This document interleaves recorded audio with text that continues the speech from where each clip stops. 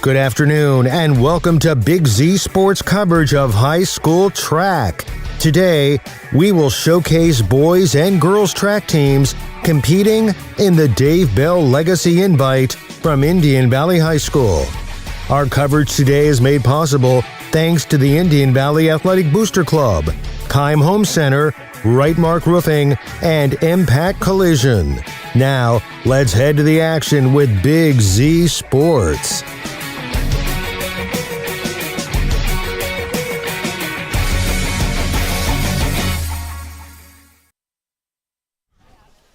Good evening, ladies and gentlemen, and welcome to Indian Valley High School as Big Z Sports is bringing you the second annual Bell Legacy Invitational. Almost forgot what it was called there for a minute. I was so confused there. But second year in a row that the Indian Valley Athletic Booster Club has invited us down to Indian Valley track here to honor, one of their longtime coaches in Dave Buzz Bell. And I'm Shannon Thomas. I'm joined tonight with my brother Keith Thomas will be beside me as we got Nick McWilliams on assignment down on the sideline. So it's going to be a first for me and you. Yeah, this is. I mean, we did a little wrestling one day for a little bit, but this is going to be pretty cool on the broadcast together here, and especially a special day here at Indian Valley, honoring Coach Bell and his wife Diane too. So, longtime staples here in the track community as far as even Tuscarawas County, and you still see Coach Bell in multiple meets. I was at college meets this year, and you'd see him in the crowd or there, and, he's still one of those guys that helps pretty much all the pole vaulters in Tuscarawas County. Yeah, it doesn't matter who the athlete. Buzz is here to watch the pole vault guys excel and the young ladies, and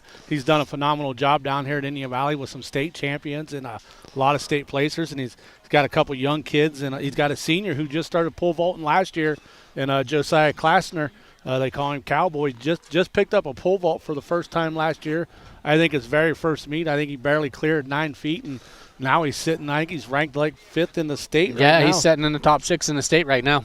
So outstanding job by Josiah and Coach Bell. But a lot of great schools here today as we got Indian Valley's the host. Got Barnesville here, Buckeye Trail, East Liverpool, Fairless, Garraway, Harrison Central, John Glenn, Shenandoah, St. Clairsville, and West Muskingum. So a nice round of schools right here to really challenge some of these athletes. We are looking for some races that are pretty big, and I know one of those races that everybody that knows track is talking about. Everybody's kind of looking forward to that 300-meter hurdles today. Oh, yeah, it's going to be a really good one. You got Braxton Barnett, who from Shenandoah is an all-around athlete. I mean, in all sports he plays, and I think he's coming off a couple indoor state championships himself, and last year he had a great showing at the outdoor state track meet, and then you got him going up against Indian Valley-owned Carson Hostetler, who placed, I believe, 6th place at the state meet last year in the 300. Yeah, 5th or 6th, and he's already broke his school record a couple times this year, and Carson's just a phenomenal athlete. Indian Valley got a lot of athletes. We'll go over some names throughout this program. We'll be here with you a long time. Some of the field events are getting ready to start, and we'll take a quick break right here, and when we come back, we'll see if we can catch up with Nick McWilliams down at some of the field events and see what's going on. Big Z Sports will be back right after this. Don't miss the Buy One, Get One Free paint sale April 21st through 26th at Keim Home Center and Keim Mount Hope Hardware. Transform your indoor and outdoor spaces this spring with best look interior and exterior paints. Our experts are here to help you make the selections you need to bring your project to life. Visit us at both Keim Home Center in Charm and Keim Mount Hope Hardware, April 21st through 26th for our buy one, get one free paint sale. Commercial building owners, how well do you keep your roof maintained? At Wright Roofing, we offer our Bullseye Maintenance Program to building owners to help keep your roof healthy. This includes our 21-point inspection that examines all the essential areas of your roof that require year-round maintenance, a detailed report on the health and status of your roof, priority service that moves you to the front of the line, and discounts that reduce the risk of expensive repairs. Give us a call at 330-275-0088 or visit our website at rightmarkroofing.com to learn more. Is your vehicle banged up? Do you want fast professional service to get back on the road? MPAC Collision offers 2 locations, Newcomerstown and Strasburg, to help you out. Whether you need auto glass repair, paintless dent repair, assistance with warranty and insurance, or just need a free estimate, MPAC Collision has you covered. So the next time you need a repair, visit MPAC Collision online at mpactcollision.com and start your free estimate and learn all about what MPAC Collision can do for you. Welcome back to Indian Valley High School. Is a lot of our sponsors or a lot of our events are getting ready to go on, and first I'd like to say thanks to our presenting sponsors in Keim Home Center, Wright Roofing, and Impact Collision Center. Make sure you check out those fine folks. They're the people that help bring this track meet to you, and we greatly appreciate them. And not sure where Nick is standing at right now. I know he's out walking around at some of the field events, but we'll see if we can find him. And right now you can see we got the camera over at the long jump pit right now. I don't know if they're marking right now, if they're still doing run-throughs. Shannon, you got me? Yeah, I got you, Nick. I am down here at the shop. You kind of broke up a little bit there. What's that? There So you're breaking up. You might be just a tad too far out there. Okay. Well, I'll work my way back. I got you right now. Oh, well, in that case. Just don't move. I can see you perfect. There we go. Well, I appreciate you and Keith picking up with my voice not working too great. I'm currently sitting here with shot put and been getting some of the distances and stuff pretty close early goings. No surprise. So far, the longest one I've heard, 37 feet and 1/2 inch is what we're sitting at right now. And that's for boys shot put? That would be correct. Yeah, so the boys shot put is underway. That's probably the first flight. So we'll have the second flight. We'll take off a little bit. The first flight's typically the kids towards the bottom half. I don't like to use that word, but they kind of divide them up into 2 groups. And, the kids that are ranked a little higher will be in the second flight. So those distances will really pick up. I know Indian Valley's Carter Neff usually hangs somewhere around in the 40s, maybe low 50s. So that means the girls' discus is going on. There's going to be a real good competition over there at the girls' disc. The girls' discus, we got this one here don't have the distances on it. But we got I know Macy Anderson. I think she PR'd the other night for Indian Valley at 107. Or she PR'd at 106 feet the other night. And Chastity Smith from East Liverpool sits at 103 feet. And Macy Palmer from Barnesville at 102. Chloe Hershey from West Muskingum was at 99. So those are the PRs for the season. So that's going to be a close one out there at the discus for the girls. Yeah, when you look at the boys' shot put, it's kind of wide open there in one factor, but Aiden King kind of separates himself. It ain't Aiden King, it's the other way. Ethan Risser for Buckeye Trail, 50 feet 2. So then Jimmy Boyd with a 48 throw from John Glenn, and Don Trey Taylor's got a 47.5 from East Liverpool. Wyatt Connor from Buckeye Trail comes in about 46 feet, and Braden Butler 45 feet from Barnesville with Carter Neff of Indian Valley at 45 feet. So very doable throws there. Yeah, like I said, the field events are all going to be close. These distances we're giving you an hour. Those are the PRs. These are the seedings for this event. All the coaches, send in their PRs, and they get the seedings for the races and the flights. But, we'll try to keep you up to date on all the live results from the field events once they post them. You can also follow along on Mile Split if you want. Just go to Mile Split, go to the search bar, hit meet, type in Bell Legacy Invite, and you'll be able to keep up live right there if we kind of miss something and you want to see it. The races, we'll be able to do them as they're crossing the finish line, but we'll go back through and read all those. You come into the boys' pole vault, and I believe the boys are down there warming up for the pole vault. Looks like they got the bar set, so they're getting ready to go. Like I said, the top-rated boy is Josiah Claxon of Indian Valley. He comes in with a seed of 14.6.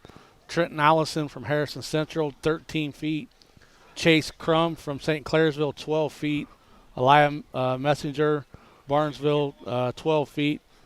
And says Beckett Swaldo, Indian Valley, at 11.6, which I watched him set that PR the other night.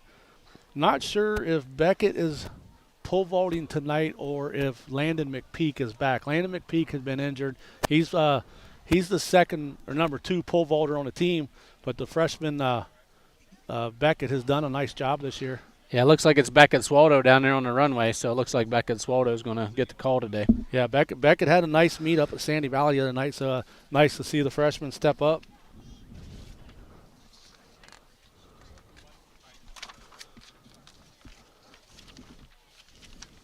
See if we get you a couple more of the field events early seedings here. We'd have the girls' high jumps going on down there. Yeah, that's what I'm looking for here. Ain't found it in the paper yet. Oh, right there it is. Looks like we got Kylie Kirby. She's coming in at 5 feet 4 inches from East Liverpool. Sadie Garginski, 5 foot from John Glenn. Jade Gates at 4 feet 10 inches from Shenandoah. Molly Spiker, 4 feet 10 inches from West Muskingum. And Quinn Cecil at 4'10" for Indian Valley's your top competitors coming in. Yeah, and I'll do the public service announcement we do every week. We're going to try to hit these kids' names the best we can, but sometimes we mispronounce them with some names that we don't hear a lot. So we'll do our best, and we're going to go off the sheet that was on Miles split as far as the lane assignments and stuff. So hopefully some of the coaches at the last second will pull a substitution and not, notify anybody, so that won't get put on. So sometimes, we might say the wrong kid's name from another school that we don't recognize. The kids from the Tuscarawas County area, we kind of know them. We can kind of pull them out, but sometimes we mess up. But then jump over to the boys' long jump. The boys' long jump has an open pit from 4:30 to 5:30. And Barnesville's Bodie Carpenter comes in as the number 1 seed with a jump of 20 feet 3 inches. East Liverpool's Tyler Kirby comes in at 20 feet and a half inch, and his teammate Tamir Tisdale is right behind him at 20 feet. So, they're close as far as schools, and getting ready to fire off the first race down there, which will be it's the 4x800 relay. It's the first races of the day, but it'll take a second here as they're getting ready to get on the start line and stuff. And so they're going to have a little bit of headwind here on the front stretch here, which we going to the south. And then when they go down the back stretch here, going into the north, the wind will be pushing them a little bit. So we got a little bit of wind here today, and that'll make it challenging for the folks that want to try to set those new PRs or even meet records. Yeah, that headwind will play a big thing when it comes to the 100-meter dash and the 200-meter dash, and the boys and girls hurdles. That headwind will really come in. It don't really affect a lot during those big distance races, but when you get in those sprints, that headwind can wreak havoc. So the official down there talking to him, see if we can dig up some lane assignments here. Yeah, a little overcast right now. Hopefully we can avoid that R word here. Hopefully we can let that blow through here and have a great meet tonight. We got a nice crowd rolling in here. It looks like all the schools are well represented, but from their fan base as well. Hey, guys, I actually have an update for you if you'd like one. Yeah, what's the update you got in there, Nick? Currently, obviously still early going here for the boys' long jump at the open pit, but the current leader is Cody Hickenbotham for Indian Valley, 19 feet 3 inches. Yeah, that's a nice jump for Cody there. And like I said, they have an open pit, so they'll have an hour to go in and do what they got to do. So you see the girls are walking down the track right there. Yeah, most meets they'll run the flight through, and I think it depends on the meet, but they'll probably take the top 9 here, and then they'll do a finals jump. So once the pit closes at 5:30, they'll go ahead and get that final 9 back over there, and they'll do a jump off. Yeah, as you can see on the screen right now is we switched over to the long jump pit as the race is going down to the start line. So we're going to try to bounce back and forth to get some of the field events and stuff and back to the start of the races. For the 4x800 meter relay for the girls, it'll be East Liverpool will be in lane 1, Shenandoah will be in lane 2, Garraway will be in lane 3, Barnesville in lane 4, Indian Valley in lane 5, Harrison Central in lane 6, John Glenn in lane 7, and Buckeye Trail in lane 8. So they're the starters got them down there in their blocks, and he's getting ready to send them off here in a second. As you see the pole vault pit down there, and you know the wind of that pole vault pit might be a little treacherous today too. Is it? Yeah, it looks like coming into this 4x800 with the girls, it looks like Barnesville comes in with a 10:52, and Indian Valley right behind them with an 11:12. So could be an interesting race there, and they kind of separate themselves a little bit, them top 2 teams, and then you get East Liverpool, Buckeye Trail, Harrison Central, John Glenn, and Shenandoah, and then Garraway does not have a seed time. So ought to be an interesting race here.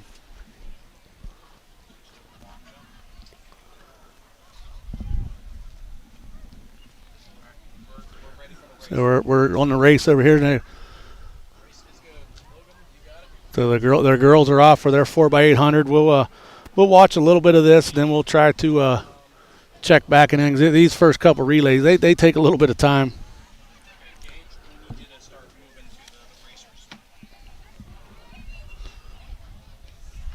You know, if you happen to be at the meet tonight and you're listening to us on your phone, watching us on YouTube, make sure you stop by Amici's Pizza, Amici's Pizza. I'll get that out sooner or later. I gotta start talking about it. My mouth starts watering. But go down to Amici's and get you some pizza to eat on the way home, or you know. And I'm pretty sure the Booster Club sells it here at Indian Valley. So I can't buy the pizza when I'm here at Indian Valley. I got to go with that all beef coney hot dog there. Nick got me hooked on that. Looks like John Glenn here, they're setting a pretty good pace here coming out in this 800 here. They're going to work down here. Yeah, this 4x800, each girl has got to run 2 laps. As they come to the front stretch, they're allowed to. Everybody's allowed to go to the bottom lane. So it'll be interesting to see if she can keep that pace up. Because, like you said, that is a really good pace for that first lap. Yes, she's setting a good pace. East Liverpool's right there behind. Then it looks like Barnesville, possibly that might be a Garraway. So, yeah, she's still setting a pretty good pace out here from John Glenn. John Glenn, you know, that's they're on pace here. They come in at 12:33 as a team. So they're jumping out here and setting a good pace right now. We'll see if they can keep that up. Yeah, it's every school. When you go to each of those schools, you can kind of find out like what events do they excel in. And John Glenn's one of those schools that's always got a strong cross-country team. That turns into a strong distance teams at track. So, like you said, she's kept that pace, and she's actually stretched that lead a little bit, and she has not faltered one bit. I mean, she's cruising here coming in for the last 100 meters. Yeah, she's kind of opened that up, and she's got a pretty good, nice lead here. Probably a good 50 to 60 meter lead here. Here comes Garraway. You know, Garraway's coming here. They come in no time. She's making a good push here. Yeah, she's closing the gap quick. You know, I'm assuming that's East Liverpool that she's closing the gap on. John Glenn's still out in front here. East Liverpool in second, Garraway third. Looks like it's probably Shenandoah. No, that's Barnesville there. Oh yeah, Barnesville. This is the second call for the boys. And then Buckeye Trail coming in, followed by Indian Valley. And then Shenandoah will bring up the rear. Guys, the one thing I will say from just watching this from over by the long jump pit, John Glenn, it's been the exact same stride, the exact same pace since we started off here. They have not slowed a bit. Yeah, it's crazy that, you know, those distance runners, when you train yourself like that, you can just set that stride and just keep right on going. And looks like the Garraway might have closed the gap just a little bit right there. So it'll be interesting because they still got to go one more lap, and then they still got 2 more legs. So see if the Pirates can close the gap on John Glenn.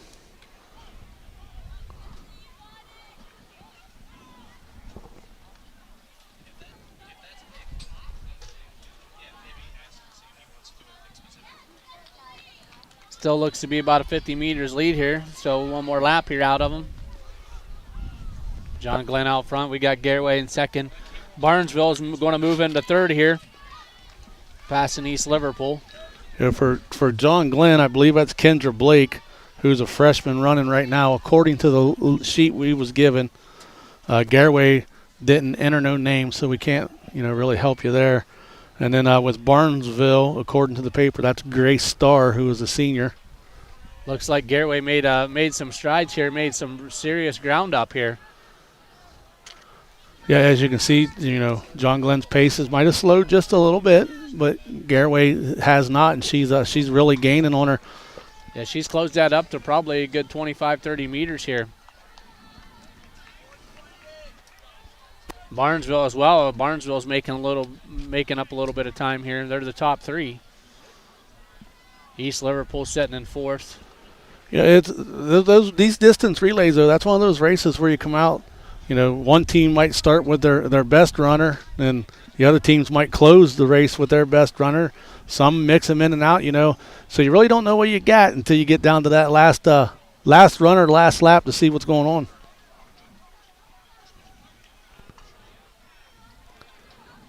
John Glenn's kind of picked it up a little bit right now. She's trying to put a little bit of distance as she's coming in for a handoff. And looks like she'll be handing off to, let's see if I can find her name here. So actually I had the wrong name for John Glenn. It's Mackenzie Welch. I believe that's Mackenzie Welch that was running right there. And she just handed off to Cicely Perkins. Yeah, Barnesville's probably made up the most distance here on that second exchange, and now they're going to their third exchange here. And I think they're one of the top teams coming in. Yeah, they were the top team, so. Yeah, like I said, and like we talked about right there, that all comes down to how they decided to start it out with your different legs. And like I said, the Barnesville girl, she's gonna take over second place now. She's gonna pass Garraway, and for Barnesville. Yeah, it looks like East Liverpool's in fourth. Indian Valley just moved into fifth over Buckeye Trail, who's in sixth. So for Barnesville, according to the sheet that we were given, it's Michaela Vitale. She's a sophomore. Third and final call for the boys 4x800 meter relay. First call, girls 100 meter hurdles.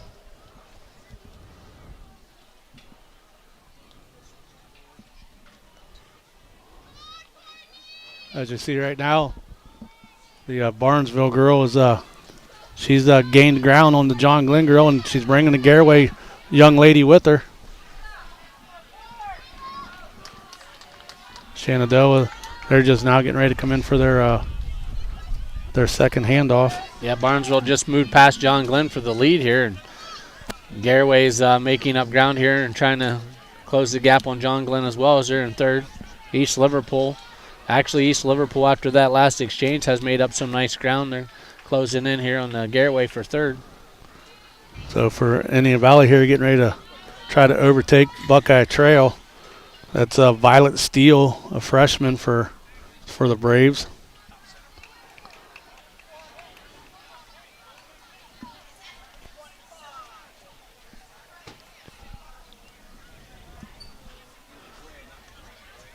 They're staging the boys 4x800, which will be next. And they've already made the first call for girls hurdle, so going to be moving into some sprints here very shortly.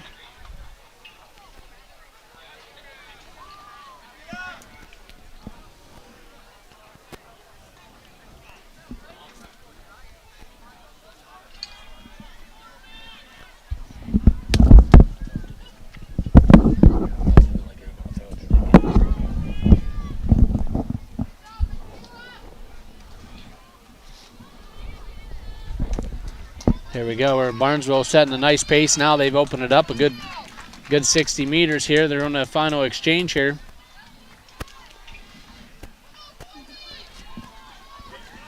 John Glenn here. They're still in second. John Glenn runner, she's ready to go. She's yelling for her teammate to get it to her. But Barnesville, that young lady shot out of there quick. She's trying to get a big enough gap there. Yeah. She's got a good 80 meters on her right now, so John Glenn's going to have her work cut out for her. Garraway with a good exchange. The runner took off very well. Indian Valley trying to close the gap right here. After this last leg with these girls, we'll switch back to a field advantage. We'll have a few minutes before the boys race, but we still got 2 more laps here. Yeah, the young lady from Garraway setting a nice pace coming out off the exchange. She's caught up to the John Glenn girl at second here, trying to overtake her at second here. Barnesville young lady, she's out to a commanding lead here, setting a nice pace. I believe that's Emily Cope, I believe is her name for Indian Valley. And she's really making up some ground there. She's in, that would be what? She's in 5th, trying to catch on the girl in 4th. Yeah, Garraway making the pass here. Coming into 2nd place. She's behind about 80 meters here behind Barnesville. Barnesville's on their final lap here. Yeah, so that's Emily Cope. She typically, according to our sheet, she was supposed to be last, but she was supposed to be the first leg, but she's last here, so they must have switched some people around. Yeah, sometimes they do that early in the year here to try to find the right exchange and everything. And she's made up a lot of ground for the Indian Valley team. Yeah, I don't know if you recognize that last name or not, but her dad is Keith Cope. He raced a little bit at Mid-Valley Speedway back in the day. I do remember Keith Cope. He's probably here walking around somewhere. Yeah, Barnesville with the commanding lead here. Yeah, the young lady from Barnesville, she's really stretched it out here. She's getting ready to come in. This will be her last. This is it right here. Ain't it? Yep, coming in about 80 meters to go here. She's bringing it in, and she's finishing strong here. They're looking to see if they can set a new PR. They previously coming in, they ran a 10:52, so be curious to see what they put on the sheet here after this race is over. So Barnesville across the finish line first in the 4x800 for the girls. She's going to be followed by Garraway. Indian Valley's Emily Cope with an outstanding last leg, comes from 5th place.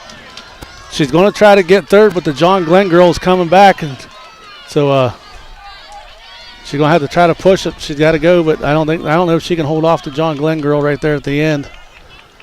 You know, outstanding run for both of them.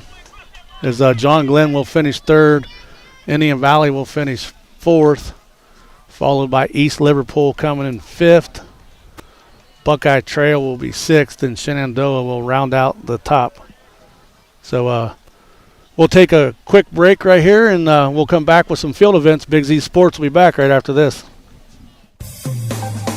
Hi, I'm Zach Motice with the Tuscarawas Insurance Agency. For all your auto, home, farm, and business insurance needs, contact our team at the Tuscarawas Insurance Agency. Or stop in and see us at one of our 3 locations in downtown New Philadelphia, Sugar Creek, or in Strasburg, providing excellent service to the Tuscarawas Valley since 1885. Everyone here at the Tuscarawas Insurance Agency would like to wish all area athletes good luck this season. When you think pizza, think Amici's Pizza with locations in West Lafayette and Janaden-Hutton. Amici's Pizza offers you your favorite traditional pizzas, as well as specialty pizzas, subs, wings, and salads. Everything from the dough to the sauce is made fresh daily. There's just something different about a pizza from Amici's. Try one today in West Lafayette or Janaden-Hutton. Big city taste for a small city price. Learn more. Find Amici's on Facebook. Big moments are coming. Are you ready? If you need sponsor banners, graduation programs, or yard sale signs, the East Central Ohio Print Center has you covered. Visit ecoprintcenter.org. And if you've got a new driver in the house, East Central Ohio ESC offers flexible driver's education with in-car training and online options. Scholarships are available from signs to steering wheels. The East Central Ohio Educational Service Center is here to help. Find out more today online at ecoesc.org. Welcome back to Indian Valley High School, where was invited by the Indian Athletic Booster Club to come down and cover the Bell Legacy Invitational, and we're going to throw it down to the pole vault where Nick McWilliams is standing. Yeah, guys, currently they're sitting at 10 feet 6. You know, it's going to be going much higher than that as we keep progressing along here, but a lot of good jumps here early on, but you can already tell wherever, you know, with your seating and everything, we're already trying to thin that herd a little bit. You already see the guys who are the higher seeds are definitely going to be the front runners here. Yeah, and I'm sure Josiah Claxon is probably not going to come in for another foot maybe. He's got to the point now, I think, where he's coming in at about 11 feet, so it'll be interesting to see where a Cowboy comes in at. Yeah, and on top of that, too, I mean, we're talking about somebody who's got a 14.6 as his best so far, but I was talking to Coach Dave Bell down here, and he basically said, you know, I wouldn't be shocked if he tries to push for 15 today. Yeah, well, that's Josiah. Every time he goes to meet, he goes for a PR, so we'll swing it over to the long jump over there and see if we can get some video of what's going on over by the long jump, and I think Nick said Cody Hickenbottom was still leading at the long jump currently when he was over there last.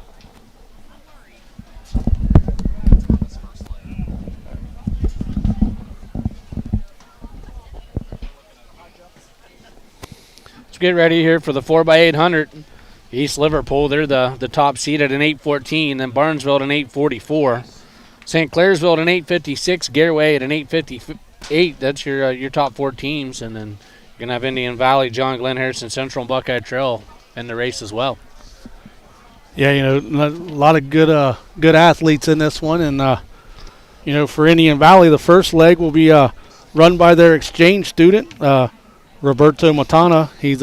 He's here from Italy, came to Indian Valley this year and had a really good year on the basketball court, and decided he wanted to run some track. And listen, you got to be good to run these invitationals because you got to be in the top two of each event to make it to these invitationals. So he was good enough to pull to get in on the relay team, and so.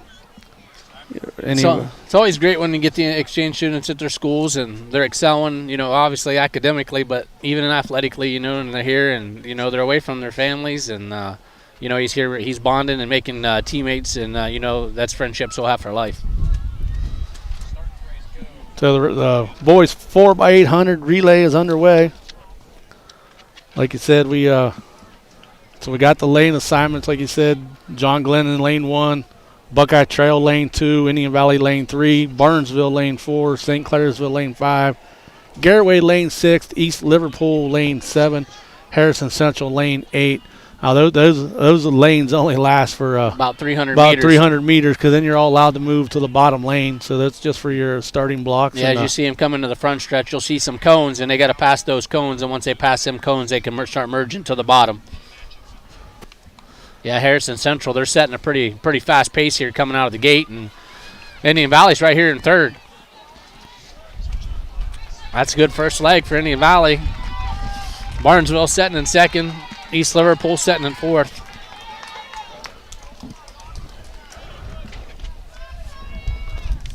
So for Harrison Central, if the sheet is right that they gave me, it would be Noah Thaxton who's running that first leg, but like I said, I don't know some of these kids' faces, so I really can't answer that one for you.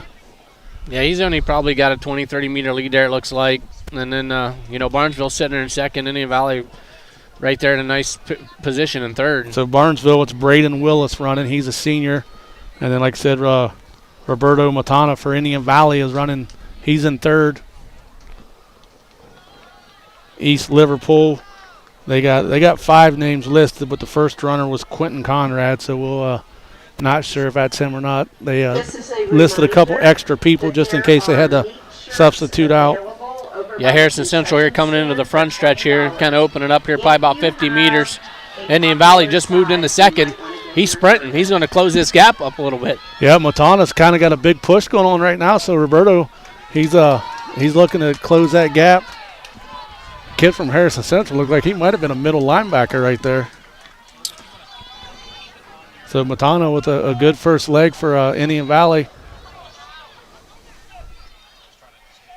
This is the second call for the girls 100-meter hurdles. Harrison Central. First call for the boys, Cooper 100 Thompson Jr., who was listed as the second leg. For Indian Valley's second leg was Aiden Colner. Barnesville sitting in third here. St. Clairsville sitting in fourth. Looks like Indian Valley's closing the gap up here. We're on lap 1 here. Harrison Central coming in here to the last 100 meters. Indian Valley's looks like they got it shortened up here about 20 meters. He's coming strong here. Yeah, he's coming strong. They still got a whole nother lap to go, so if Indian Valley can keep that pace, you know, he'll make a race of it here soon, probably headed down the back chute. But here comes Barnesville as we're talking about Indian Valley. Yeah, it looks like here John Glenn's making a push, try to get into the top 4 here. Right now, Harrison Central, Indian Valley, and Barnesville's kind of separate himself. It looks like Harrison Central's he's kind of got a little bit of coaching down there. He's kind of picked up the pace a little bit, stretched it out. Barnesville's closing that gap for second here. They're going to try to close up on Indian Valley here. Barnesville has moved into second place here. A quick update, guys, from the long jump pit. New leader at 20 feet 1 inch, Kirby from East Liverpool. Pretty impressive jump. Yeah, that's a really good jump.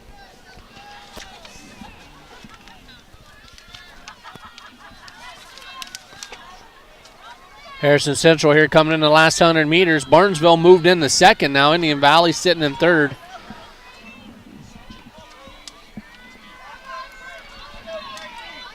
Harrison Central with a strong finish here in the last 100. There's going to be an exchange here. Good exchange. Barnesville here closing in to make their exchange here. So Tyler Kirby come in with a PR of 20 feet and a half inch. What Nick say he went? 20 feet 1, that's a PR. So he got a new PR. Barnesville's racing off here in the second. Indian Valley made the exchange. It's going to be freshman Bodie Raymond. I believe he is a 5th place finisher this past winter at the state wrestling meet. The official results for the girls 4x800 relay. Barnesville, the team of Caitlin Edwards, Grace Starr, Michaela Vitale, and Bonita Passmore won with a time of 11 minutes and 1 second. Second place was Garraway with a time of 11 minutes and 19 seconds. Third was John Glenn, the team of Barnett, Welch, Perkins, and Kukula with a time of 11 minutes and 28 seconds. Indian Valley 4th. East Liverpool 5th, Buckeye Trail 6th, Shenandoah 7th. Harrison Central did not have a team in the race, so like I said, Barnesville is the winner of the girls 4x800 relay. In first place was the team from Barnesville with the time On our second lap here, the third leg, Harrison Central still in second. Harrison Central's in the lead, Barnesville in second, Indian Valley's in third. Garraway's in fourth here, St. Clairsville's in fifth. Buckeye Trail's in 6th, John Glenn in 7th. Yeah, so it looked like Harrison Central started out with one of their stronger kids, and then one, you know, just, I don't want to say average runner because he's a lot better than I'll ever be at running, but now they got another kid that's got a little better stride running this leg. Like, so I mean, they're kind of going back and forth right here.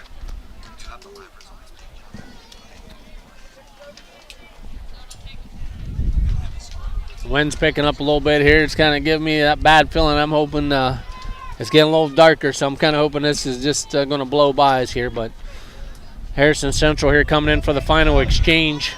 Got probably a good 70-meter lead right now over Barnesville. Probably got almost a 150-meter lead over Indian Valley, who's in third. Good exchange there. Harrison Central starting their final 2 laps. Here comes Barnesville. They're coming in for their exchange. Looks like they got about a 100-meter lead on Barnesville here. The Barnesville runner, he is coming out hard, and sometimes, as you can tell, when you got to make ground up, that kind of can hurt you on the second lap. Yeah, here comes Indian Valley's Bodie Raymond coming in. He's going to hand off to Nolan Pataka. Pataka, the outstanding cross-country runner and distance runner for the Braves. So see if he can make up a little bit of distance. So there's 2 freshmen on there. I believe a senior, and what was the last runner there? Pataka's a sophomore. Okay, I thought maybe he was a sophomore. So, you know, very, very young team for the Braves right there. But you know, 300 classmen is probably going to be back next year, and that's always good. You know, you're already competing at some of these events. Harrison Central runner just got an outstanding stride going on. Yeah, he's opened that up now. He's maintained that 100 meters pretty much that he opened up when they exchanged. So, and he just looks like he's cruising, like he's effortlessly trying. I'm going to assume the paper I was given was wrong, but I could be wrong. But according to the paper they handed us, that's Bryce Soblowski, a freshman. And, I mean, I've seen a lot of freshmen in my days, and if that's a freshman, he's well put together for a freshman. Well, we've seen that a little bit this year in wrestling. Me and Blaze McMara, when we were calling wrestling, we were like, wow, it's a freshman, So these kids nowadays, they're putting the time in the weight room. They're training. They do a lot of great things, now with training in the off season. Oh, that's where it starts, right? Every sport, it don't matter if it's, girls basketball up to boys football. You get in the weight room if you want to make a difference. Put in the off season workout. Like you said, the only competition is yourself. Yeah, here comes Harrison Central. He just opened it up so much. He's coming around here, and there's guys that's they got laps still to do, and he's getting ready to close this race out. You can stay at the finish line then. So Harrison Central is going to come in strong with a first place finish. He probably beats Burnsville probably by about 120 meters or so. Yeah, and he's got Indian Valley by 200 here. Indian Valley's coming in here. They're in third. Looks like Buckeye Trail's making a push here, trying to close a little bit of ground up, but I think Indian Valley runner saved a little bit. You can see him. He's picking it up. Yeah, Pataka's he knows how to pace himself, and he'll finish strong right here. For great finish for him. He knew that he had a lot of distance to cover, so he ran a good pace and did a great job. And as a runner, it's a mental thing. You can't catch that leader, so now you kind of save yourself and make sure you get third place, because at the end of the night, it's still a team sport. You want to get all those points you can. You can't burn yourself out and lose team points at the end. As Garraway's getting ready to come in here, and they got one. No, that's their final lap. So yeah, St. Clairsville wrapping up here. We got Buckeye Trail and John Glenn, they're still rolling in here about 100 meters, and this race will be a close. Update for boys shot put, 43.10 is your current leading mark, and that is from Dylan Walters of Harrison Central. Yeah, those boys out there starting to sling the rock now for must be the second flight. I'm assuming it might be up. Trying to think where. Yeah, Dylan Walters, his PR is a 43.1.5, so he's right there at his PR.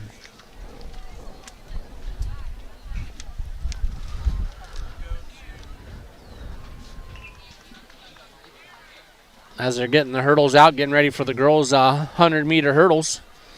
This is the second call. So the girls' hurdles will be at 33 inches First call on the 100 hurdles. 100-meter dash. I do believe, I am wrong on that. I believe it's 36 inches. So we'll swing. Where are we at right now? We're on the pole vault. We still got some guys going on in the pole vault. Not sure if the higher seeds have come in yet. Well, they've taken the bar, or are they getting ready to put it back up? Because usually if somebody else comes in, they got to take the bar down to let them get some practice runs. He just got knocked out. So according to Jacob here from Claxon Communication, who was watching the other screen as I missed it, he said the vaulter knocked the bar down, so they're resetting it. See Coach Tom Klassner down there in the infield. He's walking down to the finish line and he's checking the hurdles. That's what Tom does. He's the hurdle guru to me. Yeah, he always walks down through there, especially the first half of the hurdles. He wants to make sure the first half of those hurdles are in a straight line right there. He's another guy like Coach Bell in Tuscarawas County. He's a staple in the track and field, and everywhere you go with the guy, he's very knowledgeable. So the girls are at the long jump, but they're really not jumping yet. They're just doing some run-throughs, as the boys must have finished up. Yeah, guys, don't hold me to 100% yet, but I'm pretty sure that 21 mark from Kirby is probably going to hold up. I believe that is the last boys jump. So we'll wait to get the official word, but now, are they going to do a final flight, Nick? Do you know if they're going to do like a final 9, or is that they calling that official? Everything's official. They're doing all finals today. No heats or prelims. Everything's final. So I'm letting the Thomas brothers figure that out between themselves. Right. Hey, I knew that was an important question, so I asked it when I got here. But like you said, Tyler, as of right now, it's unofficial. We'll get the results here soon, but it looks like Tyler Kirby from East Liverpool has won the long jump and possibly with a new PR, as long as the PRs that we were given were correct. But these coaches are busy; they volunteer their time to do this. So sometimes things get by you a little bit. Then they gotta. Also, with pole vault, we are now at 11 feet 6 inches. So the pole vaulters are starting to crawl up there, and once they get around 12, maybe they'll let Nick do a little celebrity thing. We're getting ready for a heat of hurdles to go off here. We're going to try to get the cameras moved. Get on the starting blocks here for the hurdles. Here we go. We're off the first heat. We don't know if this is the fast heat or the slow heat. I don't know yet. Here I'm trying to figure it out. I want to guess this is the slower of the heat. No, I want to say this could be, let's see, that's a Buckeye Trail there. Okay, this could be the second heat.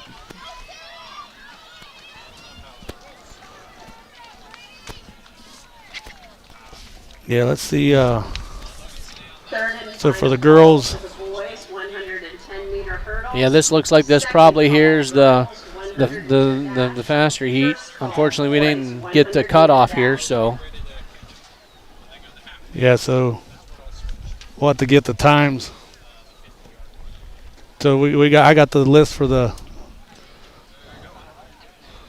second race. Is lane 1 will be Jersey Eddie from Buckeye Trail. Lane 2 will be Brenna Milner from John Glenn. Third lane will be Tegan Walworth from John Glenn. Lane 4 will be Micaiah Allgood of East Liverpool. Lane 5 will be Gianna Miles of Indian Valley. Lane 6 will be Molly Spiker of West Muskingum. Lane 7 will be Lindsay Kaiser of Barnesville. And lane 8 will be Kennedy Dunlap from Harrison Central. So this will be the faster heat, as we kind of had our sheets all mixed up here. And we got papers blowing around up here everywhere. And hopefully if they blow all over the grandstand, somebody will help us collect them as the wind picked up a little bit.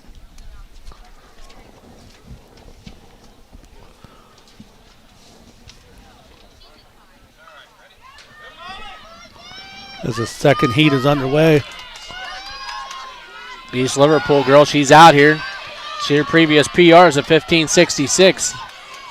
Gianna Miles, Indian Valley in second. Her previous PR is a 16:97.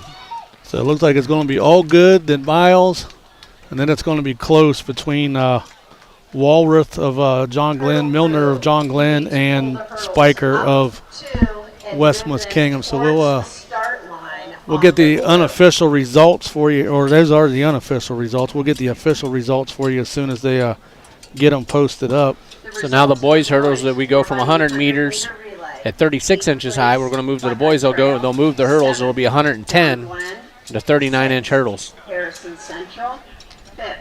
Looks like we'll have 2 heats with the boys' hurdles. Third, Indian Valley. Second place, Barnesville. In the first heat here, we're going to have Simon Arlington from John Glenn, Luke Stack from St. Clairsville, and Gavin Lawrence from John Glenn.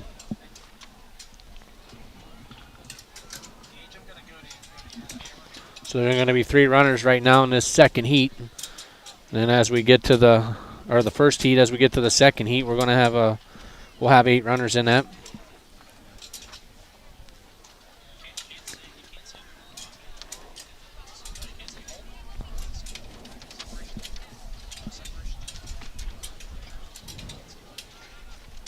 Like we said, the schools here today at Indian Valley are Barnesville, Buckeye Trail, East Liverpool, Fairless, Garraway, Harrison Central, Indian Valley, John Glenn, Shenandoah, St. Clairsville, and Muskingum.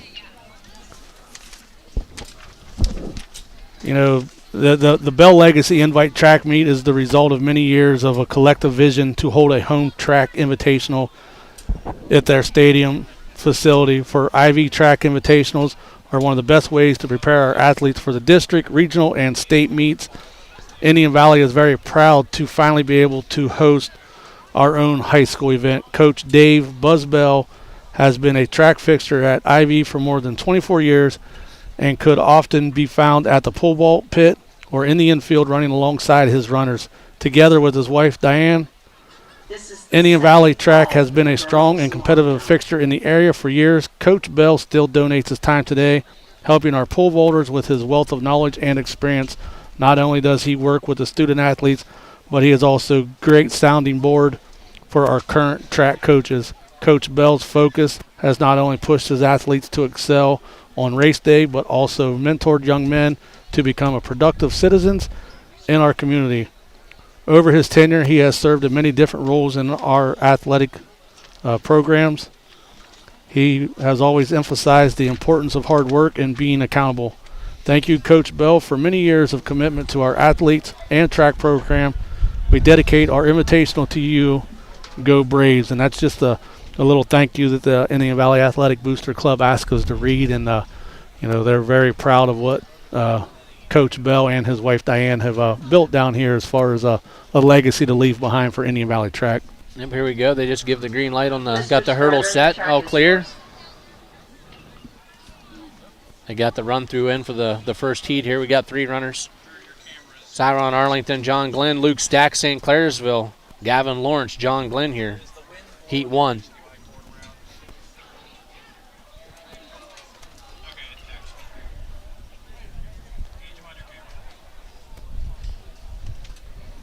Hey, Keith and Shannon, quick update from the girls' discus, 120 feet, 7.5 inches for Macy Anderson of Indian Valley is the lead right now. Wow, Macy really picked it up here the last couple events. There we go, Luke Stack here. They both hit clip and hurdle. Simon Arrington in second here. Gavin Lawrence in third. Looks like senior Luke Stack from St. Clairsville is going to pick up that heat. Cyron Arlington from John Glenn in second. Gavin Lawrence, John Glenn third. Here we go as we're getting the hurdles reset. We're going to be heat 2. Brendan Thornburg for St. Clairsville, sophomore. Lane 1. Lane 2 is Logan Burrier, sophomore, Indian Valley. Lane 3, Eli Messenger, senior, Barnesville. Lane 4, Braxton Barnett, junior, Shenandoah. Lane 5, Carson Hostetler, sophomore, Indian Valley. Lane 6, Misha Harris, freshman, East Liverpool.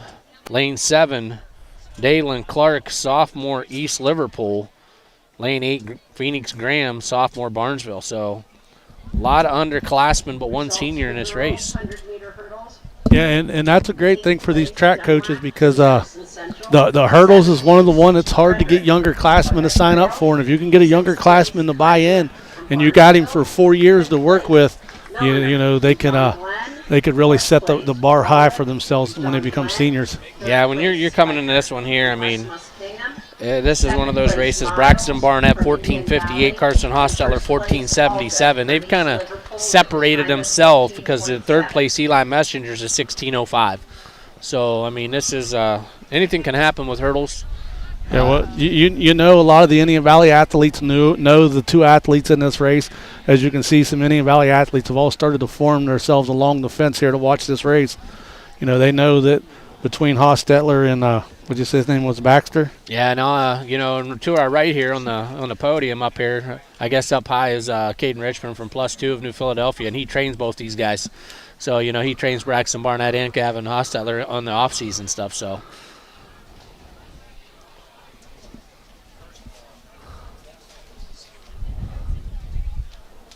There we're getting set here. They're up. Hostetler to the first hurdle. Barnett pulls back up here. Hostetler and Barnett, they're dead even here. It's a race. Hostetler, here we go. Hostetler, Barnett. It's going to be a close one. It looks like it's going to be Hostetler. Hostetler, Barnett. Wow. That might be a new school record right there. Yeah, Hostetler got pushed hard tonight, so I'll have to pull up the school record here as I got the record. School record, I believe, is 14:64, Zach Love. Or 14:63, that's the range. Second call. Wow, what a race. 2 great athletes right there. Yeah, it was an outstanding run by both of those guys. And like you said, it looked like Baxter was going to be able to pull him about the 50-meter mark. And Hostetler grabbed another gear right there. So Big Z Sports is going to take a quick break, and we'll be back right after this. There are QR codes posted around the stadium. Don't miss the buy one, get one free paint sale April 21st through 26th at Keim Home Center and Keim Mount Hope Hardware. Transform your indoor and outdoor spaces this spring with best look interior and exterior paints. Our experts are here to help you make the selections you need to bring your project to life. Visit us at both Keim Home Center in Charm and Keim Mount Hope Hardware, April 21st through 26th for our buy one, get one free paint sale. Commercial building owners, how well do you keep your roof maintained? At Wright Roofing, we offer our Bullseye Maintenance program to building owners to help keep your roof healthy. This includes our 21-point inspection that examines all the essential areas of your roof that require year-round maintenance, a detailed report on the health and status of your roof, priority service that moves you to the front of the line, and discounts that reduce the risk of expensive repairs. Give us a call at 330-275-0088 or visit our website at rightmarkroofing.com to learn more.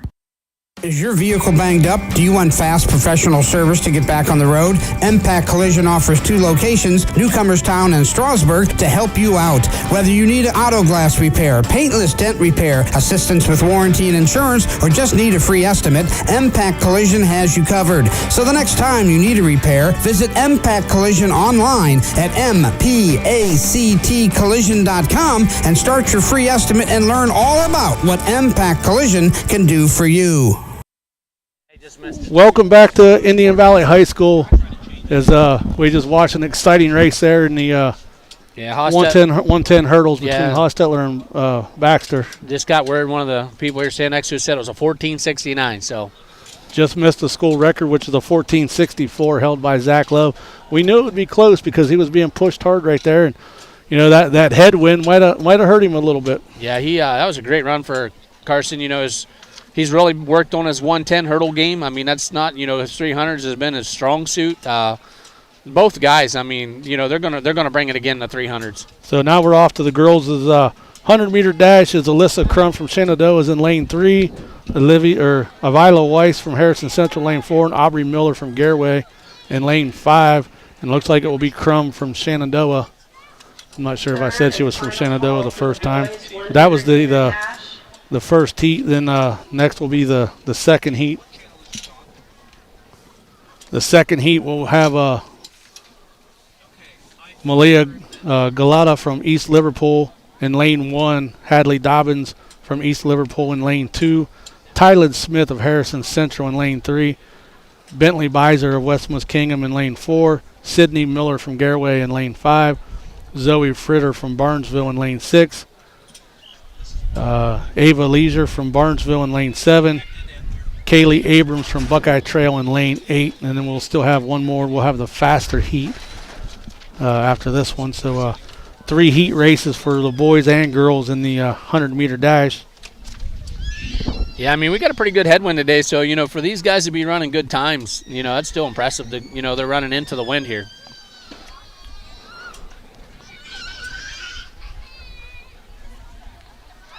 See Coach Abe Klastner for the Indian Valley Braves down there. He's first-year coach for the Braves. He took over for Coach Jim McPeek this past year. Coach McPeek had to move out of the role due to job commitments. Looks like West Muskingum's out in the lead here. Looks like it's going to be Gareway-Barnesville in that second heat. So the second heat was won by Bentley Beiser. I believe that's how you say her name, from West Muskingum. She's a sophomore. Go over to the boys 400-meter let's restart that. Let's go to the boys 4x800-meter relay results. As East Liverpool won with a time of 8 minutes and 34 seconds. The team of Quentin Conrad, Brody Volgmore, Maddox Roach, and Julius Jones. Barnesville coming second. The team of Willis, Powell, Starr, and Whaley. Coming in third was a team from Indian Valley, Roberto Matana, Colliner, Bodie Raymond, and Nolan Pataka. Coming in fourth was Gareway. Coming in fifth was St. Clairsville. Sixth, Harrison Central. Seventh was John Glenn. And eighth was Buckeye Trail. So that was your boys 4x800 relay team, won by East Liverpool. Go to the girls 100-meter hurdles. Overall fast time went to Micaiah Allgood from East Liverpool with a new PR of 15:62. She was your winner. Gianna Miles of Indian Valley also PR'd. She come in second with a time of 16:88. And just to tell you how good Allgood was, she won by over a second. So here's the third and final heat for the Braves. kind of close right there for Klassner from Indian Valley. And Church from John Glenn. Looks like Church from John Glenn might have got her. Yeah, it looked like she got her there. So it was close. That's a good run. Jessica Church is a really good 100-meter runner for John Glenn to come in at a 12:44. So yeah, Jessica Church, a senior for John Glenn. Looks like she'll pick up the win over the freshman from Indian Valley, Hallie Klassner. Yeah, great run for Hallie Klassner there. You know, Church is she's one of the top runners there, and she really kept right with her there. Could be seeing a new PR out of the Indian Valley runner. So go back to the boys or the girls 110-meter hurdles. Like I said, Micaiah Allgood of East Liverpool was your winner. Gianna Miles of Indian Valley was second. Molly Spiker of West Muskingum was third. Tegan Walworth of John Glenn was fourth. Brianna Milner of John Glenn was fifth. Lindsay Kaiser of Barnesville was sixth. Sydney Frederick from Buckeye Trail was seventh, and rounding out the top 8 was Kennedy Dunlap from Harrison Central.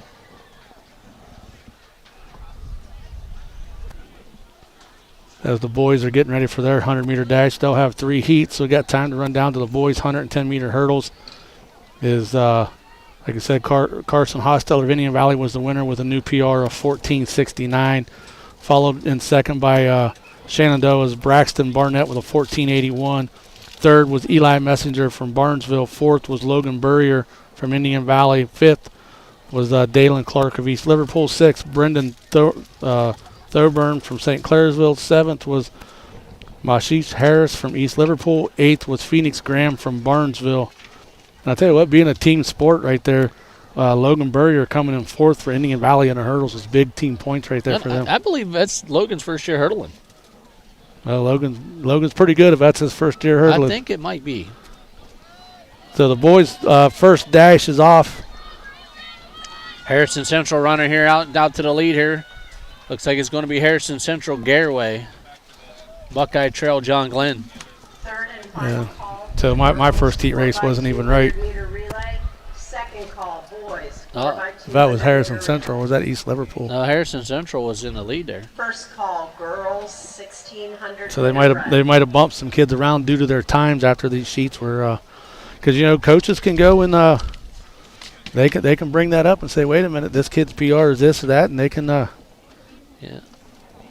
it looks like we got a couple Indian Valley kids in this next race in lanes 3 and 4, and that ain't what's on your sheet. Hey guys, you got me up there again? Yeah, go ahead, Nick. So can confirm with the boys long jump that has gone final. Tyler Kirby with a new PR of 20 feet 1 inches, and by the way, he is a freshman.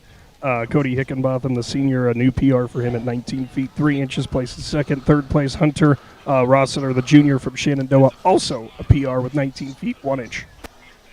So, with the weather we got going on here today, a little damp, but no rain yet, but that headwind, and got all kinds of new PRs going on down at the long jump pit. And usually that's what happens when you get to these bigger invitationals. You got athletes from other schools that you normally don't compete against push you to step it up just a little bit. Here we go, getting ready for our second heat in the 100 meters for the boys. So that might be Cody Hickenbottom in lane 2. That is Cody Hickenbottom in lane 2 here. So it looks like Hickenbottom going to win this heat race for the Braves.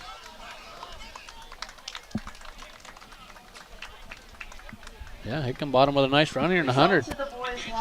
He won his heat race here, but we're not sure where that'll place him overall, as Indian Valley is not doing finals today. Every heat race is a final, so all times will be combined, and then we'll see the final results here on the iPad when it happens. Ready for the heat 3, which is usually considered the fast heat by seed time. So our heat race, according to the sheet we were given, it'll be Taven Haynes from West Muskingum in lane 1, Andrew Wicker from Gareway in lane 2, Grady Kinsey from Indian Valley in lane 3, Jax Prang from West Muskingum in lane 4, Jacob Keto from Harrison Central in lane 5, William McHenry from East Liverpool lane 6, Hunter Oram from St. Clairsville in lane 7, and in lane 8 will be Barnesville's Cam Carpenter. Indian Valley, they're down one of their big athletes, as Owen Faulkner is recovering from injury. He's one of their point getters in a lot of sports, and he's sitting out today just to try to recover. But they're they got a lot of athletes that can fill in and get some points in his place. So outstanding program they got going on here.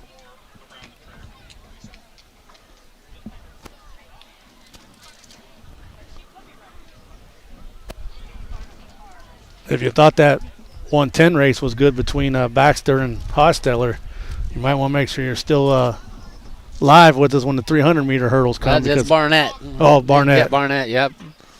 There's Hosteller there rolling in to talk to Grandpa Munt. That's where he gets all that speed. That's what Grandpa tells me. What do you think? There, we're off here. Final heat. Boy, it's going to be a good one here. Kenzie's right there. St. Clairsville's pushing hard. Might have been lane 4. Yeah, it looked like lane 4 got it there. West Muskingum's Jack Prang, according to this. Yeah, then it looked like maybe the St. Clairsville runner out here. It was lane 7.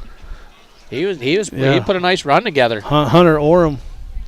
I think it was that wind cap he had on. Yeah.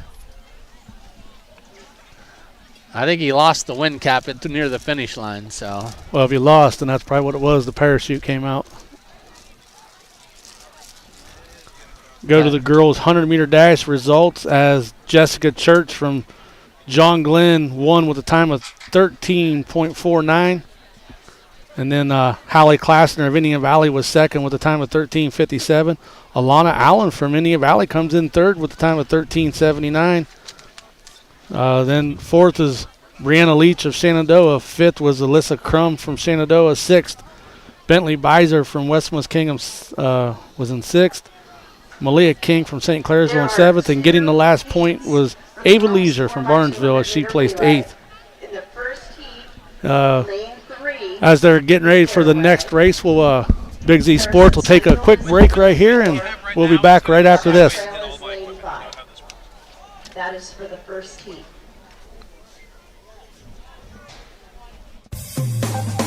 Hi, I'm Zach Motice with the Tuscarawas Insurance Agency. For all your auto, home, farm, and business insurance needs, contact our team at the Tuscarawas Insurance Agency. Or stop in and see us at one of our 3 locations in downtown New Philadelphia, Sugar Creek, or in Strasburg, providing excellent service to the Tuscarawas Valley since 1885. Everyone here at the Tuscarawas Insurance Agency would like to wish all area athletes good luck this season.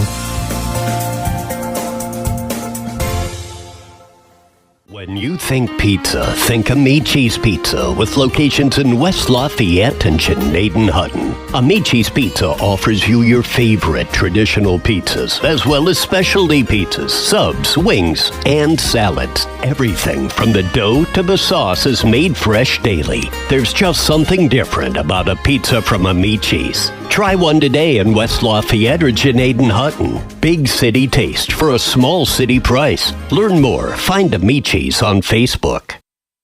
Spring and summer bring big events, graduations, yard sales, and tournaments. The Educational Service Center Print Center is your go-to for sponsor banners, yard signs, and custom graduation packages with invitations, envelopes, and thank you cards. And when it's time for sports, the ECO Center in St. Clairsville is the perfect venue for AAU and JO tournaments. With spacious seating, plenty of parking, and easy access to hotels and restaurants, it's your one-stop arena for wrestling, cheer, and more. Plan your next event with us on the court or in print. Find out more today online at ecoesc.org. Welcome back to Indian Valley High School. As I believe we're getting ready now for the girls 4x200 relay. We'll have 2 heat races of the girls 4x200 relay. And I'd like to give a shout out to the Indian Valley Athletic Booster Club, for asking us to come down here and join them for the second year in a row of the Bell Legacy Invitational. We always say, me and Nick talk about it a lot. We go to all these schools and visit the concession stands, and the concession stands for all your athletic booster clubs is their number one supporter year round. So anytime you can go to the sporting event, have dinner at the concession stands, and when your kid cries and won't leave you alone because they want money, just send them down and get them a bag of popcorn and a bottle of water. They'll be good. Just make sure you support them. They're the ones that put new jerseys on your athletes. They replace the hurdles when they get broke, the pole vault sticks. I mean, your booster club does a lot more behind the scenes than you know about. So, at Indian Valley, they hold their booster club meetings down here, and they're always asking people, listen, come and find out what the booster clubs are like. Join them, find out the school that your children attend, and go that route. I've gotten a little bit closer to you guys because I don't know if you've been checking behind you, but I think Mother Nature might be blowing something up. Yeah, she looks like she's getting a little angry behind us as the girls. The first heat race is off for the girls 4x200. This will be the slower of the two heat races, and like I said, I don't like using that word slower, but they do have to. They put them in by their seeds, and these are the girls that are at the bottom of the team that's at the bottom. Yeah, hopefully we can. We just got this little bit overcast. Hopefully we can avoid this weather. Would be great, but it sounds like up in the New Philadelphia area it's raining pretty good. So we're not far from there. So hopefully somehow we can manage to avoid this, but it doesn't look like it's going to be possible. We don't know. If we get any like lightning or anything like that, they'll probably delay the event. So obviously track with the all-weather track, a little bit of rain ain't going to stop them. They're going to keep going. Might shut the field events down, but they're going to keep running. First exchange underway here. Looks like that's Buckeye Trail out into the lead here. Garraway into second. East Liverpool into third. Results of the boys 100-meter dash. 8th place, Tisdale, East Liverpool. 7th place, Higginbottom, Indian Valley. 6th place, Hans, West Muskingum. 5th place, Kinsey, Indian Valley. 4th place, Wicker, Garraway. 3rd place, Quito, Harrison Central. So give you some boys 100-meter dash results. Jax Prang from West Muskingum is your winner with a time of 11:61. Hunter Oram from St. Clairsville, who you said was coming on strong in lane 8, he finished second with a time of 11:68. Jacob Quito, Harrison Central, 3rd. Andrew Wicker, Garraway was 4th. Grady Kinsey from Indian Valley was 5th. Tavon Haynes from West Muskingum was 6th. Cody Hickenbottom from Indian Valley was 7th. And Tamer Tisdale from East Liverpool was 8th. So Tisdale ran in the first heat race, the slower of the heat races, and he jumped into the top 8, along with Hickenbottom, who ran in the second heat race. He jumped into the top 8. So those are big points for their team, for those guys to jump into that top 8. Yeah, every point matters in these invitationals, and when you can get your guys in the top 8, that's huge. Is Barnesville. Here we go with the second heat of the 4x200 for the girls. They got the boys stage down there waiting to come up. Like to say thank you to our presenting sponsors today, Keim Home Center, Wright Mark Roofing, and Impact Collision. Got Nick behind us going to start lowering the tarp because it's getting ready to start blowing in on us, and we're not really worried about us, just kind of worried about all the electronic devices, the laptops and the Comerex here.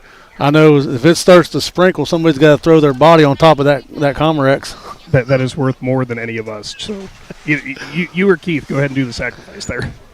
Yeah, we'll wait till it starts raining, and if we got to, we'll move it and we'll stand in front of the table.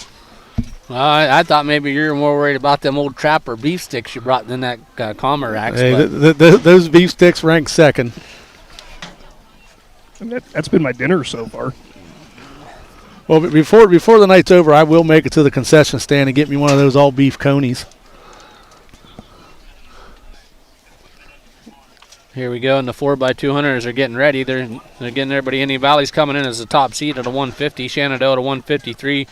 St. Clairsville at a 153. West Muskingum at a 153. So could be a very exciting race here at the top of the board in the 4x200.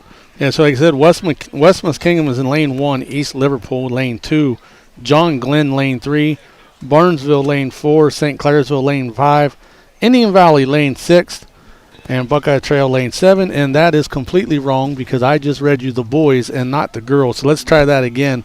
As Barnesville for the girls will be in lane 2, St. Clairsville lane 3, Indian Valley lane 4, Shenandoah lane 5, West Muskingum lane 6, John Glenn lane 7. So the first ones I read you was absolutely my fault. Is I got too many things going on here and read the wrong side of the lineup sheet. But yeah, they're trying to get the officials trying to get the speaker set up here. They're not using the traditional gun. They're using the kind of the beacon horn, I think, like the swimmer's beep. so as they call it. Yeah, and it's funny is because some athletes like this and some athletes don't like it. It's just, what do you prefer? And, they bring out 2 sets of speakers. And they turn some towards the top half of the lineup, some towards the bottom. And Runners, stand in your lanes. Getting ready here to get the runners in their lane here. Runners, take your mark. as Indian Valley is Josiah Claxon just cleared the bar. Not sure what the height was, but it's up there pretty good. I like his nickname you guys got on him, Old Cowboy. I never thought that out of Joe. Yeah, he that's a name he's had since he was a little kid. Not sure the story behind it. I'm sure I could ask his dad, Abe. Set. But the girls are getting ready to fire off now in the fast heat of the 4x200. Like you said, Indian Valley comes in as the number 1 seed. That's Gianna Miles, Alana Allen, Brooklyn Myers, and Hallie Klassner. Nice catch here by Jacob from Claxon Communication as our paperwork was starting to blow away, and he was able to grab a hold of it. Looked like a good exchange. Enter John Glenn, Indian Valley, with a good exchange. Oh, no, that there John Glenn's late in the exchange here. Trying to see here down at the one end.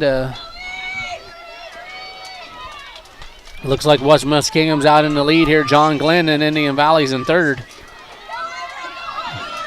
Yeah, I believe that's Allen for Indian Valley. Not sure if they had a bad exchange over there on the back half, but she's getting ready to hand off to Brooklyn Myers.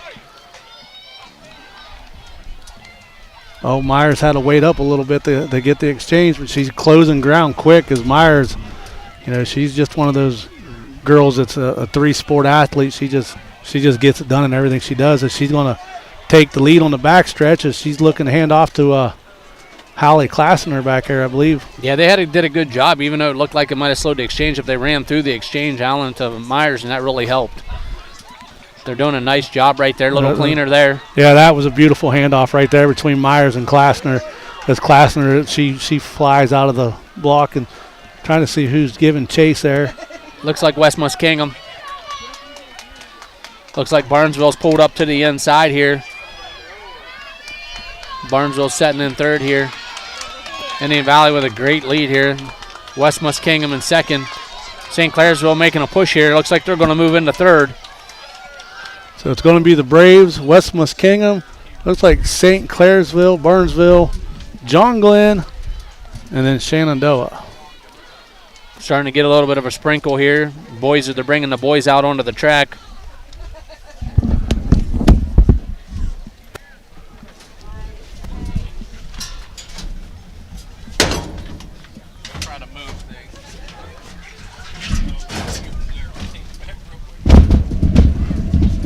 You guys got me. Yeah, we got you, Nick. We're just kind of moving stuff out of the rain here. Bars at 14 feet on pole vault with Klassner.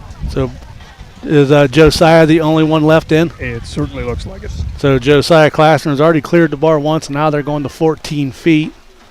So I'm going to assume he probably cleared 13.6 to get the 14. And he got a big wind to deal with down there now, Nick. Yeah, they could keep an eye on it, too, with the rain picking up and everything and the safety factor coming into play. If he's leading it, they could shut the pole vault down. They are going to let him go ahead here.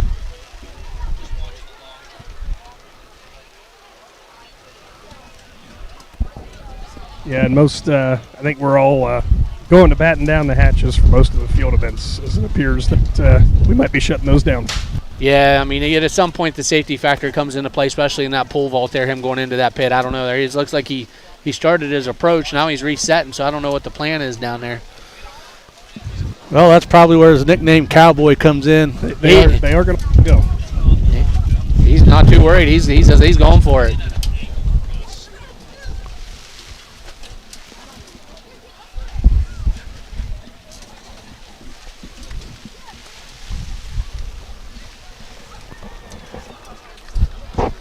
Cleared it with ease, guys.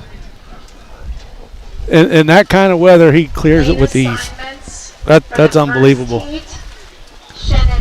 went and cleared that. Yeah, he cleared it in the wind and this rain. Wow, impressive. So we're taking on some good amount of rain up here. We got Nick's making a run for it. We're We're going to take a quick break right here, and Big Z Sports will be back right after this. We get things tied down. Don't miss the buy one, get one free paint sale April 21st through 26th at Keim Home Center and Keim Mount Hope Hardware. Transform your indoor and outdoor spaces this spring with best look interior and exterior paints. Our experts are here to help you make the selections you need to bring your project to life. Visit us at both Keim Home Center in Charm and Keim Mount Hope Hardware April 21st through 26th for our buy one, get one free paint sale. Commercial building owners, how well do you keep your roof maintained? At Wright Roofing, we offer our Bullseye Maintenance program to building owners to help keep your roof healthy. This includes our 21-point inspection that examines all the essential areas of your roof that require year-round maintenance, a detailed report on the health and status of your roof, priority service that moves you to the front of the line, and discounts that reduce the risk of expensive repairs.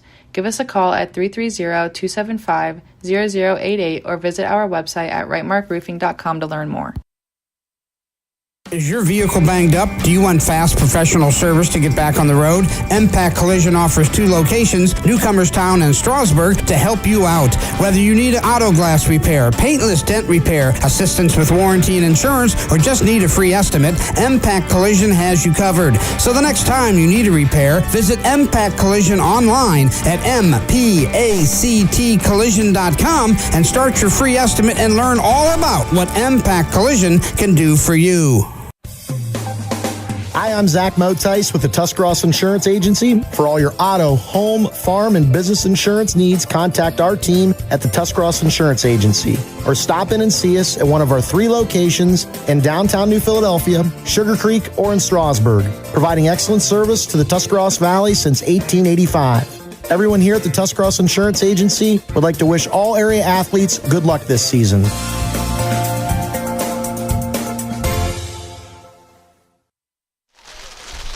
Welcome back to a wet Indian Valley High School. As you can see, they're still over there working on the long jump pit. As a couple girls are going to go ahead and jump, and that was Indian Valley Sadie Holbrook right there. And the boys' first heat race for the 4x200 is underway, and we're still trying to get all the cameras and everything situated here as it's turned into a torrential downpour.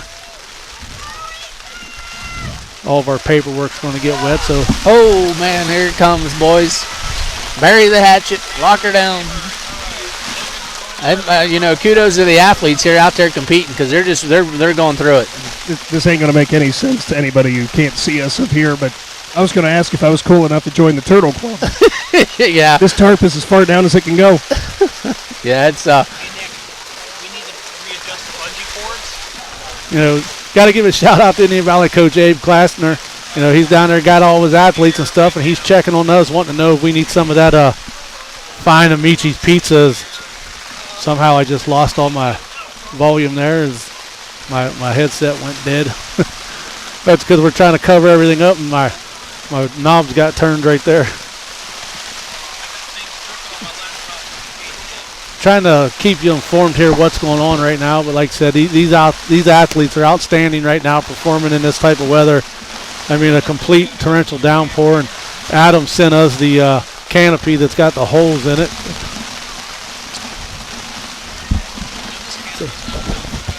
So it looks like might have been Buckeye Trail winning the first heat race there, followed by Gareway.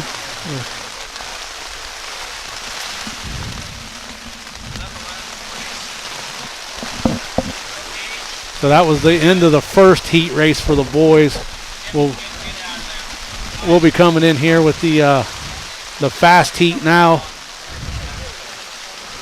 Kind of makes me wonder if my wife brought her umbrella in with her, if she's standing down there in the pouring down rain.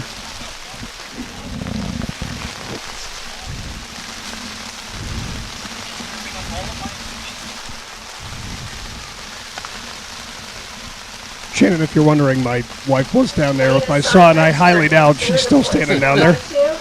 Yeah, she's making a run for the car, and Harrison probably wants to play. 3 is John Glenn. 4 is Barnesville. 5 is St. Clairsville. 6 is Indian Valley. 7 is Buckeye Trail. Exchange zone. Madam Starter, the track. If you're wondering, I could probably tell you what's going on by staring through the banner. Try to get my iPad open back up here.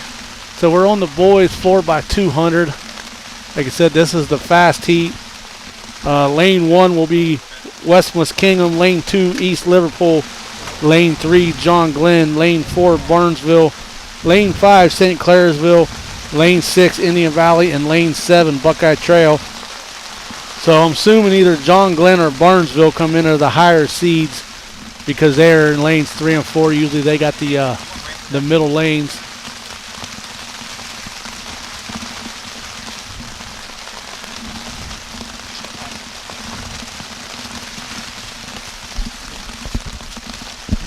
It wouldn't be track season if we didn't have to deal with rain or snow or a blistering sunshine.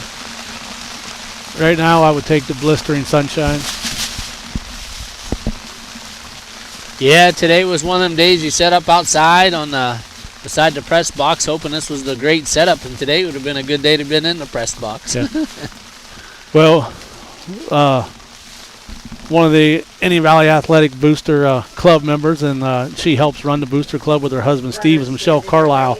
And she told me whenever my girls started running track in middle school, listen, when track season comes, you put everything in your trunk that you own. You put your sunscreen in there, you put your snow clothes in there, you put your rain gear in there, you put it all in there, because when you go to a track meet, you never know what's going to happen. Well, today we started with the sun, and now we're at the rain gear. Well, as long as it don't snow, I'll be okay. You guys trust my meteorology ability? Yeah. This is going to be letting up for hopefully about 15 or 20 minutes. Then we're going to get just a light, steady rain after this. So that should have been the worst of it. And we're underway in the 4x200 here. Second call, boys, 1,600 meter. Looks like it's Buckeye Trail, Indian Valley getting ready to hit the exchange zone. Looks like St. Clairsville's not far behind here. These handoffs are going to be crucial. Wow. Looks like Indian Valley stretching this lead out here. Yeah, like I said, when those batons are wet like that, every exchange is crucial in this, and see if Indian Valley can capitalize that little bit of lead. He's got to hold up. A little bit of timing off there on their exchange here. It looks like it was. Looks like East Liverpool's making a lot of ground up here on the inside. Here comes East Liverpool. That's Colton Smith, it looks like, for Indian Valley here. It's going to come down to the anchor, and that's usually Owen Faulkner, but today he's out, so I don't know who's got the anchor for him. Good exchange there for East Liverpool. Really good exchange. Indian Valley with a bad handoff. Yeah, and that's usually what happens like that when you got to pull somebody out and put somebody in. They just East Liverpool in lane 1. Wow, they're putting a race together here. Now, if you're Indian Valley, you got to try to salvage points, but I think they lost second place. Yeah, they coming back. It looks like Harrison Central, Indian Valley, Buckeye Trail, Barnesville, St. Clairsville, John Glenn there.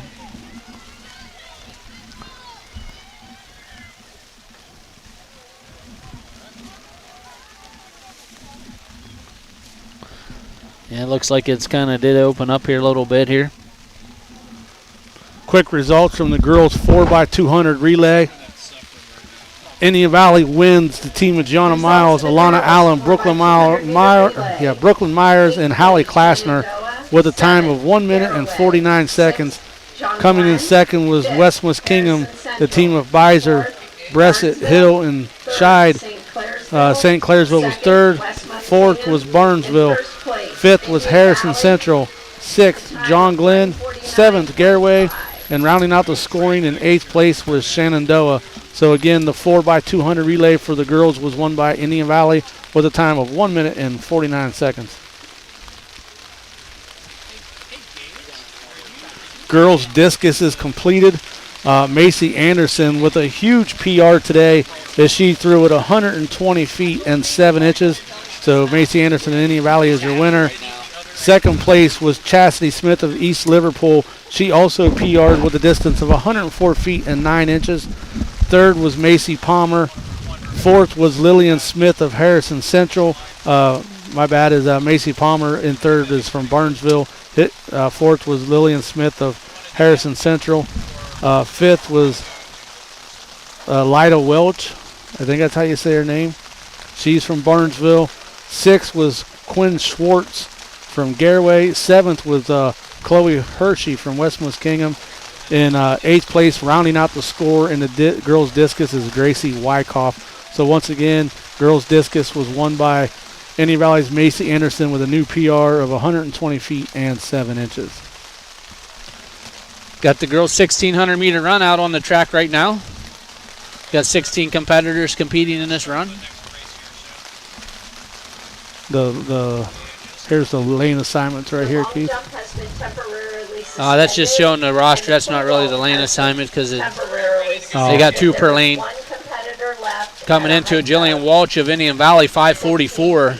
Lucy Banks, 547, St. Clairsville. Maya Wingard, 551, Garraway. Laurel Chaffel from Shenandoah, 557. Kylie Coach run 6:01 from Buckeye Trail here as the rain's picking back up on us, and these athletes are still out there battling through the climate. Yeah, they just had to suspend the girls' long jump for a little bit. They had to tarp the pit, so we'll see if they get that back underway. For the boys, shot put results, finishing in first place was Indian Valley's Carter Neff with a throw of 44 feet and 8 inches. Second was Dylan Walters of Harrison Central. He threw a new PR of 43 feet, 10 inches. Third was Braxton Byers of Barnesville, the freshman, with a new PR of 43 feet, 7.5 inches. Fourth was Dante Taylor of East Liverpool. Fifth was Wyatt Connor of Buckeye Trail. Sixth was Braxton Speed of Garraway. Seventh was Kobe Jones of Barnesville. And eighth was Caden Stollard of John Glenn. So that rounds out your boys' shot put again as Carter Neff of Indian Valley wins the shot put. Looks like Indian Valley setting the pace here. Looks like possibly St. Clairsville and second Barnesville, St. Clairsville. Trying to see here through the uniforms here. Hey guys, you got me again? Yeah, Nick. By the way, Anderson with the new PR for the discus. Macy Anderson? We lost you there, Nick. If you can hear me, Nick, you might want to walk a little closer because we lost you. 32.41 seconds. Might have to try to get that thing back out.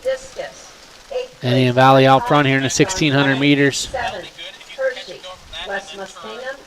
6th, Schwartz, Garraway. 5th, Welch, Barnesville. 4th, Smith, Harrison Central. 3rd, Palmer, Barnesville. Looks like St. Clairsville might be moving into second place here. Indian Valley still in the lead in the 1,600 meters. Looks like another St. Clairsville runner's in third. Could be Shenandoah or Barnesville running in fourth here. That would be Barnesville, guys. Thanks, Nick. Hey, Nick's back.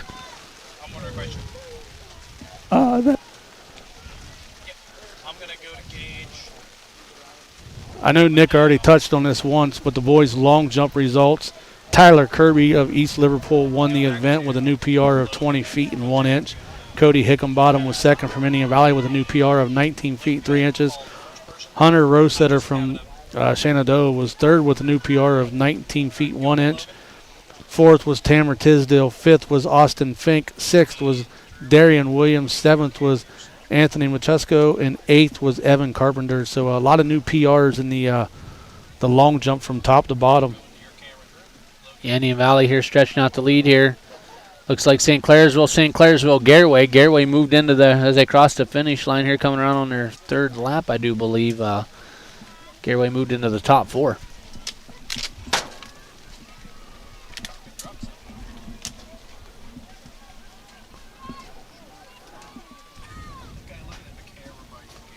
Team scores right now. Indian Valley leads in the girls with 47 points. John Glenn is second with 29. Barnesville is tied for second also at 29. Fourth place is East Liverpool with 22, and rounding out the top 5 was West Muskingum with 19. For the men, the Indian Valley boys lead with 53 points. East Liverpool is second with 43 points. Barnesville was third, or Barnesville and West Muskingum were tied at third with 27 points, and rounding out the top 5 is St. Clairsville with 20. So as of right now, Indian Valley girls have a little commanding lead, and for the boys race, it's a little closer with Indian Valley, only up 10 on East Liverpool. So a lot of these races are going to become crucial now. On the last lap here, the 1,600-meter girls run, Indian Valley out front, and then it's St. Clairsville, Garraway. Looks like it's going to be East Liverpool, Barnesville. Yeah, thanks to the camera guys for really trying to get situated to get us as much coverage as we can. You know, with this with the rain, it's kind of really put a damper on the type of equipment that we use here. We try to bring you the best coverage we can, but stuff's very expensive. And when that rain hit that quick, we were unprepared for that rain. So great job by the guys of Claxon Communication to get situated. Yeah, here comes the St. Clairsville girl here. It's really shorting the lead up on the Indian Valley girl here. Looks like she saved a little bit here on this last lap here. St. Clairsville's going to the lead. Here we go. We're coming in the last 100 meters here. I don't know which St. Clairsville runner it is. They got 2 of them running today. Looks like St. Clairsville's pulling away here. If you've got numbers, it'd be 11. No, I don't think they gave us numbers, did they? It is Taylor Tucker. She come in today with no time. So Taylor Tucker, looks like it'll be Jillian Welch from Indian Valley. See here, comes in third here. Lucy Banks from St. Clairsville is going to bring it home in third. And then Maya Wingard from Garraway here in fourth. Yeah, those big points for St. Clairsville right there, getting first and third to try to close that gap on Indian Valley and the girls' team scores. Yeah, looks like that's Taylor Tucker's first day running the 1,600 for St. Clairsville and comes in and puts a strong race together. Something that's kind of cool, guys, is both the St. Clairsville runners were running shoulder to shoulder until about turn 2 on that final lap, and then they just kicked it into high gear. The one took off, and it was almost like they were just biding their time together, pacing each other, and then she kicked it into high gear. Yeah, I mean, it looked like Jillian Welch from Indian Valley had a good 50, 60-meter lead there, and she chased her down.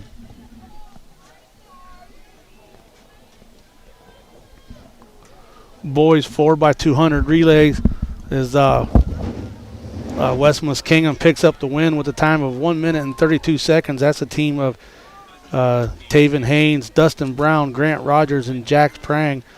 Indian Valley come in second with a time of 1 minute and 36 seconds. The team of Kinsey, St. Clair, Meade, and Hickenbottom. Finishing third was the team of East Liverpool with the time of, with the team of McHenry, Hendershot, Tisdale, and Gavin Wright. That race for second and third was so close. Indian Valley finished with the time of 1 minute, 36 seconds, .41. And East Liverpool comes in with a .51. So that's how close that finish was for second. Fourth place was Buckeye Trail. Fifth place was Barnesville. Sixth place was John Glenn. Seventh place, St. Clairsville. And rounding out the scoring and picking up eighth place was Harrison Central. As the girls' 1,600 meters wrapping up here, we're getting the boys ready to go. Boys' 1,600-meter run's going to have 18 entries. Maddox Roach comes in from East Liverpool as the top seed at a 4 minutes 19 seconds. Camden Judd from St. Clairsville at 4 minutes 37 seconds. Max Kinsey, Indian Valley, comes in at 4:43. Nick Palmer from Garraway comes in at 4:44. And Emmett Sullivan from Shenandoah comes in at 4:52. So looks like we're going to have a pretty good race here on our hands.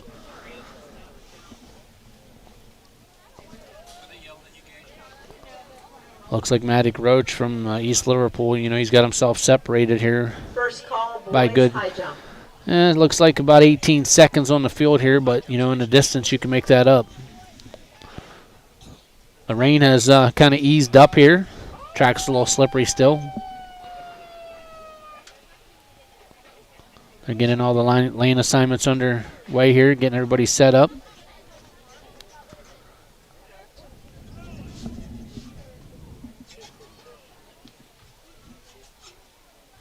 They may work on getting the field events going again here. We'll have to take a look and see. Looks like they're getting the high jump up and running here. Yeah, we could probably go ahead and get our Looks like the discus is out there. They're throwing the disc, so they're getting some of the field events back underway here. The weather's cleared out. Hopefully we can kind of avoid any more big storms coming through.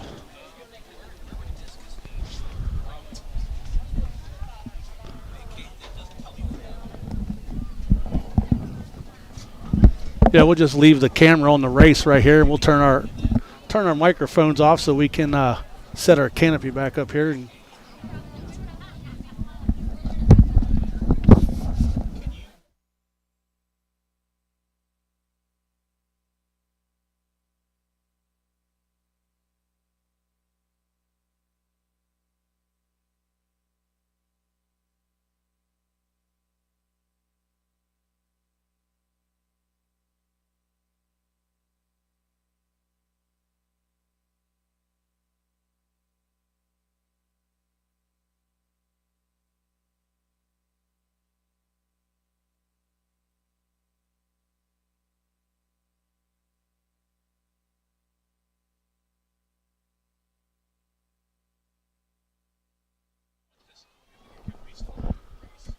all right, the boys' 1,600 meter relay is, or no, boys' just 1,600 meter race is underway. My bad. Kind of got talking too fast right there as we're trying to get things situated around here. As the rain looks like it's quit. Long jump workers, you need to report. They're calling long jump workers back over, and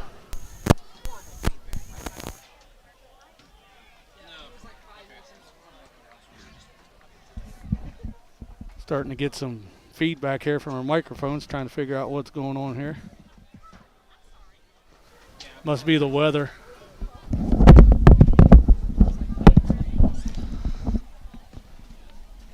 Here in St. Clairsville, Garraway, St. Clairsville, Indian Valley.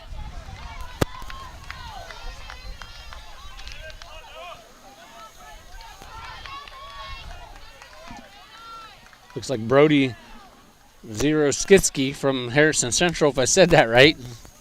And if we didn't say it right, we apologize. We're trying to... Zero-Skitsky, it looks like.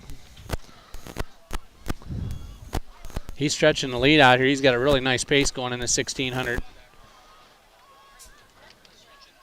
St. Clairsville here, it looks like George Dormus is a freshman. He's running in second here. Or let's see here, who else we got? Looks like Matt Kinsey's hanging around there in about fourth place, moving into third.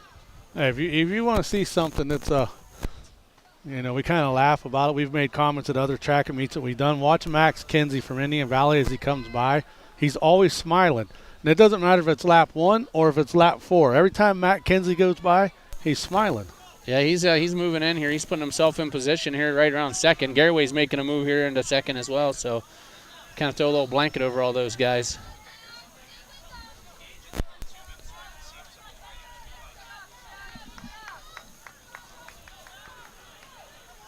Looks like Garraway in the second, Indian Valley's in third. Could we have the field official please report to the long jump pit? They're trying to get the long jump pit going again. They got it uncovered. High jump pit, excuse me. They're raking it out and getting ready to start. And they just called for the officials to head back to the high jump. So they're going to try to get that in. So right now Harrison Central's out front in the 1,600, followed by Garraway, Indian Valley, St. Clairsville, Barnesville, Buckeye Trail. Looks like Shenandoah. Yeah,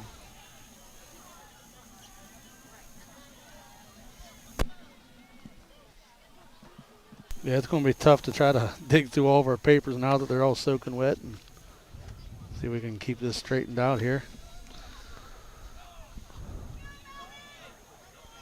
You know, I'm wrong here. I guess you might have been right earlier. I don't know. Is that a Harrison Central or East Liverpool uniform there? That would be East Liverpool, guys. Okay, so that's where earlier I got that. I thought that's kind of different looking color for East Liverpool. They're usually white and blue.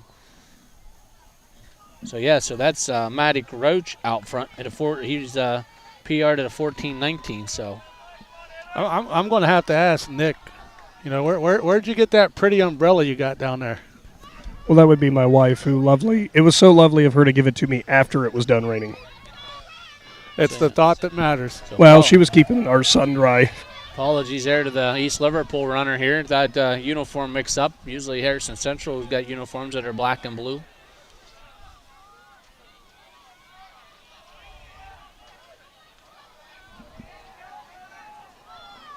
He's got a pretty big commanding lead here, the runner from East Liverpool. Garway's in second here. Looks like St. Clairsville's moved into third and fourth. Indian Valley's fell back to fifth. Yeah, like you said, East Liverpool, man, he has just got a nice stride the way he runs. Yeah, he was just kind of looking over his shoulder there, kind of checking his pace there. Has not deviated since the start. And he's going to cross the finish line in first. Max Kinsey making a push here, trying to get to fourth. Looks like Garway's coming in second. Looks like St. Clairsville is going to be third. Max Kinsey from Indian Valley fourth. St. Clairsville fifth. Looks like we got a Barnesville runner moving up into here. Barnesville and Shenandoah. And then that's, I'm assuming, Buckeye Trail, then Shenandoah again. Harrison Central followed by Shenandoah.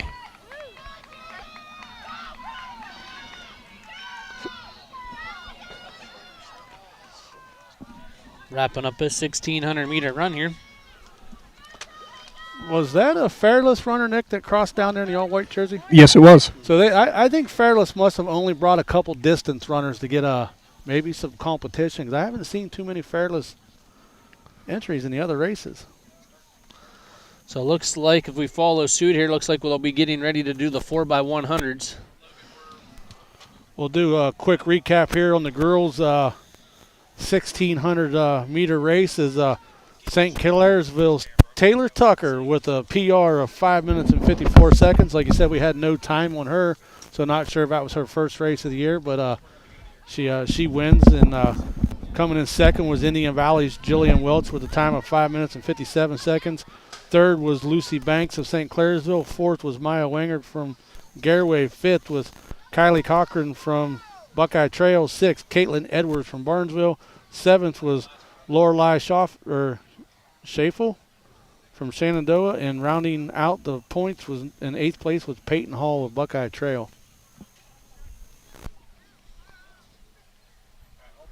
So like I said, now we're going on to the 4x100 meter races. Assignments for the first heat of the girls 4x1. Lane 3 is Harrison Central. Lane 4 is Garraway. 5 is East Liverpool. So there'll be two heat races for the girls and two heat races for the boys. Zone 2. Like I said, in this first heat race will be Harrison Central in lane 3. Lane 4 will be Garraway, and lane 5 will be East Liverpool.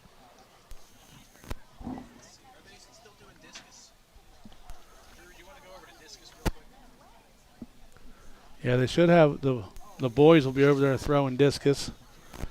Girls are at long jump, I believe. Looks like it might be girls at high jump too still.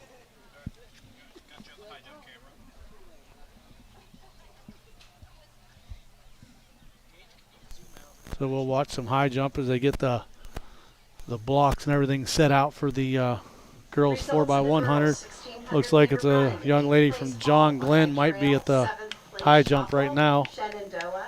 6th place Edwards, Barnesville. 5th place Cochran. Not sure where the bar is set, but she's making her approach, and she's going to clear it. So the young lady from John Glenn just cleared the bar at the high jump. And 1st place Tucker from St. Clairsville with a time of 5 minutes, 54.2 seconds.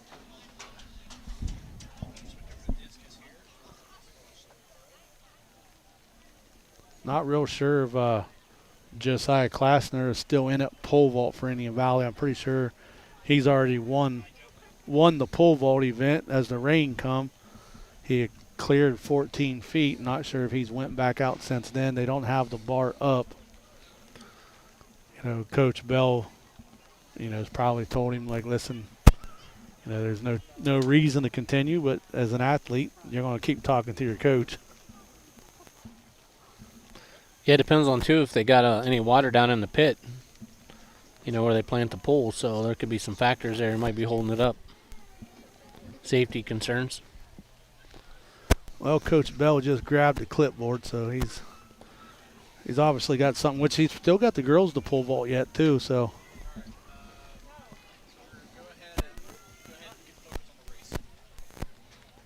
here we go, the first heat of the 4x1.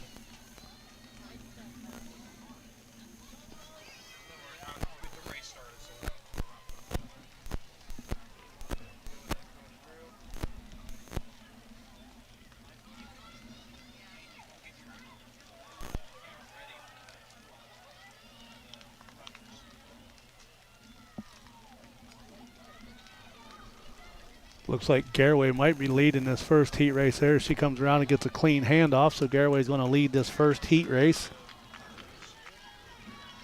Remember, these are time finals, so you can, out of this heat race, still win. So Garraway will win this heat race, followed by East Liverpool and then Harrison Central. The fast heat for the girls 4x100s coming up. It will be John Glenn in lane 2, the team of Perkins, Snyder, Milner, and Gibson. Lane 3 will be Burnsville, the team of Kaiser, Fritter, Greer, Leisure. Lane 4 will be Indian Valley with the team of Miles, Allen, Klassner, and Myers.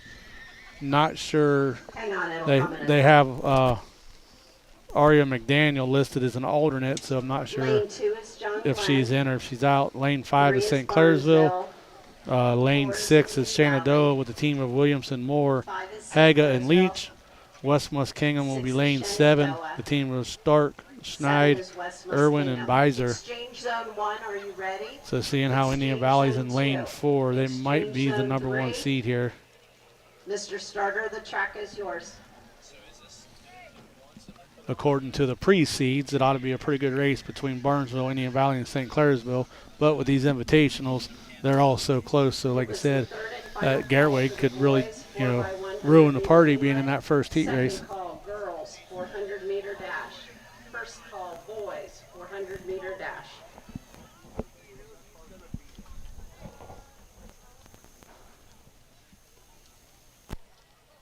There's the whistle, the buzzer, the gun, whatever you want to call it, as they get out of the blocks right there.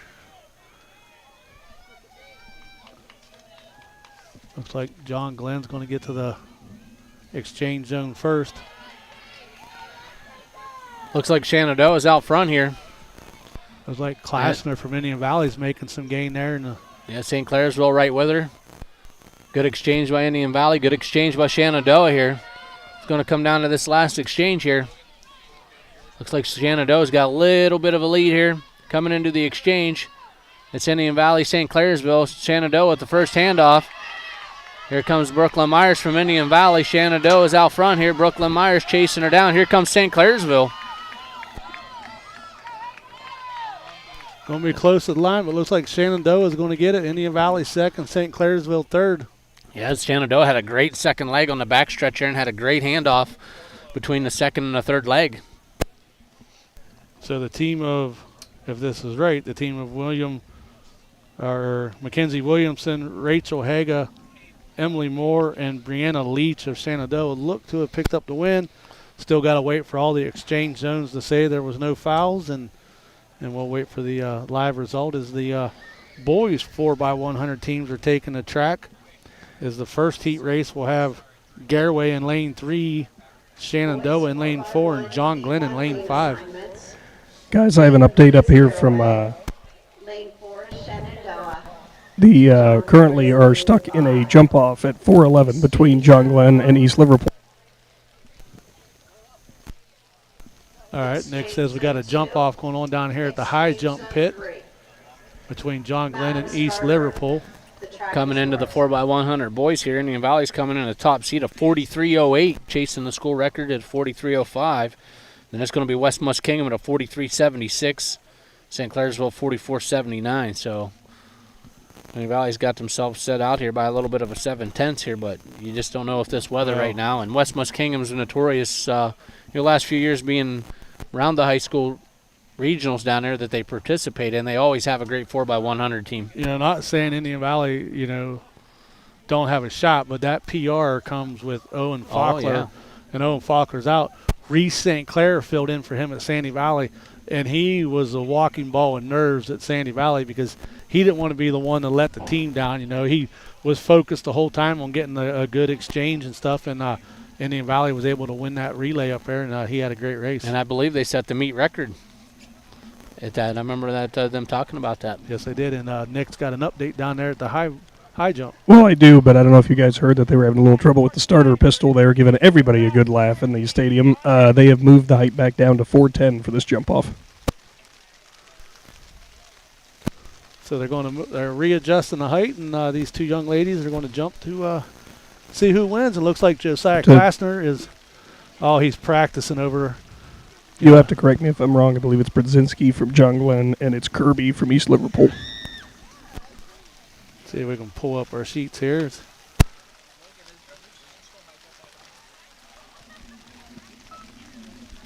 So it would be Kaylin Kirby of East Liverpool and Sadie Grzinski of John Glenn. So Kirby comes in with a PR of 5 feet 4 inches, and Gardensky's PR is a 5 feet exact. So First heat underway here in the boys 4x100. Shenandoah is going to take the lead down the backstretch. John Glenn here in second, Garraway in third. Good exchange out of Shenandoah. John Glenn here. Exchange zone's clear here. Coming into the final exchange. Shenandoah still has the lead here. Another good exchange. Looks like it's going to be Shenandoah. John Glenn, Garraway here in his second heat, or his first heat.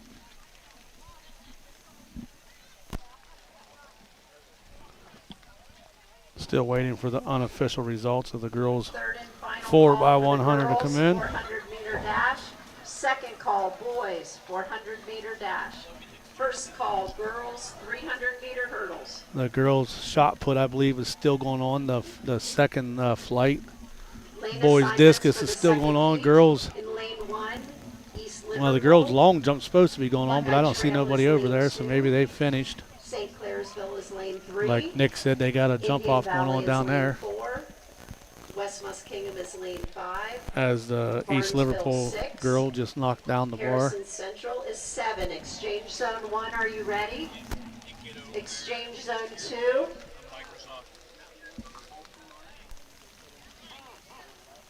Exchange zone 3.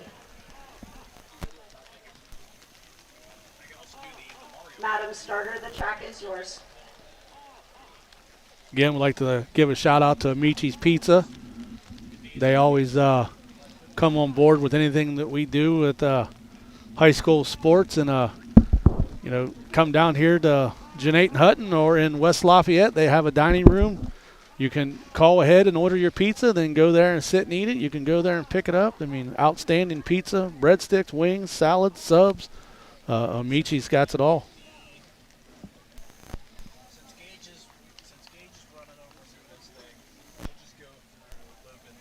You guys are making me hungry for Amici's. Well, Coach Klasner from Indian Valley asked if we needed an Amici's pizza brought up to us, and I felt he was a little busy, so I told him that we were good, but thanks for the offer. An update down here, the John Glenn jumper did just pass 4'10". So now it comes down to this from Kirby.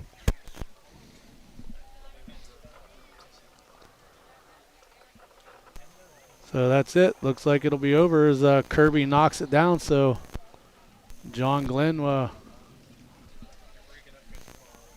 does she get 3? No, that's it. That should be final right there.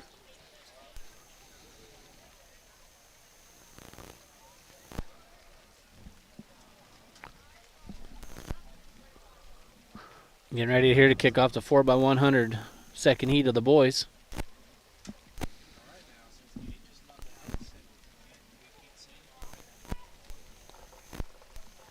They're off. Here we go.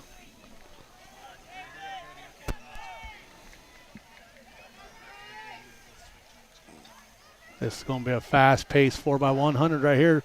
Looks like everybody had a good exchange. Kenzie had a good exchange to Hosteller. Here comes Hosteller for Indian Valley. Looks like East Liverpool and Shannon. That's Barnesville right with them. Hosteller gets it off to Smith. He's got it. He's going to come around. He'll hand it to St. Clair. I don't think is this St. Clair? Yep, it is Reese. Here comes Reese St. Clair. Yeah, so Reese St. Clair filling in nicely for Owen Faulkner. Nice job, Reese St. Clair. East Liverpool, or no, was that West Muskingum? I think that was West Muskingum in second. You'd be correct, Keith. So Indian Valley, West Muskingum, and the boys 4x100. We'll get the official results and times as they come up. Still waiting on the girls' official results to come in for the 4x100. That's taking a little longer than it normally does. So yeah, they're going to be getting ready for the 400 meters here for the boys and the girls.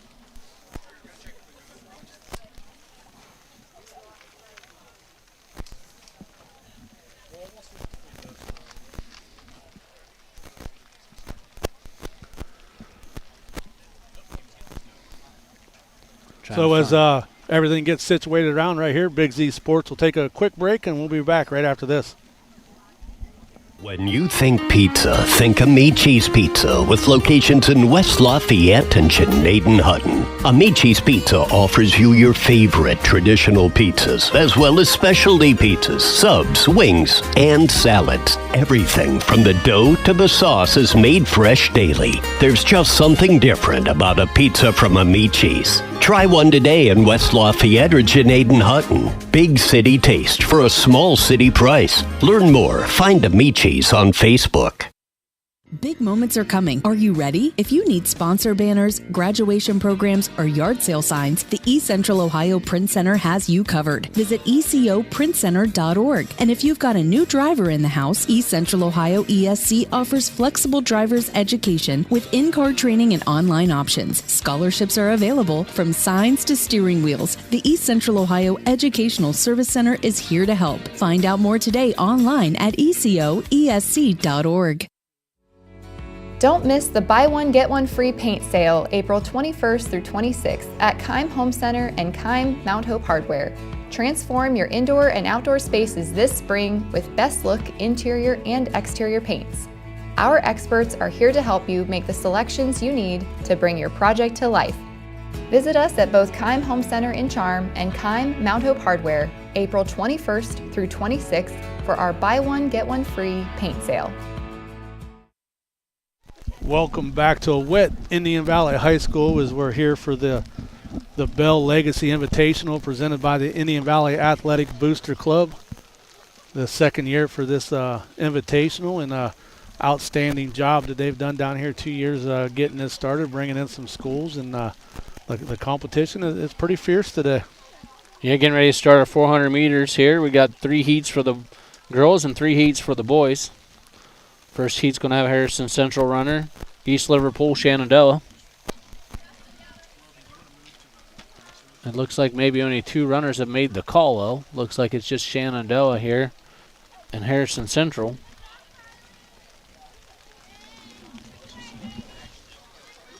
Yeah, and they can't bump them into another heat race because the other heat races already got 8 girls in them, and it's only an 8-lane track.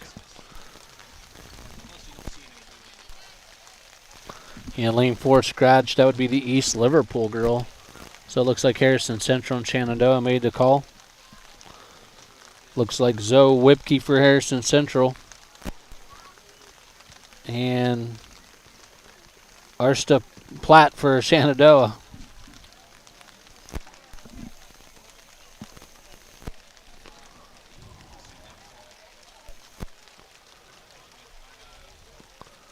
Getting ready to go here. Looks like the boys' high jump's warming up. Yeah, they'll do some run-throughs and stuff and get warmed up. And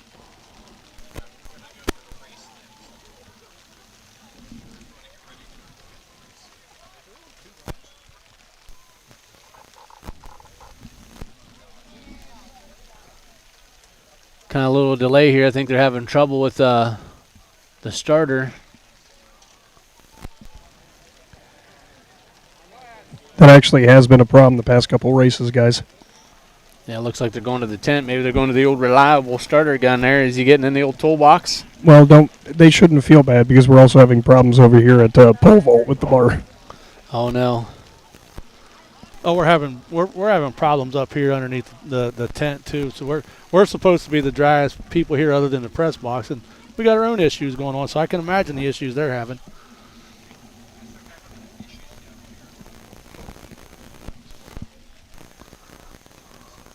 You know, and that's you know, you're a runner, you get ready to go, and kind of you get frustrated because you get in your mindset and you're ready to go, and you just can't go. And I can see they got the bar set for Josiah Klassner. Yeah, it looks like he's going to keep going. I thought maybe they would just take the first place and scratch him, the rest of the way and get started with the girls. But he's going to keep going here. They got him down there. Somebody's standing down there holding the umbrella for him, trying to keep him dry, and that's got to be a tough situation for him. Yeah, he's trying to keep his pool dry. They're drying it right now, so he's getting ready to go here. You got the pits wet, your runway's wet. You got to try to keep the grip where you put your hands. You got to try to keep it dry, and I'm still amazed that as a junior in high school, he decided to go out for track and become a pole vaulter, and started out at 9 feet, and I'm friends with his family and stuff, and they told me it wasn't a pretty 9 feet. It was ugly as ugly could get, and now all of a sudden he's ranked 5th in the state, as of right now. So I mean, I think he's PR'd at every meet that he's been to, so he's probably trying to keep that record alive.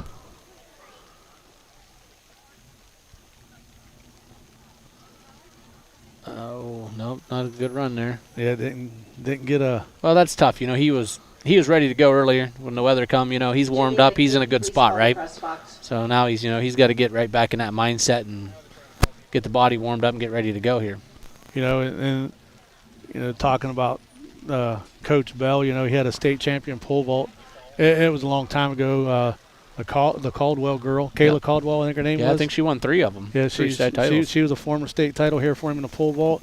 And then a few years ago, David Adams, who was state champion for Indian Valley on the boys pole vault, who is now over at Dartmouth College there, and he set a couple records over at their college, and had to miss a year due to an injury, and he's back, and and Coach Buzz is he's outstanding with the pole vaulters, and I've had some people tell me, even with his age, he can still pole vault pretty good himself. Well, earlier this year I had to go watch my son run at a collegiate meet at Muskingum University, and they had an alumni meet before the collegiate meet, and guess who won the pole vault? Yeah, Coach Bell. He was there pole vaulting and won. He's a Muskingum alum, and I seen him, and later on someone goes, he won the pole vault, and I didn't even know he was pole vaulting. So something funny, they get out the gun, because they're going to switch to the gun, and he wanted to fire it to make sure it works. And both girls were just standing there. He fired the gun, and they were shocked. They took off running. They had to hurry up and stop him.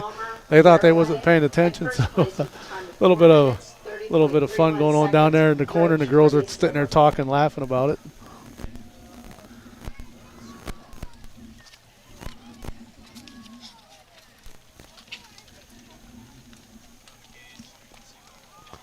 Yeah, they're still getting them ready here. Looks like the official. Here we go. They got the gun out. They went old school here. Got rid of the beepers. So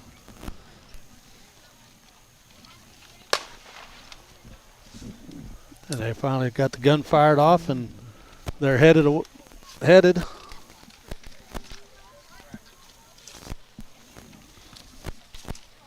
Just trying to get all my papers here situated around.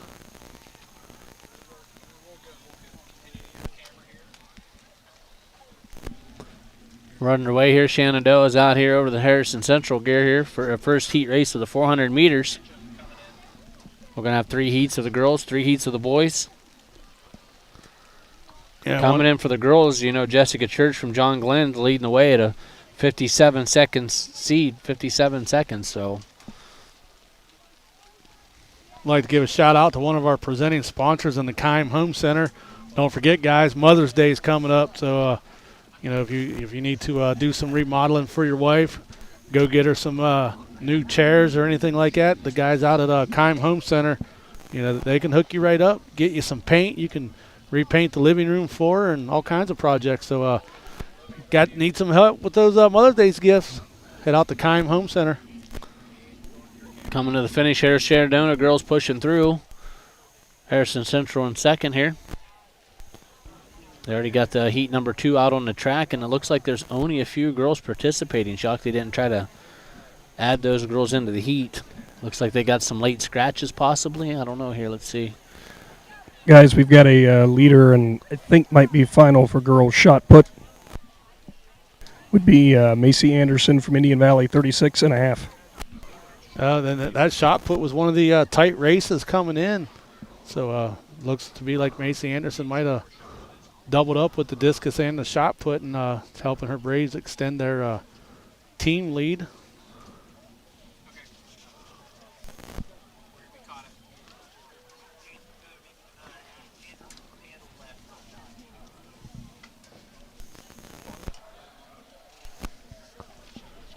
As they're getting ready here for heat 2, 400 meters for the girls. It looks like they do have the other runners out in the lanes now. So lane 1 should be Buckeye Trails Hickman. Lane 2 will be Wall from Garaway. Lane 3 would be Bay from West Muskingum. Lane 4 Fuchs from Barnesville. Lane 5 Demerline from Shenandoah. Lane 6 Bennington from St. Clairsville. Lane 7 Adams from St. Clairsville. And that is if my list is right and nobody scratched.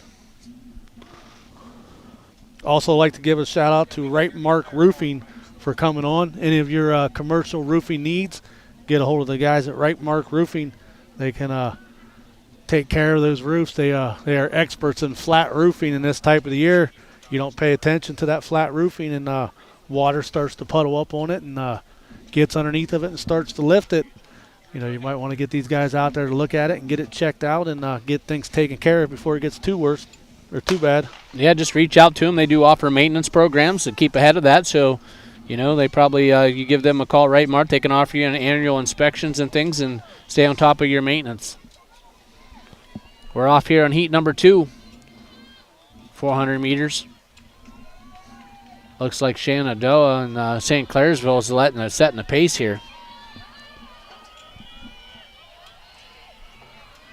Actually, that might be Barnesville there in lane 4. That's Barnesville? Yeah, Barnesville's Fuchs in lane 4. We'll get a better look at them when they come around the corner. That does look like Barnesville. She's stretching her lead out here. Yeah, she really took advantage of that corner right there. So it will be Fuchs of Barnesville's coming in. St. Clairsville is at lane 6. Bennington in lane 6. Her teammate Adams. Looks like lane 6 is going to make it in and get second.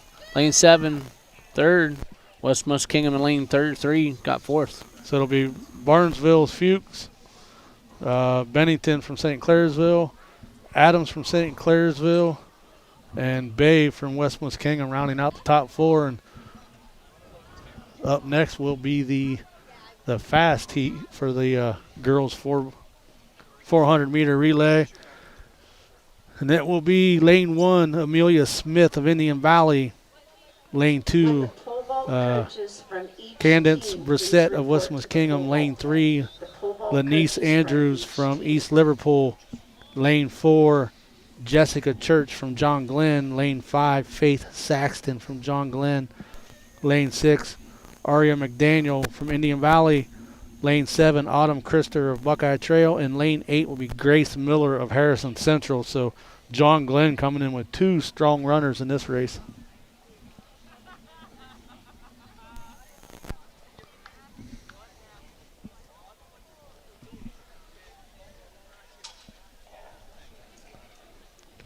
Another one of our presenting sponsors today, Impact Collision.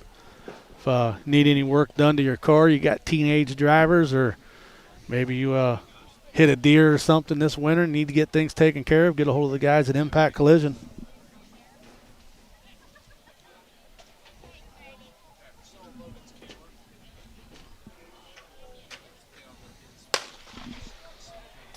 Underway here, heat number 3, 400 meters.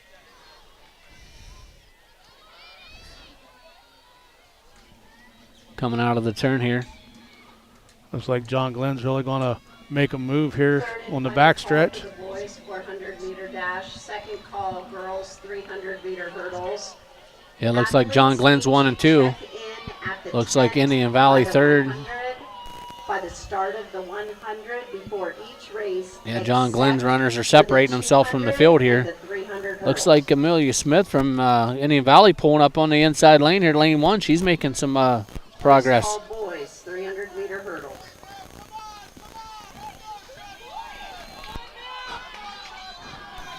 Here we go, lane number 4. Yeah, that's Jessica Church. Yeah, Jessica Church of John Glenn, followed by her teammate Faith Saxton. Then it looks like it's going to be Amelia Smith, the freshman of Indian Valley, trying to maintain that position in third. West Muskingum's Brissett giving chase right there, but it looks like it's going to be Smith from Indian Valley.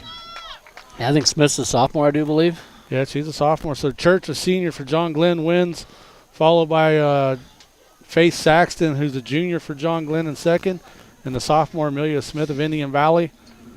And then a freshman in Candace Brissett of West Muskingum coming in fourth. So outstanding race right there. Yeah, Smith made a ton of ground up going into 3 there, coming through the turn there into 4, and she made a lot of ground up on the lane 1. So great run by her. Hey guys, an update from the pole vault area.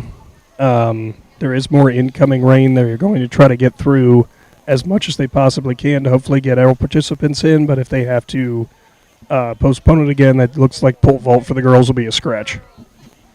Yeah, usually that's what they do. If they don't get it started, sometimes they'll scratch it. I have seen some events in the past, some track meets, where they've got halfway through, and then they brought the remainder kids back another day and finished it on like a second day. But they don't want to do that, so it's easier if they haven't got it underway to just scratch it. Girls 4x100 relay results. Shenandoah wins with a time of 52.53. The team of Williamson, Haga, Moore, and Leach. Indian Valley was second with a time of 52.81. The team of Miles, Klassner, Allen, and Brooklyn Myers. St. Clairsville was third. West Muskingum fourth. Garraway fifth. Barnesville sixth. John Glenn seventh, and East Liverpool eighth. First heat of the boys 400 meters underway. St. Clairsville sophomore out front here. Looks like Brendan Throwburn setting a nice pace here. Looks like that's Harrison Central in second.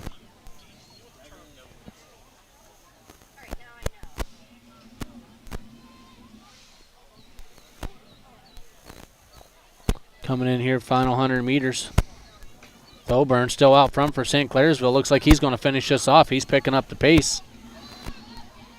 Looks like it's going to be St. Clairsville, Harrison Central in this race.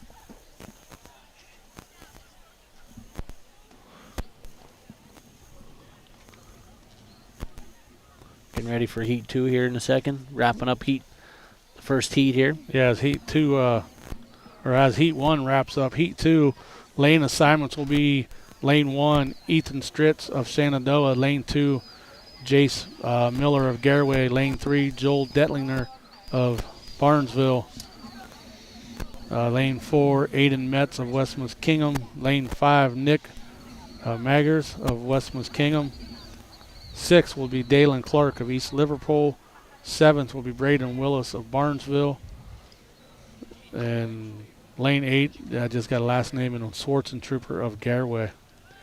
Guys, on the pole vault for the boys, that last attempt from Klassner that did not go was 4:15 feet, so he still did accomplish, I believe, 14.6 today. So he matches his PR, I believe, was 14.6.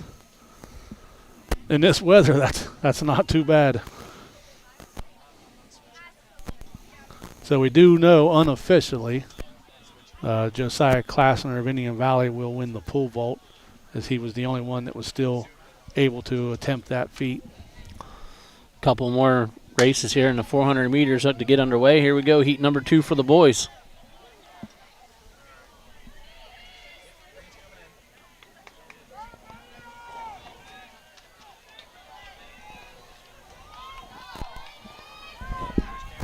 Trying to see what we got here. Looks like it's Barnesville out front here. East Liverpool. Looks like 2 West Muskingum runners. Looks like East Liverpool East Liverpool runner here's making some hay here. Looks like that's Dalen Clark. East Liverpool is taking the lead here. He's going to finish his final 100. He's kicking it in here. Looks like the Barnesville runners are trying to go here. Looks like we're going to have a late push here from West Muskingum. Aiden Metz from West Muskingum is going to overtake him. Yeah, looks like the inside runner in lane 3 from Barnesville took over and got second there. So Joel Detling of Barnesville. Great finish for those guys. You know, that 400 is kind of the all-out sprint, you know, and you got to almost time your sprint when you want to do it. You get out too early, you can lose it on the back end.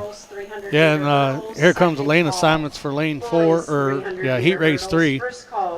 Lane 1 from St. Clairsville will be Sawyer Sayo. Lane 2 will be Cade Ritchie of John Glenn. Lane 3, Landon McPeek of Indian Valley.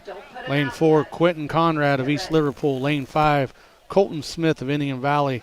Lane 6, Elon Eric of Buckeye Trail. Lane 7, Shane O'Brien of John Glenn. Lane 8, Tristan Cole of Harrison Central. And like I said earlier, with Beckett Swaldo in the pole vault, I was wondering if Landon McPeek was back from injury. Well, Landon is scheduled to go in this race, and I see him down there. So, you know, Landon might not, you know, been ready to go back with pole vault with Beckett Swaldo having a great meet the last time. They bump him in, and they're going to try to use Landon McPeek to get some team points right here. Because at the end of the day, it's still a team race, and you got to maximize your points that you can. I'd say he's probably going to be in the 4x4 too if he's in the 400 today. So. Third, Bliss from Barnesville. Second, Spiker from West Muskingum. And first place with the last heat here before we roll into the 300 hurdles for the boys and the girls. So the boys 4x100 relay results. Indian Valley wins it with a time of 43.99. That was a team of Grady Kinsey, Carson Hosteller, Colton Smith, and Reese St. Clair. West Muskingum with a team of Haynes, Brown, Rogers, and Jax Prang come in second with a time of 44.58. Barnesville third, Buckeye Trail fourth, East Liverpool fifth, Shenandoah sixth, John Glenn seventh, and Garaway rounds out the scoring in eighth. And there's the gun for the boys 400-meter dash. As Colton Smith for Indian Valley gets a good jump out there. It looks like he's in lane 5, and this is one of those events that he excels at. And here comes, looks like lane 3. Or that'd be lane East Liverpool runner, it looks like. East Liverpool runner in lane 4. Quentin Conrad, he's probably the favorite since he's in lane 4. Smith trying to hang with him going through the corner, but right here is usually where the guy that's the favorite can kind of pull a little bit in that final corner. It looks like they're going to be close. Looks like Smith's coming back. It's like Smith managed his pace maybe. Here he comes. Here comes Colton Smith. He did a great job of managing his pace. Yeah, Colton Smith with a big push right there. Look at his teammates are excited for him as he's going down through there. And this will be Indian Valley, East Liverpool, West Muskingum, Indian Valley. The poise of Colton Smith as he got past going into 3 to keep his stride and keep his pace to finish that race is what won it. Yeah, he did an outstanding job, like you said right there. And you know, and I made the comment that sometimes that last corner right there is where they tend to, the person that's the favorite can pull you a little bit, and he was able to maintain, like you said, and then he had that big push. And yeah, even though the East Liverpool kid might have been the favorite, he might have felt he needed to get a little bit of an advantage on Colton Smith there, and it could have come back there. Maybe it wasn't the answer. So as they're setting the hurdles up, Big Z Sports will take a break, and we'll be back right after this. Commercial building owners, how well do you keep your roof maintained? At Wright Roofing, we offer our Bullseye Maintenance program to building owners to help keep your roof healthy. This includes our 21-point inspection that examines all the essential areas of your roof that require year-round maintenance, a detailed report on the health and status of your roof, priority service that moves you to the front of the line, and discounts that reduce the risk of expensive repairs. Give us a call at 330-275-0088 or visit our website at rightmarkroofing.com to learn more. Is your vehicle banged up? Do you want fast professional service to get back on the road? MPAC Collision offers 2 locations, Newcomerstown and Strasburg, to help you out. Whether you need auto glass repair, paintless dent repair, assistance with warranty and insurance, or just need a free estimate, MPAC Collision has you covered. So the next time you need a repair, visit MPAC Collision online at mpactcollision.com and start your free estimate and learn all about what MPAC Collision can do for you. Hi, I'm Zach Motice with the Tuscarawas Insurance Agency. For all your auto, home, farm, and business insurance needs, contact our team at the Tuscarawas Insurance Agency or stop in and see us at one of our 3 locations in downtown New Philadelphia, Sugar Creek, or in Strasburg, providing excellent service to the Tuscarawas Valley since 1885. Everyone here at the Tuscarawas Insurance Agency would like to wish all area athletes good luck this season.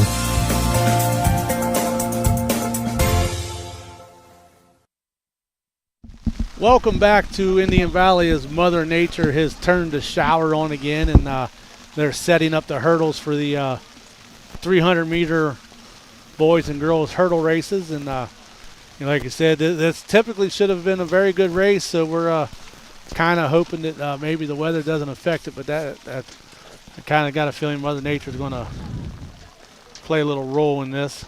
Hey guys, you up there in turtle mode again. I believe that pole vault is going to be next for the girls, unfortunately. Yeah, so we thought we'd seen them covering everything up, so looks like the girls pole vault will scratch. Yeah, we had to go to turtle mode. Rain came in, and electronic devices and rain don't go together, so we had to kind of take cover real quick.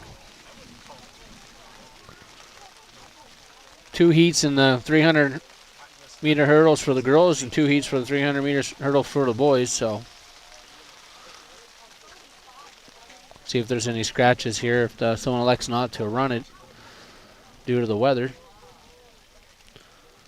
Can't tell if all the girls are out there in the second heat. It looks like there was supposed to be 7 participants, but can't tell. It would appear only 4 guys. 4 are out there? Okay. So team score updates real quick for the girls. Indian Valley Make that 5, my bad.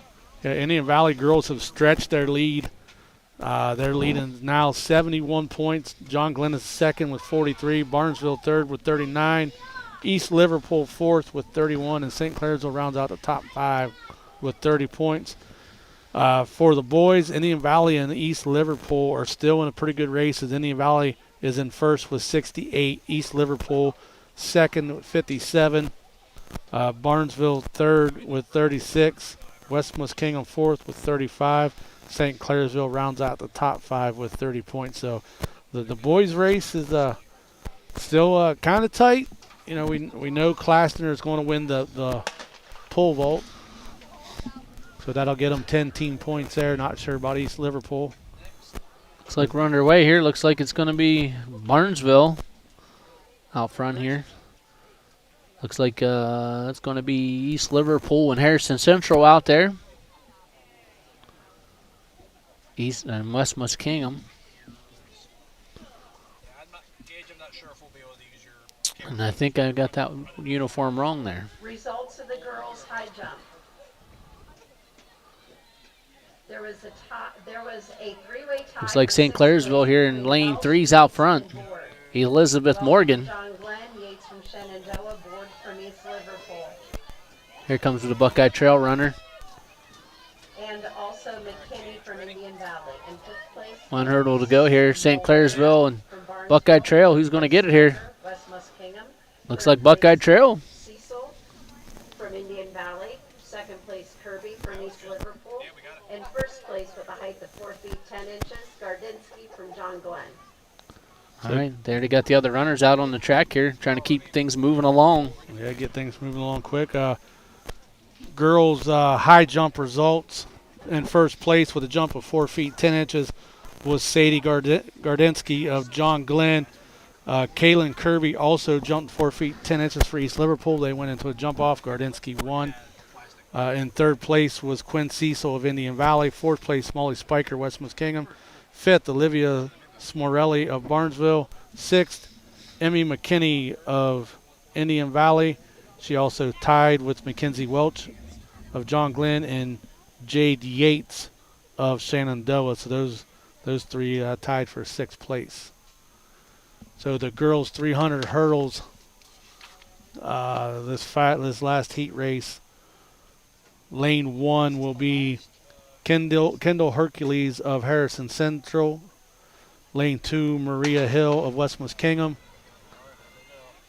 Olivia Przewinski, lane 3. Brooklyn Myers, Indian Valley, lane 4. Courtney Barnhart of John Glenn, lane 5. Holly Claxon, Indian Valley, lane 6. Brianna Miller, lane 7 of John Glenn. And Haley Scheid of West Muskingum in lane 8. Looks like Myers might have the advantage. Myers way out in front, guys. Yeah, looks like Brooklyn Myers is going to push through here. She got to the last hurdle by a long shot.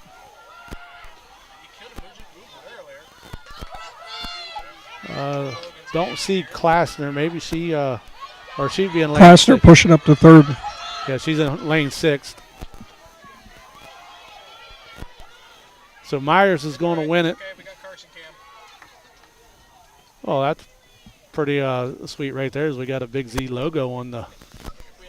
Carson Zoller kind of sneaking in there. Wearing the Big Z sports shirt. He knows, man. If you want the best, there's only one. Get your Big Z sports apparel at a sporting event near you when the cheerleaders are throwing it out.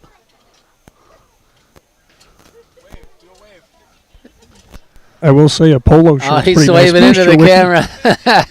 That was too funny. Carson waving up then the thing. There's Carson Zoller, local media legend.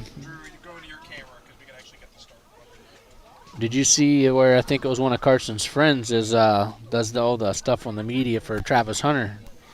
That was pretty kind of neat little article about that young man. Girls 800-meter run. So Brooklyn Myers of Indian Valley wins the 300-meter hurdles. Up next will be the boys' 300-meter hurdles.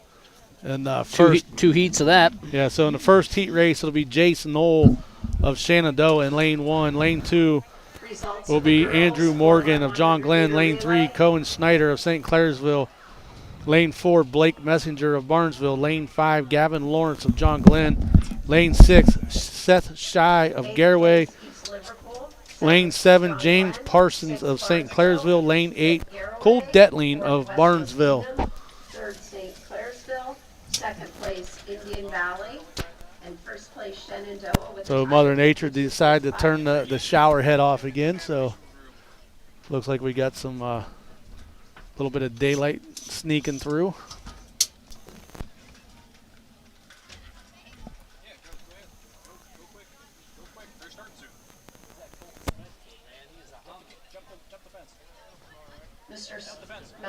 Madam Starter, the track is yours.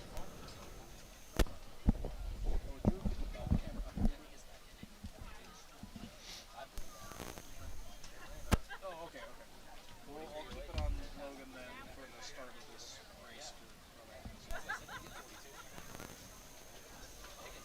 The biggest thing is just get them healthy. Don't bring it back. Get them healthy. Get them healthy.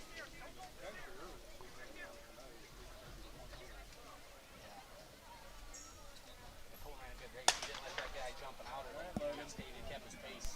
We're not going to be able to get roasted this run. So the first heat race is underway on the boys' 300 hurdles.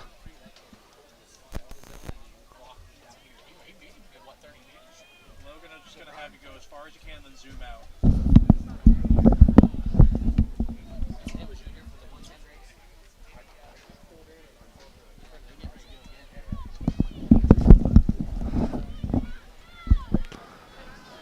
St. Clairsville runner here. He's out here. Burnsville here in 2nd. John Glenn here in 3rd. Looks like St. Clairsville is going to pull this in.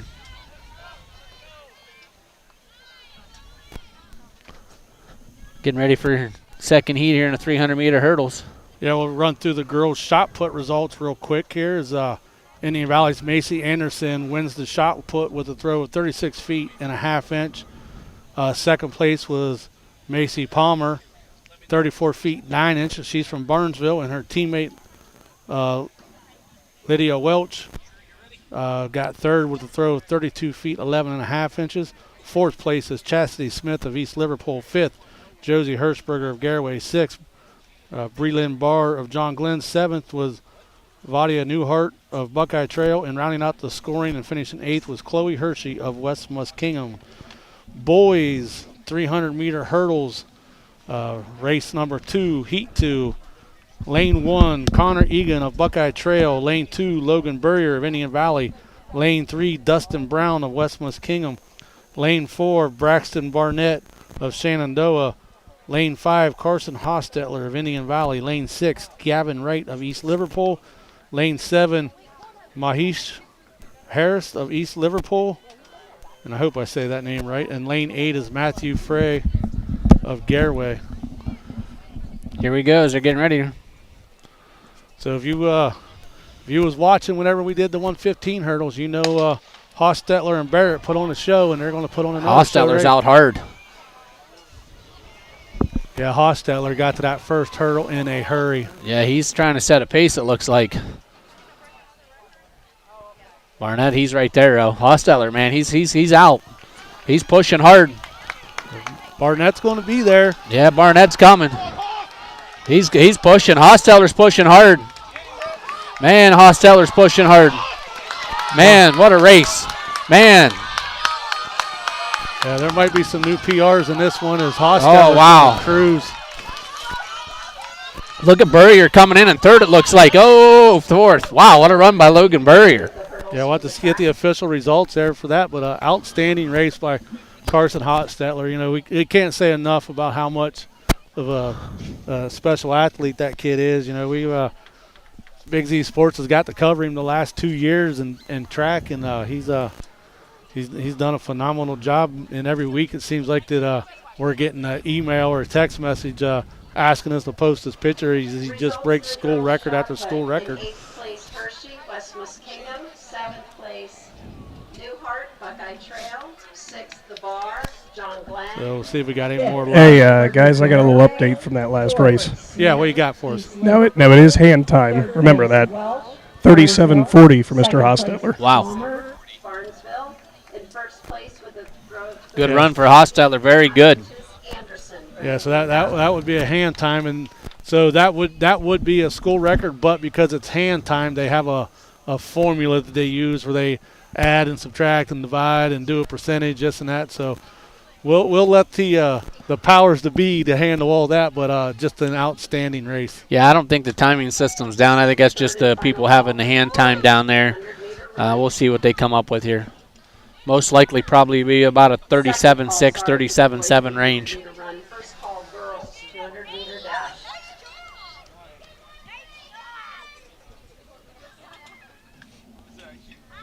Yeah, so we'll have to wait to see if they're still using the electronic scoring. It's still posted down there.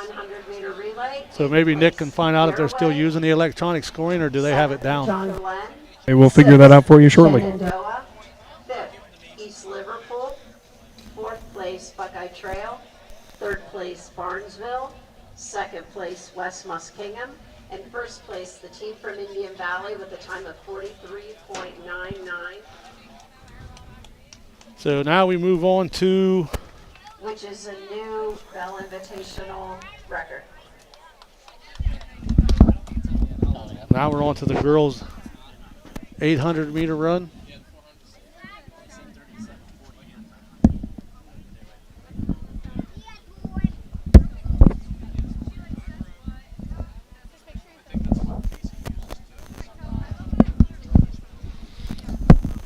So the boys' pole vault results are in. And like I said, Indian Valley's Josiah Klasner.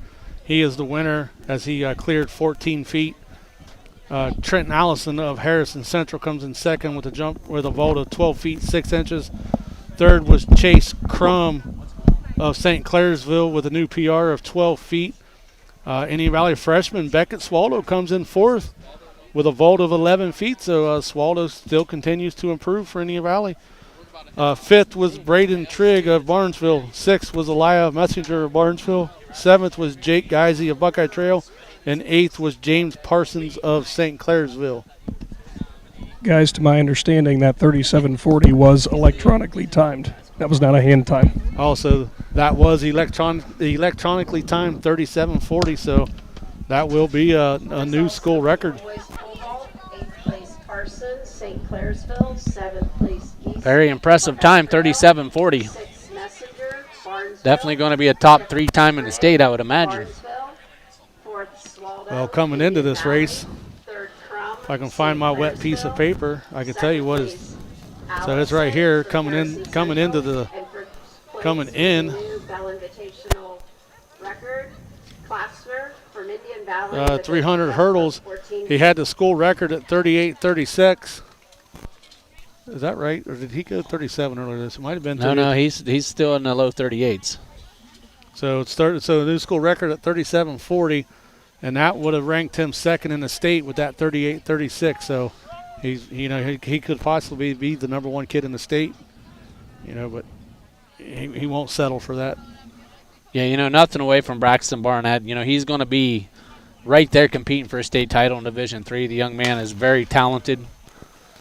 And, that's what makes these guys better when they get to come and compete early in the year against each other. 200-meter runners need to check in at the start of the 200. Well, like you said, it's what these coaches do with these invitationals. You want to bring in the best athletes to push yourself. And Carson Hosteller, he just stepped it up today, so outstanding performance by him, and the 110 hurdles and the 300-meter hurdles. He keeps setting the mark higher and higher as a sophomore. Plus, he was on the 4x100 team that won the championship.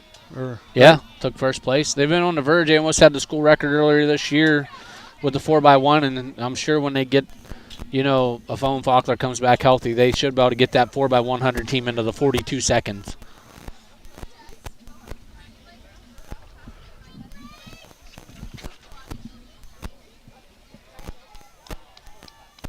Here in a couple weeks, we'll get to see some real good competition as the all-county will go on. Dover got some outstanding relay teams and hurdlers, along with New Philadelphia with their relay teams and distant runners. So if you ain't got anything to do here in a couple weeks, head up to New Philadelphia Quaker Stadium and watch the all-county. We were unable to live stream that one due to some. Just say we're not allowed to live stream it. I'll just leave it at that. But it's an outstanding event, so get up there and watch it. Yeah, I mean, there's going to be some great competition. And the county has some great athletes right now in track and field, and there are a lot of young athletes as well. So the next few years, the track and field here in the counties is going to be fun to watch. Tomorrow morning, you can turn on Big Z Sports on YouTube, and you can watch softball as Nick and Adam will be up New Philadelphia as Meadowbrook comes to town to take on the New Philadelphia Lady Quakers in softball, as long as weather's permitting. And it's looking pretty good for that, Shannon, tomorrow. Yeah, and Philly's done a great job with their softball field over the last couple of years. Of what little bit of rain we get typically drains off up there pretty good. So you guys got the New Philly baseball game as well? So in our sister station, WJR, will be doing the Claymont at New Philadelphia baseball game on YouTube. So 2 more Big Z productions coming tomorrow. Looks like Shenandoah just won the 800 here in the girls. Looks like Garraway's coming in second. Indian Valley third. Shenandoah in fourth there.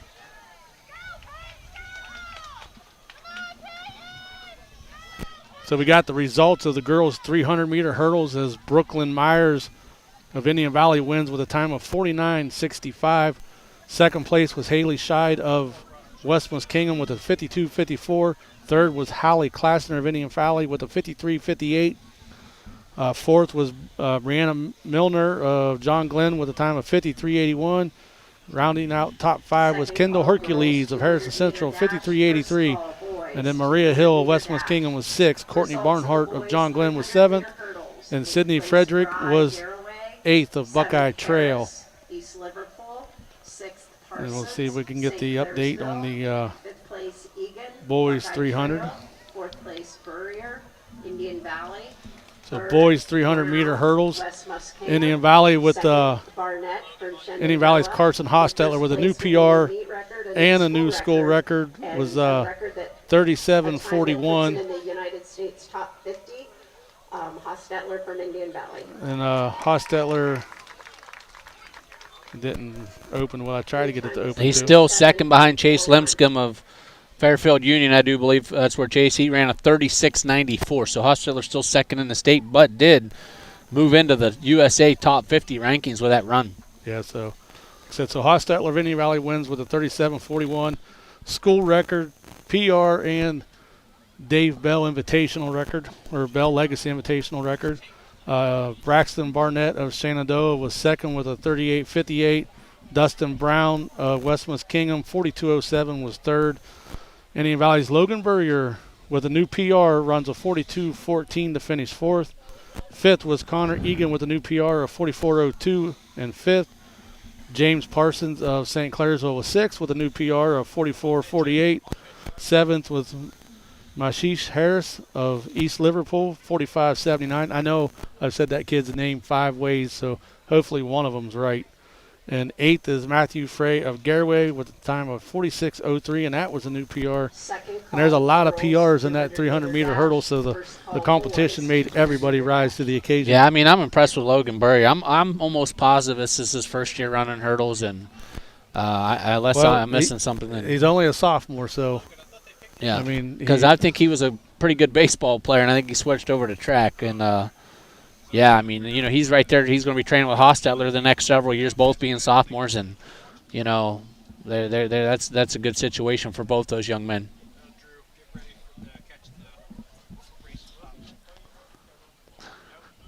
So the boys' discus is complete, and Ethan Rezer of Buckeye Trail wins with a throw of 141 feet and 10 inches. His teammate come in second. Wyatt Connor of Buckeye Trail comes in second with a throw of 119 feet and 11 inches. So Rezer won by almost 30 inches. Almost 30 feet, I mean. Nathan Dolosky of Harrison Central, 119 feet, 11 inches for third. Braxton Speed of Garaway was fourth, 119.6. Landon Corlius of John Glenn was fifth with a 119.5. McGuire Klaus of Barnesville was sixth. Carter Neff of Indian Valley was seventh, and Jimmy Boyd of John Glenn was eighth. Watching those two from Trail go back and forth was pretty fun, guys. Yeah, I got to watch them a couple weeks ago when I was down at Buckeye Trail for a regular track meet, and just to watch the camaraderie between all the boys in the discus just cheering each other on. But like you said, those two kind of separated themselves a little bit. Looks like East Liverpool out front here. Julius Jones, man, he's setting the pace here in this 800.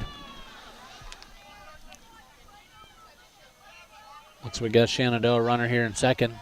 Harrison Central, Indian Valley here. Kinsey closing on Central there, coming out of turn 2. Yeah, Kinsey closing and smiling all the way. Yeah, here. I mean, that's an impressive getting out there. If I believe that's could be. I guess it's Isaac Christian, too. It depends on what number's on this leader here, if I can see his sticker. But it's definitely an East Liverpool runner. He's setting a pretty good pace. I think you were right on your initial guess there, Keith. Julius Jones here. No, he should be sticker number 8 if it's him. Oh, just blew off. So, looks like Julius Jones here's out front here.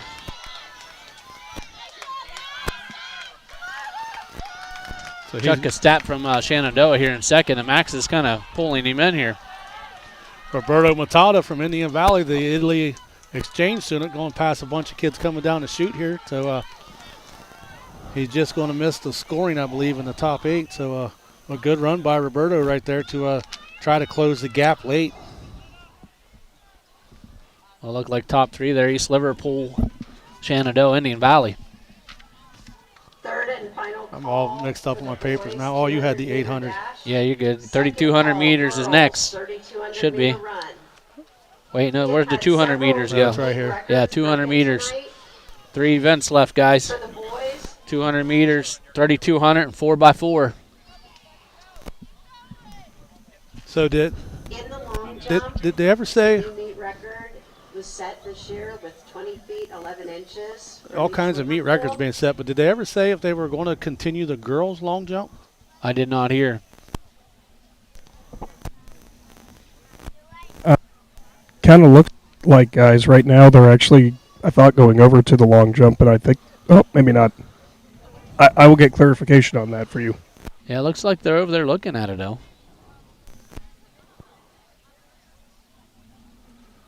I know they still got the bar set up for the boys high jump. So Big Z Sports is going to take a quick break right here, and we'll be back to Indian Valley after this. When you think pizza, think Amici's Pizza with locations in West Lafayette and Canadian-Hutton. Amici's Pizza offers you your favorite traditional pizzas, as well as specialty pizzas, subs, wings, and salads. Everything from the dough to the sauce is made fresh daily. There's just something different about a pizza from Amici's. Try one today in West Lafayette or Canadian-Hutton. Big city taste for a small city price. Learn more. Find Amici's on Facebook. Spring and summer bring big events, graduations, yard sales, and tournaments. The Educational Service Center Print Center is your go-to for sponsor banners, yard signs, and custom graduation packages with invitations, envelopes, and thank you cards. And when it's time for sports, the ECO Center in St. Clairsville is the perfect venue for AAU and JO tournaments. With spacious seating, plenty of parking, and easy access to hotels and restaurants, it's your one-stop arena for wrestling, cheer, and more. Plan your next event with us on the court or in print. Find out more today online at ecoesc.org. Don't miss the buy one, get one free paint sale April 21st through 26th at Keim Home Center and Keim Mount Hope Hardware. Transform your indoor and outdoor spaces this spring with best look interior and exterior paints. Our experts are here to help you make the selections you need to bring your project to life. Visit us at both Keim Home Center in Charm and Keim Mount Hope Hardware April 21st through 26th for our buy one, get one free paint sale. Commercial building owners, how well do you keep your roof maintained? At Wright Roofing, we offer our Bullseye Maintenance program to building owners to help keep your roof healthy.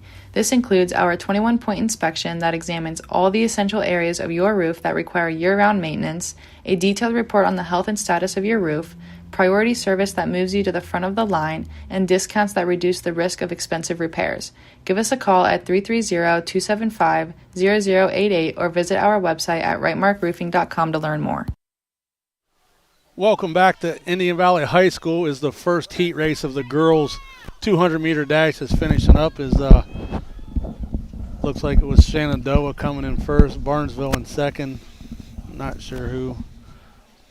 So Shenandoah wins. Buckeye Trail comes in. Yeah, I'll get the official results when I get them out. Yeah, Buckeye Trail was third. So the second heat race for the girls 200-meter dash. Lane 1 will be Miranda Eichelberry of Harrison Central. Lane 2, Olivia Smorelli of Barnesville. Lane 3, Hadley Dobbins of East Liverpool. Lane 4, Olivia McKeever of St. Clairsville. Lane 5, Taylor Sudo of St. Clairsville. Lane 6, Sydney Speck of Garraway. Lane 7, Malia Galati of East Liverpool. And Lane 8 will be Avila Weiss of Harrison Central. Once again, I apologize if we're pronouncing any of these kids' names wrong.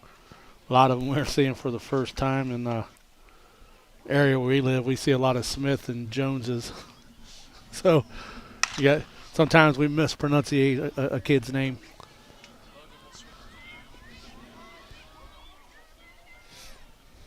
So the second heat race is underway. Looks like in lane 4, McKeever of St. Clairsville is way out front.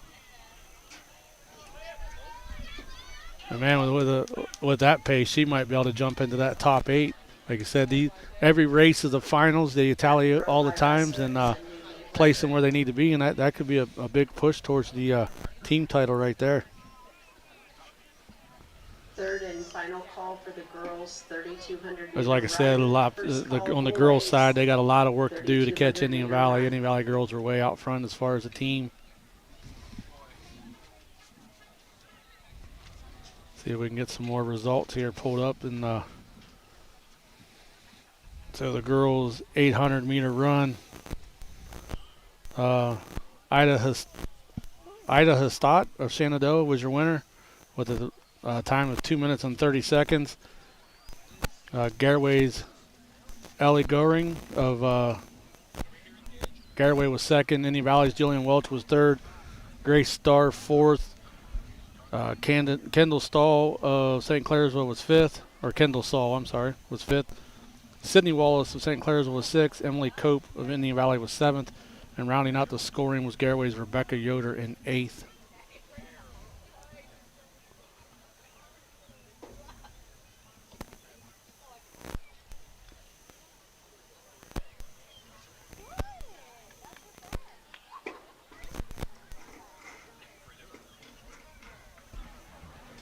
Hey guys, I don't know if you were asking with the girls' long jump. Yes.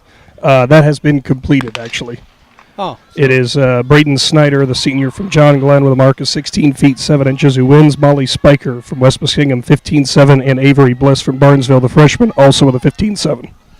So good job by Nick going over there and finding out that information. With all that rain, they kept starting and stopping. We weren't sure how it was going to go. And the final heat for the girls 200 meter, looks like John Glenn is going to win it. Maybe Brooklyn Myers from Indian Valley is going to finish 2nd. 3rd would be the other Indian Valley girl. Not sure who that was from. Oh, would have been Alana Allen from Indian Valley. Looks like she got 3rd, and then West Muskingum's Molly Spiker might have got 4th. Boys 400 dash results. Colton Smith of Indian Valley wins it with a PR of a time of 50.31. Second was Quentin Conrad with a time of 51.30. Third was Elon Eric with a time of 53.78, and that's a new PR for him. Fourth was Landon McPeek of Indian Valley. Fifth was Cade Ritchie of John Glenn. Sixth was Sawyer Seho of St. Clairsville. Seventh was Aiden Metz of West Muskingum. And eighth was Dalen Clark of East Liverpool.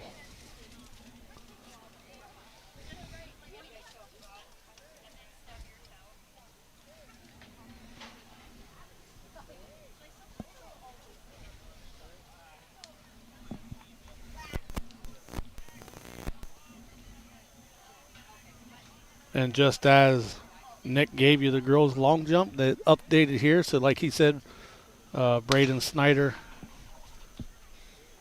Oh, and the boys' first heat race for the 200 meter is underway. Braden Snyder of John Glenn wins. Molly Spiker, West Muskingum, was 3rd. Avery Bliss. No, Molly Spiker was 2nd in West Muskingum. Avery Bliss was 3rd. Barnesville Maria Hill was 4th, West Muskingum. 5th was Faith Saxton. John Glenn. 6th was Emma Gasper of St. Clairsville. 7th was Haley Swerkos of St. Clairsville. And 8th was Hadley Dobbins of East Liverpool. That's Matt Fry from Garraway winning that first heat race here in the 200, followed by Shannon Doe and John Glenn. Results of the girls 400-meter dash, 8th place, Kreitzer. So the second heat race for the boys 200-meter dash, lane assignments. Lane 1, Leland Bertner of Barnesville. Lane 2, Vito Brazili of Harrison Central. Lane 3, Darian Williams, St. Clairsville. Lane 4, Tamir Tisdale, East Liverpool. Lane 5, Evan Carpenter, Buckeye Trail. Lane 6, Carson Hastings, Buckeye Trail. Lane 7, Cody Hickenbottom, Indian Valley. And lane 8 is Landon Serrano from St. Clairsville. And this is heat race number 2. We'll have one more heat to go after that.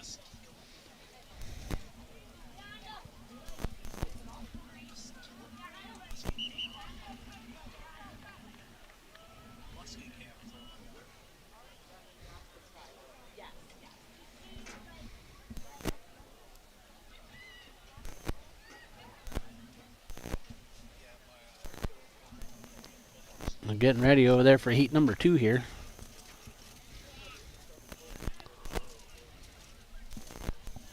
I like how Indian Valley puts bright orange shirts on all the middle school kids that are standing on the starting blocks. Yeah, that definitely helps. Looks like an Indian Valley kid's out pretty hard here, followed by an East Liverpool kid maybe. Well, if that's an Indian Valley, it's got to be Cody Hickenbottom because he's the only one in this heat race. Yeah, it's Cody Hickenbottom. Yeah, and Cody doing a phenomenal job considering he's in lane 7, so he probably got a new PR right there.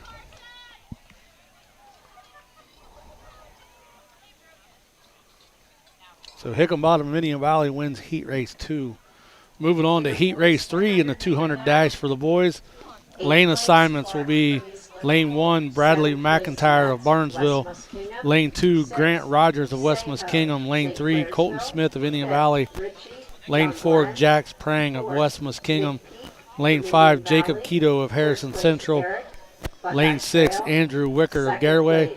Lane 7, William McHenry of East Liverpool. And rounding out lane 8 will be Josiah Roberts of Shenandoah.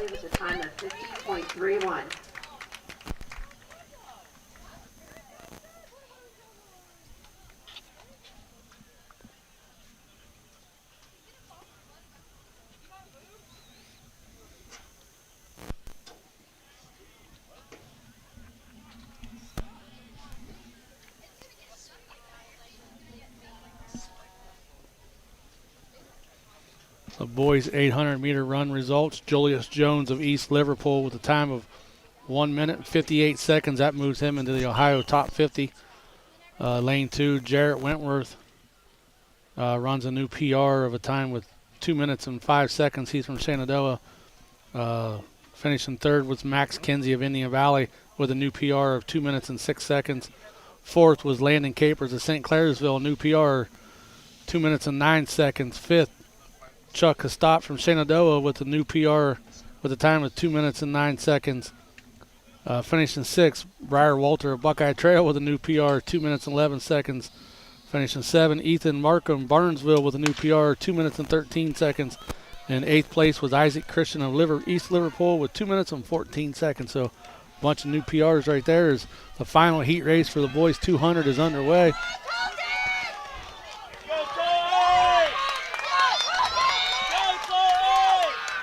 Looks like it's going to be West Muskingum's Jax Prang, followed by Indian Valley's Colton Smith. That Colton Smith with a good run there. I don't know. I think he was, lane 2? 800-meter run. Yeah, Smith was lane 3. Oh, lane 3, okay. East Liverpool, 7th place. So, like I said, Jax Prang from West Muskingum and Colton Smith from Indian Valley finished second. And to be honest, I'm not sure if Smith runs a lot of the 200s. Colton's type of kiddo he's always been. He's a senior. He's always done what he's asked of. Yeah, well, this is one of those races where we see Owen Faulkner specializes in, and he's out. We've seen Grady Kinsey run a lot of open 200s. Not sure about Hickenbottom, what all he runs. So Hickenbottom's really come on these last couple events for the Braves, helping score some points. So we'll have to wait for the official results to come in. As an update from the high jump for the boys, they were up to 5'4" down here. So the boys' high jump is back underway, and like Nick says, the bar's already at 5'4", so they're moving up right pretty quick. I don't even think if you got me a ladder, I could get 5'4". And he made it look easy. Young man from Barnesville, I believe. Usually the Shenandoah Braxton Barnett, I think he's a high jumper, and he's usually 6'8", 6'10", I think. So there's actually two Barnesville athletes kind of competing back and forth right now at 5'4". Yeah, I don't think Barnett, he only ran hurdles today, it looks like. So now we're moving on to Nick's favorite event. This is the one that he's training for next year, is the 3200. I can drive it, right? Hey, there's really no rules listed. Just says you got to finish it. If you give me about 3 weeks, maybe.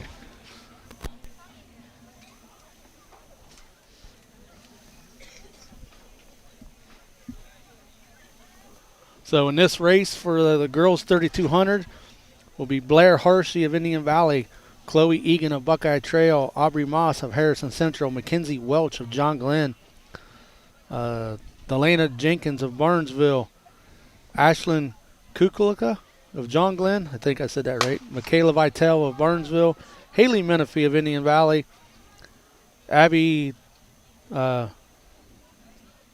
know I'm going to mess this one up, Abby Twexbury of Shenandoah, and Bella Padilla of St. Clairsville.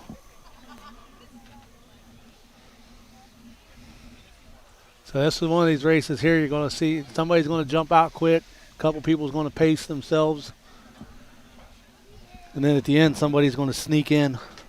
Several girls' records were set today also, besides the ones that were already read. All Good from East Liverpool set a new record in the 100 hurdles. Indian Valley, their 4x2 team set a new meet record, 149.5. In the long jump, Snyder from John Glenn jumped 16 feet 7. Looks like John Glenn's out in the lead here. Looks like it's going to be followed by, I think this might be Buckeye Trail in second here. Yeah, while the girls' 3,200 meters going on, the Indian Valley Athletic Booster Club gave us something that they asked us to read during the broadcast, and I read it once, but we'll go ahead and read it again since we got time. The Bell Legacy Invite track meet is a result of many years of a collective vision to hold a home track invitational at our stadium facility. For IV track, invitationals are one of the best ways to prepare our athletes for the district, regional, and state meets. Indian Valley is very proud to finally be able to host our own high school event. Coach Dave Buzzbell has been a track fixture at IV for more than 24 years and could often be found at the pole vault pit or in the infield running alongside his runners. Together with his wife Diane, Indian Valley Track has been a strong and competitive fixture in the area for years. Coach Bell still donates his time today helping our pole vaulters with his wealth of knowledge and experience. Not only does he work with the student athletes, but he is also a great sounding board for our current track coaches. Coach Bell's focus has not only pushed his athletes to excel on race day, but also mentored young men to become productive citizens in our community. Over his tenure, he has served in many different roles in our IV athletic programs. He has also emphasized the importance of hard work and being accountable. Thank you, Coach Bell, for your many years of commitment to our athletes and track program. We dedicate our invitational to you. Go Braves. So, outstanding job that Coach Dave Bell and his wife Diane have done here. But, he goes by Buzz around here, and everybody truly appreciates what Buzz has done for this community as far as track over at the old Kelly Field and here at the new stadium. And, that's just Indian Valley Booster Club's way of saying thank you to him, and thank you to the Booster Club for inviting us back down here for the second annual Bell Legacy Invitational. This is where our track coverage started at. It was our very first track meet. We did 2 last year, and we're up to 4 this year. And we'll be at the Thrilla in Zorvilla next Friday night, and then we'll finish off our track coverage with the IVC track and field event. So as this girls 3,200 meter relay is in the middle stages here, we'll take a quick break, and then we'll come back for the finish. Big Z Sports will be back right after this. Is your vehicle banged up? Do you want fast professional service to get back on the road? MPAC Collision offers 2 locations, Newcomerstown and Strasburg, to help you out. Whether you need auto glass repair, paintless dent repair, assistance with warranty and insurance, or just need a free estimate, MPAC Collision has you covered. So the next time you need a repair, visit MPAC Collision online at mpactcollision.com and start your free estimate and learn all about what MPAC Collision can do for you. Hi, I'm Zach Motice with the Tuscarawas Insurance Agency. For all your auto, home, farm, and business insurance needs, contact our team at the Tuscarawas Insurance Agency. Or stop in and see us at one of our 3 locations in downtown New Philadelphia, Sugar Creek, or in Strasburg, providing excellent service to the Tuscarawas Valley since 1885. Everyone here at the Tuscarawas Insurance Agency would like to wish all area athletes good luck this season. When you think pizza, think Amici's Pizza, with locations in West Lafayette and Janaden-Hutton. Amici's Pizza offers you your favorite traditional pizzas, as well as specialty pizzas, subs, wings, and salads. Everything from the dough to the sauce is made fresh daily. There's just something different about a pizza from Amici's. Try one today in West Lafayette or Janaden-Hutton. Big city taste for a small city price. Learn more. Find Amici's on Facebook. Welcome back to Indian Valley High School in Janaden-Hutton. or Janaten, whichever way you prefer to call it. Some people call it Gannattenhoot. All the people from the big city call it Gannattenhoot, and it's like, nope, you got that wrong. But, back down here at the Indian Valley High School for the Bell Legacy Invitational, and we'll get you some team scores here as the girls' 3,200 meter is going on, and I believe the young lady from John Glenn is setting a really good pace. Yeah, she's got a really good pace, and she's got at least a half a track lead. Buckeye Trails in third, and Indian Valley, or Buckeye Trails in second, Indian Valley's in third. So she could possibly lap the field here with 4 laps to go. I will say she really hasn't even started breathing hard yet as I'm standing down here in turn 2. Yeah, it looks like with 4 laps to go here and the pace she's setting, she could lap the field. So some quick team scores here is John Glenn has actually closed a little bit on the girls' side on Indian Valley. So this distance race will add a little bit of points, but I mean they still got a lot of work to do. So that with the Indian Valley girl in third, that kind of helps a little bit. But Indian Valley girls have 124 points in the lead. John Glenn is in second with 95. Barnesville is third with 68. West Muskingum is got fourth as we just had a big old thing of water come flying off the canopy here. West Muskingum is fourth with 67. St. Clairsville rounds out the top 5 and 51. On the boys' side, Indian Valley has really started to stretch it out now as it was close for a long time. But as some of those field events come in, Indian Valley is pulling away as Indian Valley leads with 134 points. East Liverpool was second with 82. West Muskingum third with 55. Barnesville fourth with 52. And Buckeye Trail rounds out the top 5 with 49 points. So it's still wide open in the boys' side from third place to 6th place. They're all only separated by 7 points. Outstanding race right there. The girls' side, third place and 4th place. Barnesville and West Muskingum was only separated by 1 point. And then down below them for 5th, 6th, 7th, and 8th. They are really close too, only separated by about 15 points. So these last couple races and with some field event scores still waiting to come in, it could get pretty interesting. Time of 23 flat.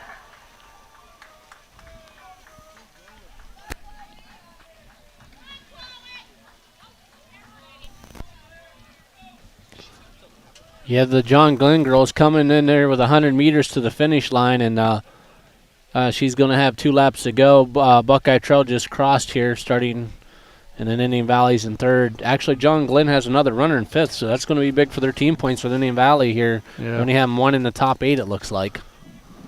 And they just updated the results for the girls 200 dash. As John Glenn's Jessica Church won it with a time of 27.5, but Indian Valley had 2 girls in the top, so they trumped her. But Jessica Church from John Glenn won it. Olivia McKeever from St. Clairsville was second. Brooklyn Myers from Indian Valley third. Molly Spiker of West Muskingum was fourth. Alana Allen from Indian Valley was fifth. Bentley Beiser from West Muskingum was sixth. Rachel Haga from Shenandoah was seventh. And rounding out the scoring, getting the last point, was Taylor Sudo of St. Clairsville, and that was your girls' 200-meter dash. Yeah, so we'll see how close it gets for that 4x4. It could come into play. And John Glenn is coming in with the second best time, and Indian Valley with the 4th best time. So it could hopefully see what happens here after this 3,200 and see where the team scores at. The boys' 200-meter dash results are in, and Jax Prang of West Muskingum wins it with a time of 23 flat. Second was Indian Valley's Colton Smith with a new PR. He ran a 23.18. Andrew Wicker of Garaway was third with a time of 23.85. 4th place coming out of that heat race number 2 was Cody Hickenbottom. He crashed the party and he PR'd with a 24.3. 5th place was Brady McIntyre of Barnesville with a 24.43. 6th place was William McHenry, 24.6. 7th was Grant Rogers of West Muskingum, 25.1. And rounding out the scoring in the 200 dash was Matthew Frey of Garaway with a PR of 25.2. And he was in Heat 1 and crashed the scoring. So it just goes to show you it doesn't matter what heating or where they seat you at. It's you against the clock, and those guys that came from Heat 1 and Heat 2, they crashed the party. Yeah, it looks like the John Glenn girl might be on her last lap. She is, guys. Yeah, and then I think Buckeye Trail's in second and Indian Valley's in third, and they still have, I think they would still have 2 laps, right? I do believe so, and this pace that she has set has just been insane from the start. Yeah, it doesn't look like she's left it at all. Yeah, and with a pace like that comes down to just somebody who loves to run for fun. She just gets out and trains hard and just runs and runs and runs.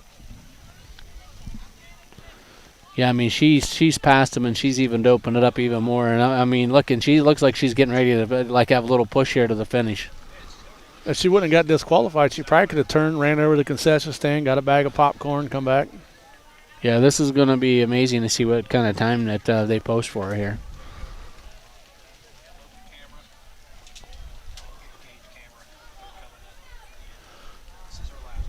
Yeah, it looks like John Glenn there, she brings it home first place. Yeah, she came in, and a lot of other people got 2 and 3 laps left, so that's outstanding. And we still got boys going on down there at the high jump. Yeah, second place is just now coming to the finish line, second and third, and they have 1 more lap to go. So that just tells you the type of race she put together. Yeah, we'll see if we can get a camera down to the high jump over there, as the bar's kind of set kind of high right there, and get a couple of these. As like the young man from Barnesville kind of made a run towards it, and I believe at 5.5, guys. So Nick believes we're at 5.5 at the high jump right now, and that's pretty good for the conditions that they got. So we'll go back over here as he gets ready to set his approach.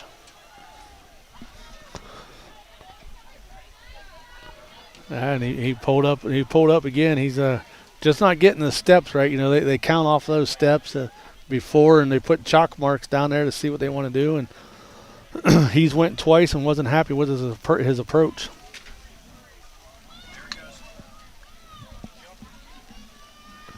And he knocked the bar down right there. So not sure how many guys are still left.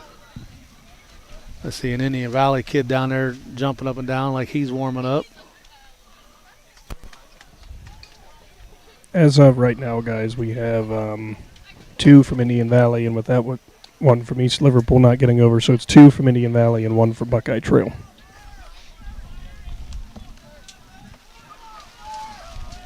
Looks like we're getting a little bit of rain coming back, a little bit of wind. Oh, no, it's great down here, guys. Oh, I bet. Indian Valley just moved into second place here in the 3,200. So that's Indian Valley. That's big team points. Yeah, that's Blair Harsey of Indian Valley. I believe Blair's only a freshman. Buckeye Trail going to get third here. Looks like at Barnesville is going to come into third or fourth.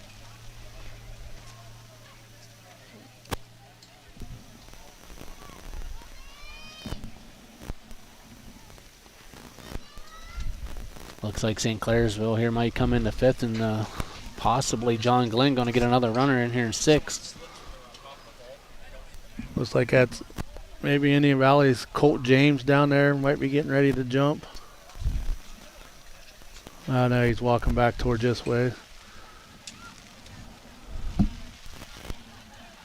Just so you know that t-shirt sales will be closing in about 15 minutes. So if you need your t-shirt, now's the chance to go get it. Well, I was hoping this weather would have held up just for another maybe 20 minutes, boys, and we'd have been in the clear, but looks like it wants to come back and ruin the finale on us. For some reason, it decided to blow in from the other direction. Yeah. So Indian Valley, not sure who that was jumping for Indian Valley. He just knocked it down.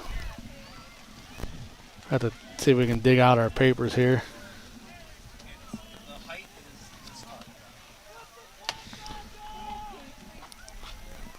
Hunter Stuckey for Indian Valley just tried to jump.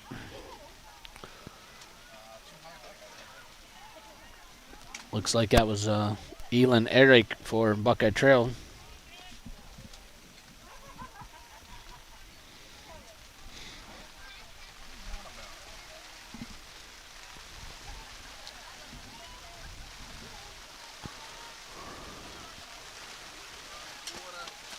You want a turtle?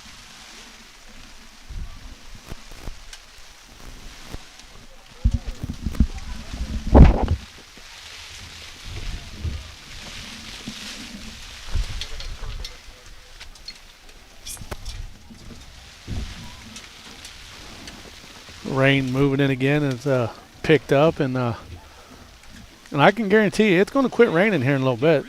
As soon as we get everything packed up and put away, and all these kids get in their cars to go home with their parents and stuff, it'll probably quit raining. As your update again, I do believe we're at 5-6 as of now. So now we're at 5-6, it sounds like, on the pole vault. High jump. Or, yeah, high jump. Yeah, 5-6 on the pole vault. I think you could clear that. Well, remember, was it last year when me and you was up here for the very first one? And oh, yeah. And Adam thought it was 29 feet. Yeah, Adam read the stance wrong. They can move the move the stance, and Buzz Bell told him to put it at 29, and Adam thought he meant 29 feet. Buzz got a kick out of that one.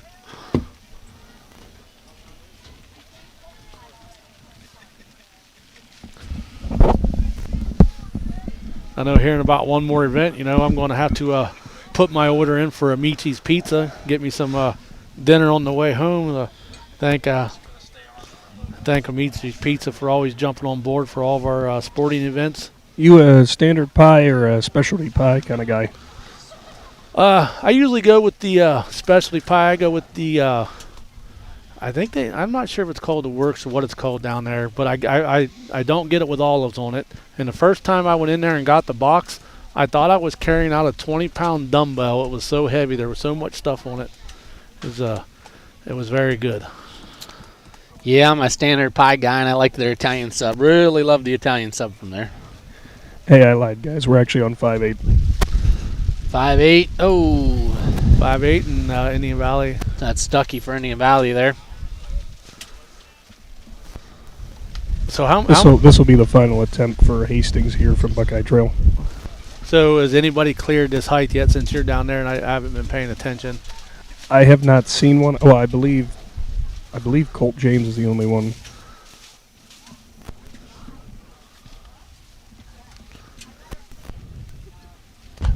Actually, no, I take that back. I realize there is another jumper from from Buckeye Trail who has cleared it, which would be I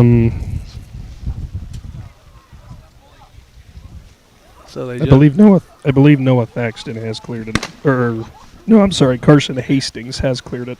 Sounds like the 3,200-meter boys run must be underway. Heard the gun. Yep. So there they go racing behind the guys. So they looks like they just moved the high jump up. They did. Should be going to 5:10. And by the way, coming into this in terms of the seeding, the top seed was Elian Eric of Trail at 6'1".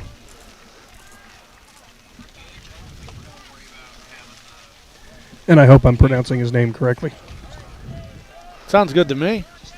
Well, he's the young gentleman here who's standing behind the goal post, and he wanted to start at 5'6", and I guarantee you he's every bit of 6'7". So the boys' 3,200 is underway. So Barnesville is out to the lead here. Is that Garraway in second? See if I can get my papers in organization here.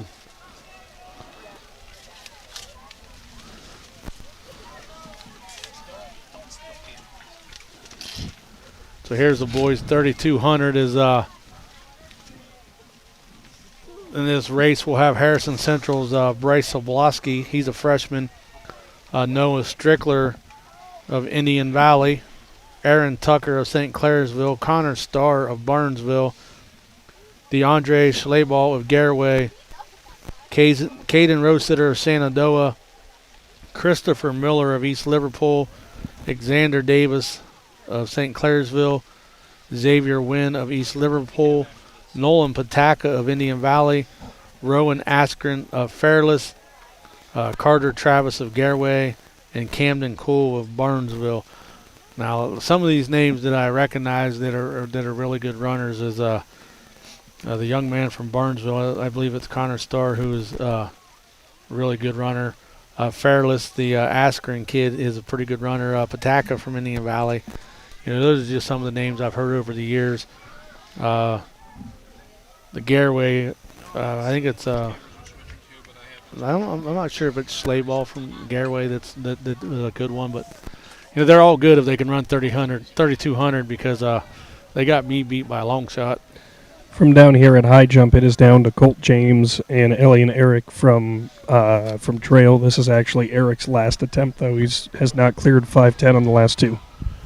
All right, so we'll spin over to the high jump and watch the last couple jumps while these guys are in the 3200, and then we'll come back and try to catch the finish of the 3200, but give you a little bit of the high jump since that's where they're at.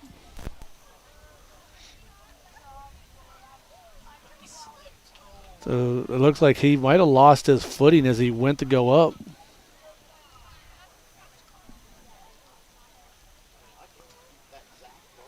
Yeah, Barnesville here, he's still setting a pretty good pace in this 3,200 meter. He's going to have it coming in here. He's going to have 4 laps to go. Garraway's in second here. Looks like Indian Valley in third. They're setting a pretty good pace here.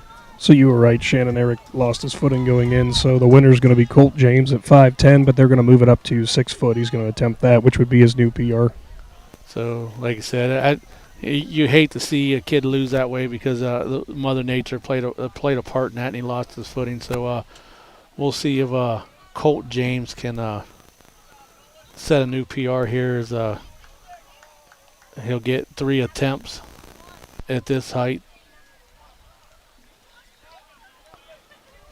James, turned into the field goal kicker on the football team, and really, good basketball player. Had a great season on the basketball court, and now he's out here making a difference on the track. And we always say it, man. 3 sport athletes, they're a special kind of person. Oh, barely touched it. Yeah, James touched it, and it got bouncing and come off. And he actually skidded on one of his feet and kind of lost some momentum. Yeah, Coach Lucas down there, you seen him do a little bit of a kind of a back bend, trying to help him a little bit.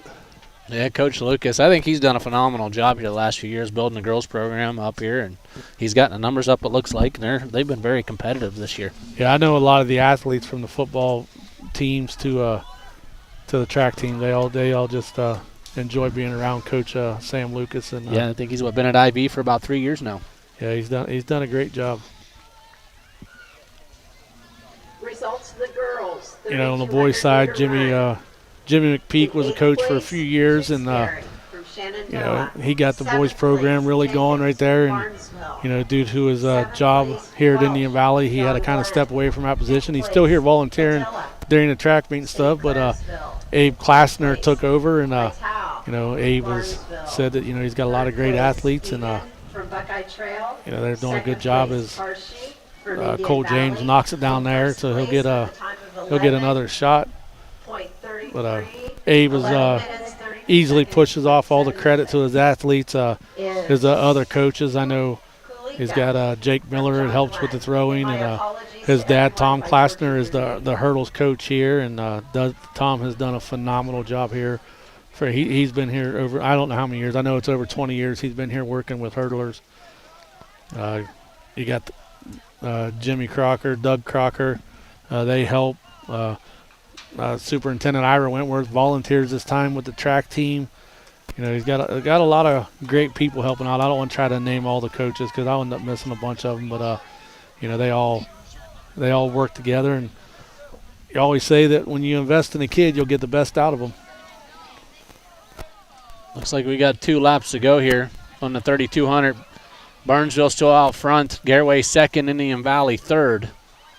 Everyone else here, I kind of lost track of maybe who's here. Maybe St. Clairsville, I think, here is in fourth, and East Liverpool in fifth. John Glenn also set a new meet record in the 3,200. I lost track here. I thought maybe they got these guys running an extra lap here a minute.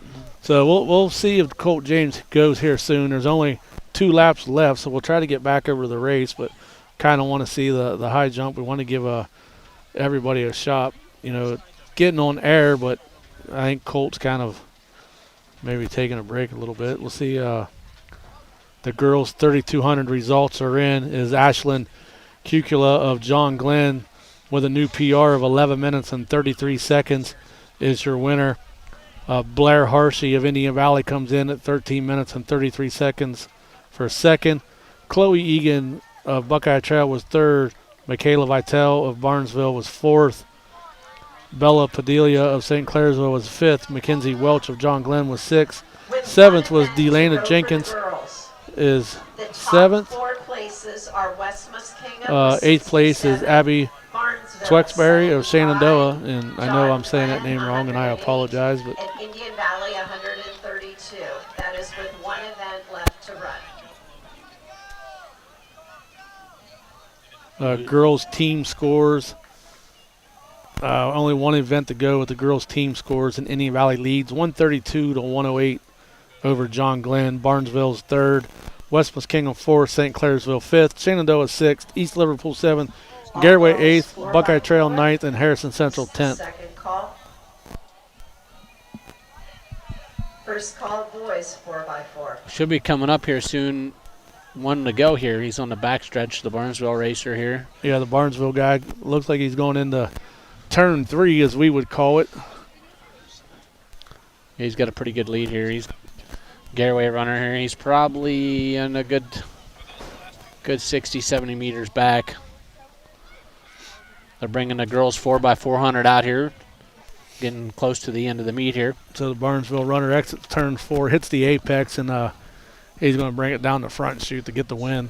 No, I don't. They got 1 more on the board. I thought he'd be. Oh. I thought they had it off, but they got 1 more here. He should be ringing the bell for him.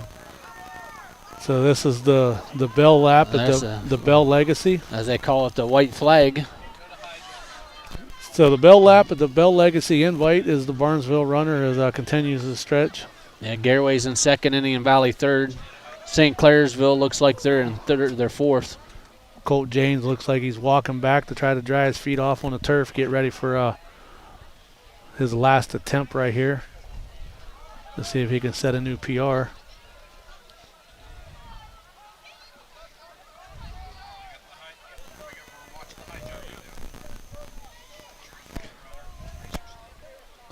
Yeah, he's got a pretty good pace here. He's going down the back here. And James barely hits the bar, so I think that'll do it for the high jump. And Colt James is your winner from Indian Valley. So we'll go to the finish here of the boys 3,200. Yeah, he's in the last 100 meters here. Yeah, he's pushing pretty hard right now. Yeah, he's bringing it home here. Garraway's coming up here in 2nd. Looks like Indian Valley in 3rd here. Barnesville's going to take home the win here in the 3,200.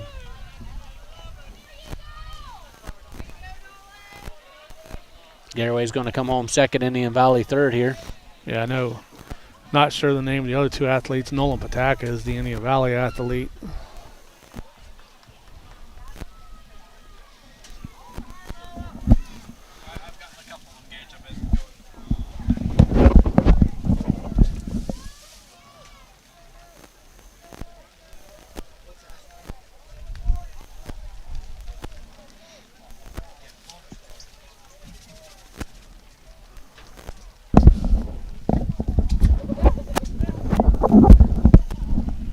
That was Connor Starr from Barnesville, picked up that 3,200 meter win there.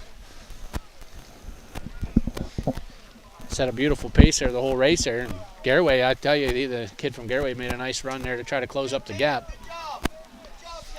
3rd and final call for the girls 4x400 meter relay. 2nd call, boys, As this meet closes up, 4x400 meter I again like to say thanks to the Indian Valley Athletic Booster Club for inviting us down and bringing us down here to cover this Bell Legacy Invite for the 2nd year in a row. Also thanks to our presenting sponsors, the Keim Home Center, Wright Mark Roofing, and Impact Collision. You know, make sure whenever you're choosing companies to work with, choose those companies that support your kids. And you know, without those guys, you know, we wouldn't be able to come here to record all these memories and put them on YouTube for a long time. You know, these kids will be able to go back to watch these over the years and show their kids, show their grandkids, and you know, it's a great thing that Big Z Sports has got to do and team up with Claxon Communications over the year, and it's turned into a pretty good thing of helping make memories. Yeah, you know, I still go back and you got to watch some of them old football games, playoff games, watch a few basketball games, and that's the nice thing about it. They're there, you know, and you go back and you can watch them at any time. And we've had great supporters, and, you know, like you said, go support those businesses who support these high school athletes. getting the 4x400 here. They're getting them lined up here as we got a few runners still wrapping up their laps. Looks like we got 2 runners here on their final lap here. I don't know how the team race here on the girls, did it tighten up with Indian Valley and John Glenn here? Is there going to be implications in this race? They both got good teams. Nah, it looks like Indian Valley's going to wrap up the girls' team title. There, it was kind of going back and forth there a minute, and looks like the Braves are going to bring home the Bell Invitational. How about on the boys' race? I'll have to go back through here and look in a second. Right now I was getting ready to read some lane assignments. There's 2 heat races for the girls 4x4 and for the boys 4x4. So in the first heat race for the girls 4x4, lane trail. Lane 3 will be Buckeye Trail, the team of Allball, Cochran, Perry, and Kritzler. Lane 4 will be Harrison Central, team of Kelly, Hercules, Grady, and Miller. They do have 2 other girls listed, but I'm just going to go with the top 4, so hopefully I got those right. Lane 5 will be West Muskingum, the team of Paul, Coleman, Brown, and Bressett. So only three teams in that first heat race.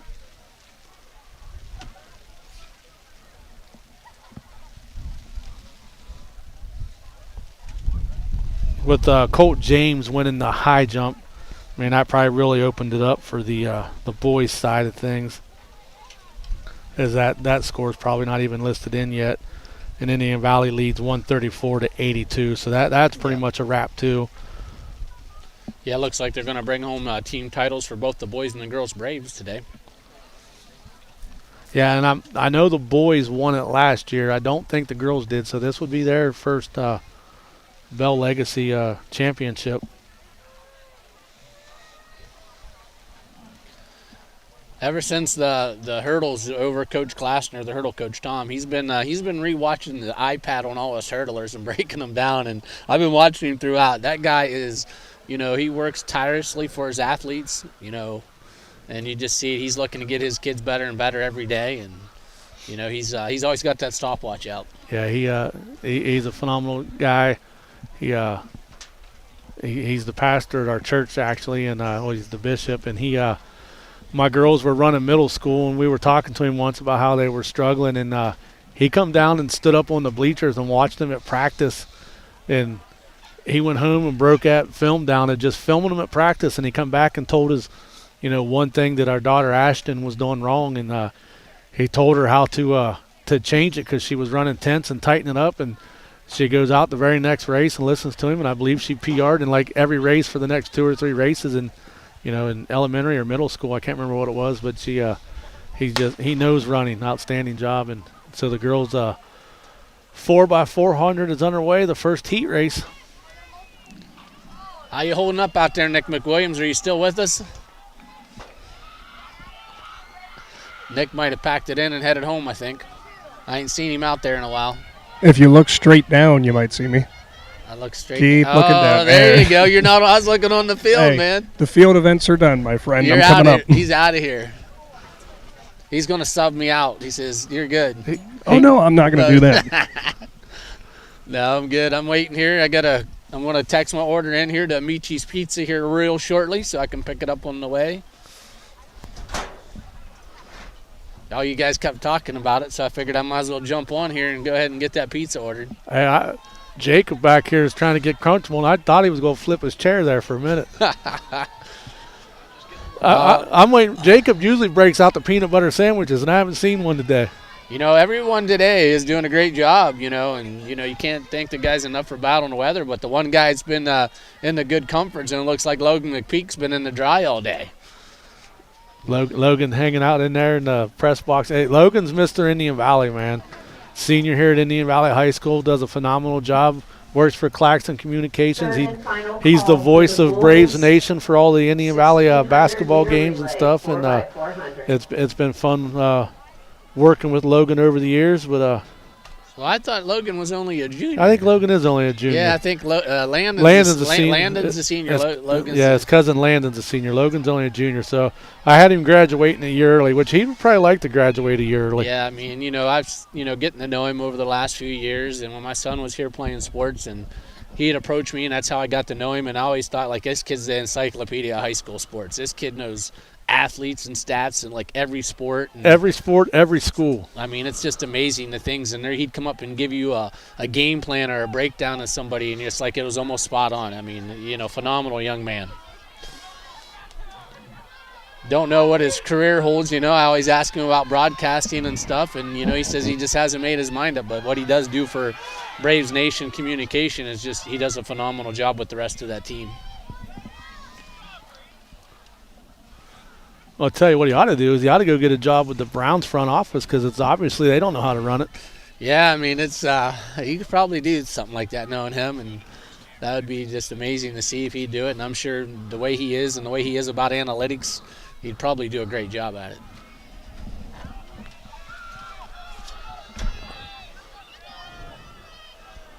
Trying to see what lap we're on here. Looks like we got one more handoff to go here in the first heat.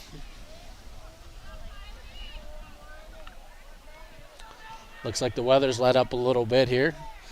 Hopefully we can hold off and get through these next 3 races without no more downpours and stuff. Still waiting for the results to come in, the official results for the boys 3200 and the boys high jump.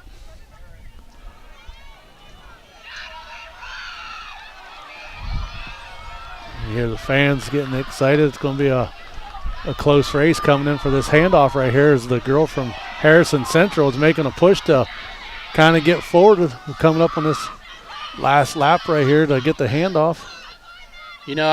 My son picked up running track in high school, and the one thing that he enjoyed, I think, and then he taught me to enjoy is, you always hope there was a tight team racing away at the end, because there's nothing like watching a great 4x400 race at the end and watch these athletes battle it out, and the teams that know they need them 10 points or 8 points, and they just leave it all on the line. And there's been many invitationals I've been at that them 4x400s is some of the best racing you see all night, and it's the last race. Yeah, I know last year at the IVC championships, that's what everybody had their eyes on for the boys' chases that come down to Indian Valley and Tusky Valley, like you said, and it's fun watching the kids that hang around. There's a lot of these kids that they're allowed to leave when their events are done. They can sign out and go home with their parents, and there are some kids that choose to stay and ride the bus. That way they can cheer on their teammates. Well, I'll be honest, I was one of them guys early on sometimes. I was kind of checking out. My son was done for the night, and he'd say, I'm staying. And then he'd come and tell me about the 4x4, and then I'd end up starting to stay. And then some great nights there. So it looks like Western Muskingum is going to win this first heat race of the 4x4. Harrison Central will be second. And Buckeye Trail is going to come in third.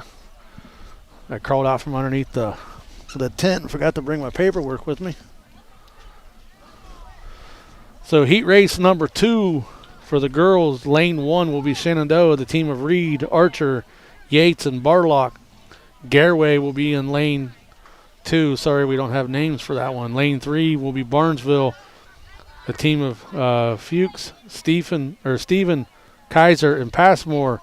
Lane 4, St. Clairsville. We don't have any names for that team. Lane 5, John Glenn, will be the team of Church, Saxton, Perkins, and Cucula. Lane 6, Indian Valley, the team of Swaldo, McDaniel, Shaw, and Smith. Lane 7, East Liverpool, the team of Andrews, Jones, DeShazer, and Murphy.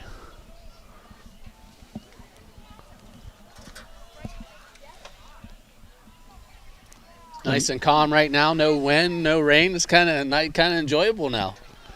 Yeah, I'm looking to see what this John Glenn team can do in this second heat race. That team of Church, Perkins, Saxton, and Cucula. They've been impressive all night long, and this ought to be a fun heat race for them. Yeah, I believe Church is coming into this race with 3 wins already herself. And she's put a heck of a meet together. I think she won the 100, the 200, and she won the 4. So. Well, I'm assuming. I think they do male and female athlete of the race. So I would have to say that Church has got her name up there. They go off most points scored, and if she's won that many, for the boys' side, I'm going to guess it would probably be Carson Hosteller because I think he's got 4 first-place finishes. Oh, no, he only was in 3 events, I believe, right? He won the hurdles twice, and he was on the 4x100, but he only gets a quarter of the points because there's 4 people. I think the guy that you got to watch out for that's had a good night is Colton Smith. Yeah, Colton Smith come in a second. He won, and he's actually in 4 events. So, he ran, so it'll be interesting to see how it does come down. Well, then you got the kid from East Liverpool. Yeah, we're forgetting about them. Tell you, a couple of them kids actually put a couple of good races together from East Liverpool. Yeah, I think it was Maddox Roach and Julius Jones from East Liverpool.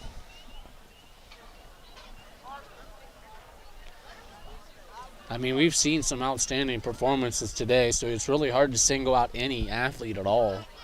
Obviously, everybody, the hype coming in was, Hostetler and Barnett because, they're both decorated athletes actually in every sport they play. It was every bit what it was, and both of them to push each other the way they did, and both of them to PR. I mean, that's the crazy part. They both PR'd.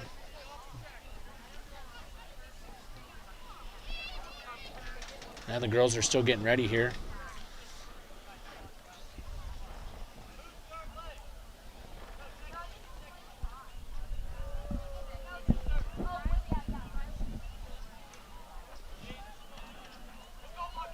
We're underway, heat number 1 here, or no, heat number 2 for the girls.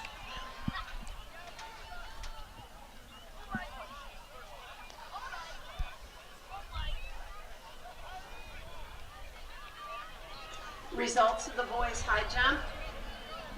In 8th place, there was Wirtz for Barnesville. Well, as they say, the boys' results are in. I guess I can look it up now on the iPod. Or the iPad, not the iPod. Looks like out front here, it's Ivy and John Glenn here. So the boys' high jump results, Colt James of Indian Valley is your winner. He PR'd with a jump of 5 feet 10 inches. Second place was Elon Eric of Buckeye Trail with a jump of 5 feet 8 inches. Third place was Indian Valley's Hunter Stuckey with a PR of 5 foot 6 inches. Fourth place was Carson Hastings with a jump of 5 foot 6 inches. Fifth place, Brody McFarland of Barnesville with a 5 foot 4 jump. Fifth place is Noah Thaxton, 5 foot 4 inches. Tyler Kirby, 5 foot 4 inches. So we had 3 guys tie for fifth place. And then getting 8th place was Skylar Wirtz. He also jumped 5 foot 4, but apparently he Shenandoah with a great more hand. attempts, I believe. Shenandoah here, the great handoff guys, and they've kind of pulled out to a pretty good lead here. John Glenn in second, Barnesville in third, Indian Valley fourth, and Shenandoah is running out of lane 1, so that means coming in there the 7th seed. Yeah, so and there she goes. Or no, that's Barnesville back there picking up. Yeah, Barnesville coming by John Glenn here.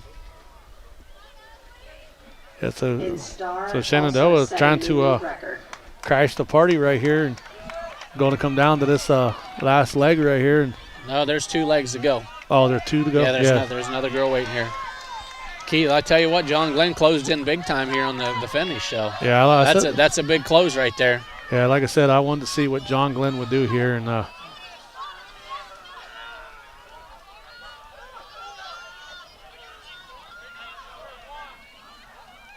John Glenn's kind of opening up now. Shenandoah, Barnesville, Indian Valley, Garaway. Been very impressed with a lot of the John Glenn relay teams today. Yeah. They've been doing this the entire meet. Yeah, it seems like they're well coached. They get into their stride and they maintain it, and then they always got a little bit in the tank at the end to finish. Top 4 teams. It's so easy to get caught up in wanting to go, and just keeping your stride and doing your race. Run your race is the key. So the boys 3,200 run results is in, and like you said, Connor Starr of Barnesville with a new PR, 10 minutes and 9 seconds. Second place was Carter Travis of Garaway, 10 minutes and 17 seconds. Third place was Nola Pataka, Indian Valley with a PR of 10 minutes and 22 seconds. Fourth place, Aaron Tucker, St. Clairsville with a PR of 10 minutes and 45 seconds. Fifth was Xavier Wynn of East Liverpool. Sixth, Christopher Miller of East Liverpool. Seventh, Caden Rosetter of Shenandoah. And eighth was DeAndre Schlaball of Garaway. And the boys' results, or boys' team scores, going into the last race, Indian Valley has really put a stretch out on the field as they lead 156 to 92 over East Liverpool. Third place is Barnesville 66. Buckeye Trail with 62. And West Muskingum rounds out the top 5 with 55 points. St. Clairsville 6 with 53. So for Barnesville, Buckeye Trail, West Muskingum, and St. Clairsville, this 4x400 is the difference of cracking the top 3 or finishing out in 6th place. So here comes John Glenn bringing it home here. Looks like she's going to bring in the finisher by about 100 meters. Indian Valley really closed the gap there on that final leg, is looking to bring home second. Yeah, you're right, and they took the handoff in 5th place.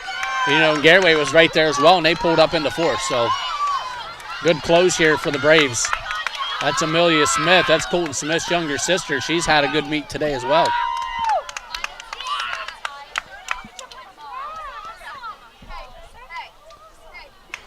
Closing out the 400 here, 4x400 going into the boys' first heat of the boys. Like you said, you get somebody like Smith there who's the closer on that last lap, and she sees that distance between her and everybody else. It fueled her. She was ready to go. So outstanding run, outstanding push by her, and all of her teammates are down there pretty excited to see her close that gap. I mean, earlier today she had a great 400. If you remember, she come out of nowhere at the end, and she closed pretty hard in it as well.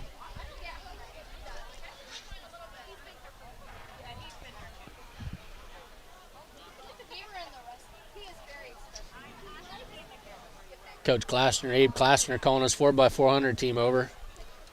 He's really putting some effort into trying to get the 4 best guys in that. He feels that team can make it to the state meet this year. He's got high hopes with taking a lot of stuff to the state this year. I mean, obviously Hostetler in the hurdles, and the 4x100 team is pretty solid. You got Owen Faulkner sitting there once he gets healthy, looking to compete to get there in the 1 and the 200 individually, plus on the relays. And you got Cowboy Klassner, man. He's sitting there right now, top 5 in the state in the pool vault, So, he's looking to take a lot of athletes down there, and Colt James down there today. And he gets up over that 6-foot mark. He's flirting to get down to Columbus, too, in that high jump. Realistically, you sit back and you start looking at all the events for the Indian Valley boys. They could possibly, with some help, get eight events out to the state tournament. Like, it's that close. They got the ones that they're like, what, if everything goes right, we could get guys out, but, I mean, we've got some guys out the last few years, and, they just quite didn't get there, but these guys can go down and put some points on the board, which needs to be done. I read an article not too long ago. It was a girls' team, I believe it was over in Indiana. This was like back in like the early 90s, maybe late 80s. They sent 2 girls to the state championships in high school.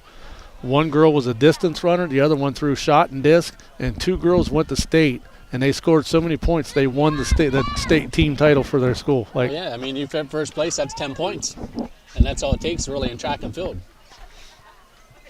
Earlier, it been 2 years ago, a girl from down near the Cincinnati area went to indoor state. Went to the indoor state track meet, and she won the state title by herself because she won 3 events and took second in the other. So it's capable to be done. So the boys' first heat race is underway. Supposed to have been 3 schools in it, but somebody scratched. Looks like. I believe you got Trail and John Glenn. Yeah, so Garraway's the one that scratched. They were supposed to be in lane 3. I know you guys have mentioned this a lot by everybody who's put this together and everything too, but it goes even further than that. Off the booster clubs and everything, the bus drivers who were here late, all the volunteers for all of these teams who were sticking around, all the fans still in the stands. It's got to love good track and field community. Yeah, and we've had that conversation before with some of our athletic directors when we get them on the show about, he might be the guy with the title, but like he says, he can't do anything without his coaches and all his volunteers and his athletic departments. There's a lot of parents here tonight, a lot of middle school kids that are here working. The high school kids that didn't get to compete tonight, they were here to help work. I mean, like I said, the bus drivers, the custodians, it's going to have to clean this stadium up. I mean, it takes a lot of people to make these things go around. And like I said, if you ever get a chance to volunteer for your school district, you don't have to have an athlete there. If you love, being a part of a school district, go volunteer. Also, it's our mistake. It's Harrison Central and John Glenn, not Buckeye Trail. Oh, so Harrison Central, John Glenn. So you got very, very similar uniforms. Yeah, that's what's tough in track. Sometimes, like earlier when I was like with East Liverpool, you go look at some of their it just caught me off guard. What catches me off guard though is sometimes, the schools will get new uniforms, and then one kid will be like, oh, I really like that old one. So you're like, oh, yeah, well, there's that guy's uniform. Like, well, who's that school? Well, that's their new uniform. So it throws you off. Wrestling does you with the singlets. You get all these new singlets coming out. You don't know which ones are going on. But, and like I said, that's all made possible by your athletic boosters. So make sure you support them in all their fundraisers. Yeah, another takeaway when you brought up there, Nick, about, the community and all that.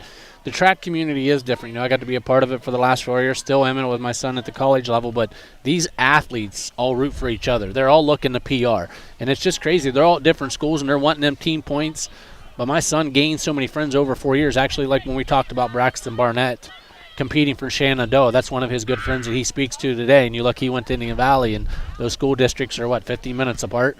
And you just look at that community, and these guys are pushing for each other. They competed against each other, and they all want to do good, and they all want to be on the top of the podium at Columbus, but unfortunately only one guy gets to do it. That third leg there for Harrison Central, boy, do they get one heck of a lead as they're coming up to the finish. Yeah. So the girls 4x400 results. John Glenn wins with a time of 4 minutes and 18 seconds. That was the team of Jessica Church, Faith Saxton, Cicely Perkins, and Ashlyn Kukla. Indian Valley was second. The team of Swallow, McDaniel, Shaw, and Smith.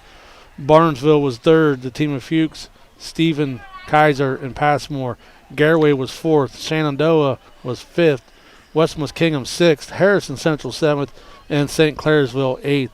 And with that score comes in, Indian Valley girls will be your Bell Legacy Invitational champions as they take first place with 140 points over John Glenn with 117. Barnesville was third. West Muskingum fourth. St. Clairsville will round out the top five. Either of you guys getting cold yet? No, I'm actually good now. Earlier when that wind was kicking around a little bit, got me. But right now I don't feel too bad. As long as the wind don't blow, I'm okay. It's blowing now, and I've got the rain on my back from earlier, and it's suddenly getting chilly around here. Yeah, hopefully it's starting to pick up a little bit in the rain. Remember what I told you? Let's get through one more. Come on, just give us 10 minutes. Hey, you know what I like about this weather? When windows open at night and sleeping like a baby. I had to turn my AC on a couple nights, and my wife wasn't happy about that. Oh no, my wife and I are too stubborn to do that yet. I wasn't. I turned it on. Oh, my wife's a fan of having the windows open and everything, but when it's bedtime, this guy's got to be cold, man. He's got to be able to put blankets on.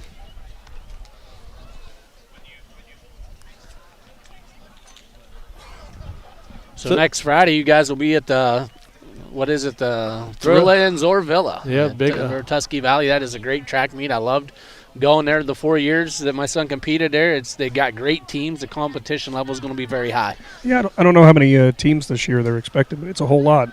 Yeah, I know like Dover some years will go, and then other years they'll opt to go somewhere else. They bounce back and forth, so not really sure who it is. But coming up for the final race of the night, the boys 4x400 relay. Lane assignments, Shenandoah will be in lane 1. The team of Hastad, Slevin, Wentworth, and McElroy. Lane 2, Buckeye Trail, the team of Eric, Hastings, Egan, and Loudon. Lane 3, St. Clairsville. Lane 4, Indian Valley, the team of Smith, Kinsey, McPeek, Hostetler.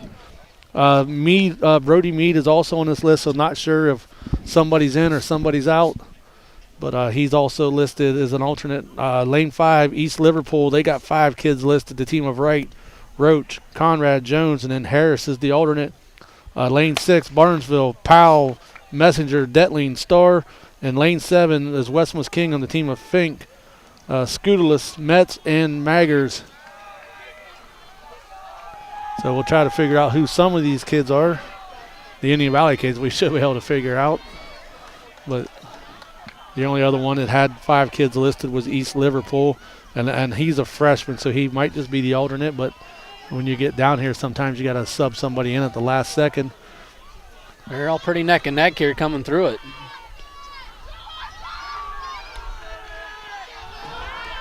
It looks like, is this Colton Smith started it off for the Braves? No, this is Max Kinsey for the Braves. That's Max Kinsey. Oh, Max putting together a good 400. Look at that smile. It's boy, oh boy, he's putting one together. I didn't know Max ran the 400. That's a good lap for Max. He's a distance guy. Is that Meade he handed that to? Yeah, that could be Brody Meade. It looks like Brody Meade might be in. We'll be able to tell when he comes back around here. But Meade, if that's Meade, he got a nice jump on that handoff. Yeah, got a nice looking stride right now. Our Coach Klassner screaming on the backstretch trying to get him going. He got him down. That's probably to teach him. This is first year Brody Meade's running track. Yeah, and there's a lot of those kids right there still haven't come down. You got kids that are still up in the third and fourth lane. Yeah, he's really opened it up here a little bit. He's going to have a big push right here because it looks like he lost a little bit going through that turn right there. Yeah, he did. He's get her going here. He's going to be handing off to Colton Smith here. He's got to push through it here. Here comes Barnesville, and here comes that's Harrison Central. Yeah, they're gaining on him quick. They're gaining. They're closing it. This is what they needed. He needed to get it to Smith. Smith is out. Yeah, Smith ran a 50-31 in the individual 400 earlier. See if he can put it together. He's out hard. Yeah, like this is Meade's first year at track. He decided to do track this year and to get thrown into that all-out sprint 400. That's not easy. Nope. Smith here is trying to. Smith got the advantage back right now for Indian Valley, and Carson Hosteller standing down there jumping up and down. He's waiting for his shot. So they're gonna go here. I mean, Smith's gonna open up here coming into this last 100. He does a great job with his pace. He's going to open this up right here. And Carson Hosteller always comes out hard. He's going to come out hard. He's going to try to go hard in that first 50. Smith's finishing hard. Look at him. So is that Harrison That's Central? Harrison Central Barnesville. That's Buckeye Trail. West Muskegon, or no, Buckeye Trail, you're right. Man, Hosteller's gone. He's going to come out hard. Harrison Central kid ain't messing around.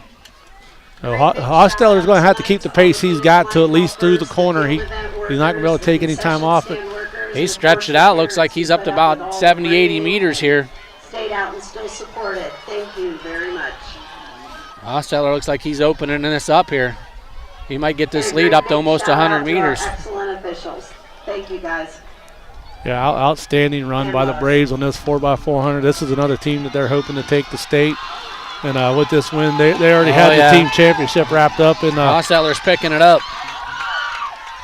Yeah, he's hard to believe he's only a sophomore.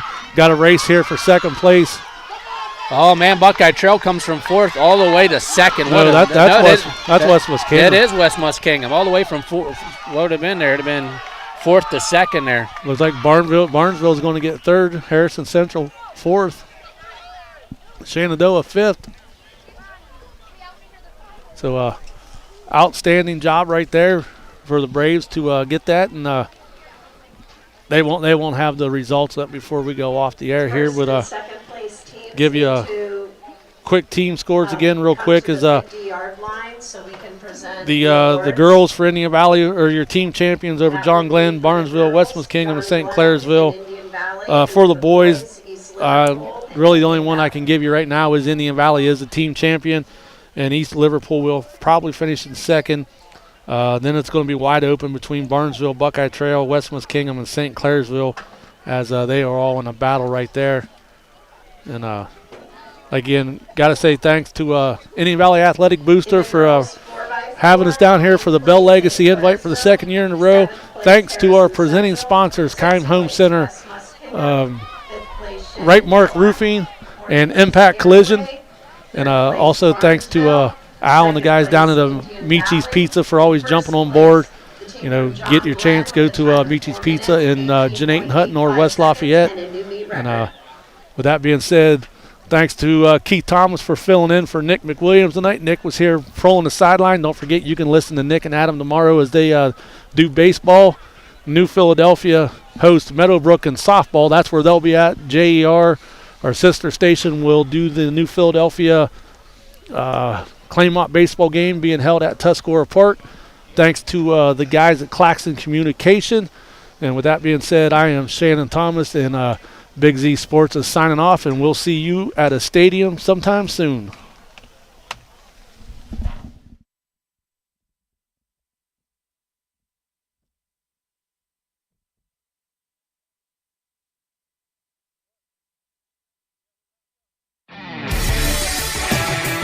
Thanks for watching this Claxon Communications production of high school sports on the Big Z Sports YouTube channel. For the latest news and scores, follow Big Z Sports on Facebook, on Twitter at @Big_Z Sports, and on Instagram. Don't miss any of the live stream coverage all season long by simply subscribing for free to Big Z Sports on our YouTube channel. For the best in high school sports coverage, there is only one Big Z Sports.